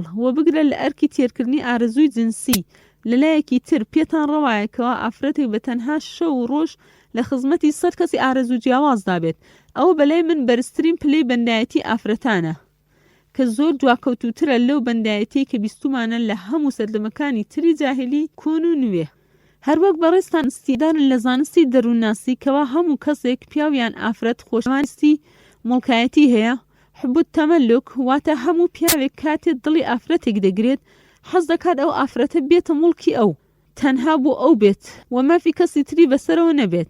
ئافرەتیش بە هەمان شێوە حەز ناکات کەسی تر هاوسەرەکەی لەو داگیر بکات بە یەکجاری. جا لێرەوە مەبەستم ئەو ئافرەتە داماوەیە کاتێ بەردەوام 100 کەس دەچێتە لای ئەو ئافرەتە لەو 100 کەسە تەنها دڵی بۆ یەکیان یان دوان دەچوو، بەڵام لە دڵ و ئارەزوودا قینی لەوانی تر بوو، کەواتە بە گوێرەی بیردۆزی مافی دایکاتی ئەو ئافرەتە دەبێت جوودبوون بکات لەگەڵ ئەوانی تر هەرچەندە خۆی ئارەزوو بۆیان ناچێت وەقینی لەو کەسانەیە. ئایا ئەو پێشێلکردنی مافی ئەو ئافرەتە نییە کەوا بە زۆری زۆردار ئارەزوو بازی لەگەڵدا بکرێت؟ ئایا ئەو جۆرە مافەیە ناوتان لێناوە خوایەتی ئافرەت وەک خوای عشتار و خوای چاندن و گەشا؟ بەڵام ئێمە بیستمانە کەوا خوای نەفامەکان خزمەت دەکرا، بەڵام خوای نوێ ئێوە لە خزمەتی 100 پیاودایە شەو ڕۆژ. نازانم ئەو جۆرە مافەت چ ناوێکی بۆ بدۆزینەوە مەگەر تەنها ناوی بنێن چاواشەکردنی خەڵک یان دژایەتی هەموو مرۆڤایەتی و ئاین و ڕەوشت و دابوونەریت یان جێبەجێکردنی پرۆتۆکۆلەکان بە پێی بەرنامەی داڕێژراو لە پرۆتۆکۆلی 17 دەڵێت ئێستا نزیک بووین لەو کاتێکەوە ئاینی مەسیحی چۆک بدات و بڕوخێەوە بڕمێ بە تەواوی بەرامبەر بەرنامەکانمان. لەوانەیە ئەو ئەنجامە چەند ساڵی تری نەخایەنە. دەربارەی ئاینەکانی تر دەڵێت خەریکە ئەوانش پاشەکشە دەکەن بە بەراورد لەگەڵ سەرکەوتنەکانیان لە سەرەکانی پێشوو. ڕۆژهەڵاتناس جێب بە دڵخۆشیەوە دەڵێ قوتابخانەکانی کچان بیلبیلەی چاومانە. ئەو ڕستەیە تەنها ئەو واتایە دەبەخشێکەوە هاتنی ئەوان بۆ کۆمەڵگەی ئیسلامی وەکردنەوەی قوتابخانەکانی ئەو کات بێ ئامانج نەبوو، بەڵکو لە پشت پەردەوە شتێکی تر هەبووە. لە یەکێک لە پرۆتۆلەکاندا هاتووە کە دەربارەی خوێندن و ڕەوشت بۆ جێبەجێکردنی بنەماکانی بەرنامەکان و گواستنەوەی ئەو بنەمایانە بۆ ناو ئەو گەلەی کاری لەسەر دەکەین پێویستە زۆر بە وردی مامەڵە لەگەڵ خوڕەوشتی ئەو گەلە بکرێت. ئەوە دەتوانین بەرنامەی خوێندنی ئەو گەلە بۆ بەرژەوەندی خۆی ساز بدەین. بەمەش ناگاتە 10 ساڵ دەبینی ڕەوشتی کۆمەڵایەتی ئەو گەلە زۆر گۆڕاوە، هەرچەندە ئەگەر ئەو گەلە زۆر سەرسەخت و بەرگریکەر بن لە کۆتاییدا گەلێکی تر بۆ ژمارەی ئەو گەلانەی تر زیاد دەکەین کەوا لە ژێر دەسەڵاتی خۆمانن. دەربارەی زانکۆکان و چۆنێتی خوێندن لە پرۆتۆکۆلی 16 داهاتووە تاوەکو بتوانین هەموو ئەو هێزانە لەناو ببین، ئەو هێزانەی کە هەوڵ دەدەن بیری گونجاو بڵاو بکەنەوە هاوکاری و پاڵپشتی کۆمەڵایەتی خەڵک دەکەن. سەرەتا ئەمەش دێتە ئەنجام بە هەڵوەشانەوەی بازنەی یەکەمی ئەو هێزە، ئەویش زانکۆکانە. باشترین ڕێگەش بۆ ئەو هەڵوەشانەوە بریتێ لە گۆڕینی پرۆگرام و بەرنامەی خوێندن، بەرگریکردن لە پێشکەوتن و نوێکاری خوێندن، هەوڵدان بۆ بەکارهێنانی مامۆستاکانی زانکۆ و فەرمانبەران بۆ پێڕەوکردنی بەرنامەکانی خۆمان بە پێی نەخشەیەکی نەهێنی داڕێژراو بە شێوەیە کەسیان نەتوانێت بەموو لیان لا بدات. سێەم، ڕای هێندە لە زانایان دەربارەی خوێندنی ئافرەت. لاپەڕەی 106 دەبینین وڵاتانی بەناو ئیسلامی کە بە شوێن پێی بێباوەڕان کەوتون لە هەموو شتێکدا تەنها لە پێشکەوتنی زانستیدا نەبێت، هەروەک پێغەمبەری خوا صلی الله علیه وسلم دەفەرمێ شوێنکەوتەی ئەوانەی پێشخۆتان دەبن، بست بە بست، باڵ بە باڵ، تاوەکو ئەگەر چوونە ناوکونی جلجمشک ئێوەش تێیدا دەچن. گوتمان ئەی پێغەمبەری خوا صلی الله علیه وسلم مەبەستت فەلەو جوولەکەیە؟ فەرمووی ئەی کەسی تر هەیە؟ پاش ئەو هەموو شوێنکەوتن و چاولێکەری وڵاتانی ئیسلامی کردیان بۆ بەرنامە و فەرهەنگی ڕۆژاوا ئایا گەیشتن بە هەمان ئاسی زانستی تەکنۆلۆژیای کە ئەوان پێگەیشتون؟ نەخێر، پێی نەگەیشتون و پێش ناگەن بە هەمان ئاست، چونکە تەنها تەکنۆلۆژی شتە خراپەکانیان پێشکەش کردوون لە جیاتی زانست و زانیاری. نازانم ئەی ئەو هەموو پاڕانەوە و شوێنکەوتنیان لێچی؟ هەرچەندە زۆربەی زانایانی ڕۆژاوە ئاماژە بەوە دەکەن کەوا قورئان پێشکەوتوترین کتێبی زانستە جۆراجۆرەکانە، بەڵام بەداخەوە سەرکردەکانی وڵاتانی ئیسلامی ڕۆژێک بیریان لەوە نەکردوێتەوە کەوا بگەڕێنەوە سەر ئاینی خۆیان تاوەکو ئەو مێژووە سەربەرز و پێشکەوتوی پێشینیان دووبارە بکەنەوە. نووسەری ئیرلەندی بێرنارد شۆ دەڵێ ئاینی محەممەد صلی الله علیه وسلم جێگەی ڕێزە، چونکە زیندوو سەرسوڕهێنەرە، تاکە ئاینە لەگەڵ هەموو کات و شوێنێک گونجاوە. بۆیە دەبینم کەوا محەممەد صلی الله علیه وسلم ڕزگارکەری مرۆڤایەتیە. ئەگەر پیاوێکی وەک ئەو سەرکردەی وڵاتانی جیهانی سێم بکات، ئەوە هەموو کێشەکانیان چارەسەر دەکات. پرۆفسۆر ئەلێکسیس کاریل دەربارەی خوێندنی کچەکانی قوتابخانە دەڵێ یاسا و بەرنامەی قوتابخانەکان بە تایبەتی ئەوانەی پێوەستە بە ئافرەتان، هاوسەرەتی و تەلاق پێویستە زیاتر ڕەچاوی بەرژەوەندی منداڵەکان و نەوەکان بکات. هەروەها پێویستە ئافرەتان زانست و زانیاریی تایبەتی فێر بکرێن. ئەوەش تەنها بۆ ئەوە نییە ببنە پزیشک و ئەندازیار و پارێزەر، بەڵکو تاوەکو بتوان منداڵەکانیان زۆر بە جوانی پەروەردە بکەن و ببنە تاکێکی بەسوود لە کۆمەڵگا. دووبارەی گرنگی بە پەروەردەی منداڵ دەدات و دەڵێ زۆرم پێسەیرەکەوە بەرنامەی خوێندنی ئافرەتان هیچ بابەتێکی وای تێدا نییە پێوەست بێت بە لێکۆڵینەوە لەسەر سیفەتە فیسیۆلۆژی و دەرونیەکانی منداڵ و گەنجەکان. پێویستە ئافرەتان بگەڕێنەوە بۆ کاری سروشتی خۆیان کە تەنها کارکردن نییە، بەڵکو پەروەردە و چاودێری منداڵەکانە. ئێمە وەک موسڵمان خۆمان بە خاوەنی خوێندن و فێربوونی زانست دادەنین، چونکە خی گەورە و پێغەمبەرمان فەرمانی پێکردوین و پێویستمان بە تەوسیە خەڵکی تر ناکات. بەڵام نابێت ئەو خوێندنە بێتە هۆی لە دەستدانی بنەماکانی تری ئیسلام لە بواری پۆشاک و ڕەوشت و دابوونەریت و کەلتور و فەرهەنگمان، چونکە وەرگرتنی شتێک و لە دەستدانی شتێکی تری گرنگ واتای ناتێگەیشتن و دووریە لە واقع و خەسارەتمەندیە. لەگەڵ ئەو هەموو هەوڵەی درا لەو 2 سەدەی دوایی بۆ شێواندنی کۆمەڵگەی ئیسلامی و فریودانی ئافرەتان و پابەندبوونیان بە فەرهەنگی بێگانە، دەبینی موسڵمانەکان بە هەردوو ڕەگەزەوە لە پێشەنگی دەرچوانی زۆر لە قوتابخانە و زانکۆکانن، لە خەڵکانی تر زیاتر هەست بە لێپرسراویەتی دەکەن و لە خەڵکانی تر زۆر زیاتر خزمەت دەکەن لە فەرمانگەکان. دەستگرتنیان بە بەرنامەی ئیسلام هەردەم هەندەر بووە بۆ زیاتر فێربوون و چوونە پێشەوە، هەرگیز بربەست نەبووە لەبەر پێشکەوتنی زانستی هەروەک ناحەزان بانگشەی بۆ دەکەن. خی گەورە دەفەرمێ ئەگەر باوەڕتان پتەو بێ و لە خواترز بن، ئەوە فێڵ و تەڵەکەبازی دوژمنان زیانتان پێناگەێنێ. سوورەی ئالی عیمران ئایەتی 120. لە کۆتاییدا داواکارم سوودمەند بن لەو بابەتە مێژوویی کە بۆم باس کردوون. خی گەورەش لە تەرازوی خێر بۆمان بنووسێ و ئاخر دەعوانا ئەن الحەمد لله رب العالمین.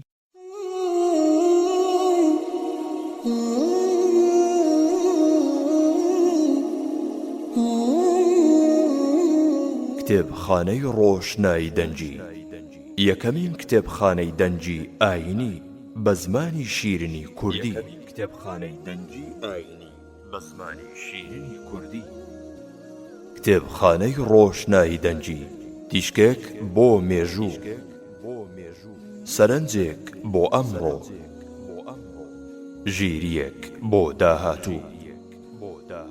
کتێبخانەی ڕۆشنایی دەنجی، ڕۆشناییەک لە پەڕاوە ڕاستیەکان بەرەو دڵە شەکەت و ماندووەکان. ڕۆشنایی دەنجی، زەنجێک بۆ بێداری، خۆراکێک بۆ مێشک. ڕۆشنایی دەنجی. بۆ گەاندنی ڕەخنە و پێشنیارەکانتان بۆ دەستکەوتنی کتێبەکانی کتێبخانەی ڕۆشنایی دەنجی پەیوەندی بکەن بە ژمارە تەلەفۆنەکانی کۆڕک 075 442 0872 زین 072 442 0872. بەڕێوەبەری کتێبخانەی ڕۆشنایی دەنجی هاوکار محەممەد. ڕۆشنایی دەنجی 35 2017 بەرامبەر بە 4 ڕەمەضانی 1438 کۆچی.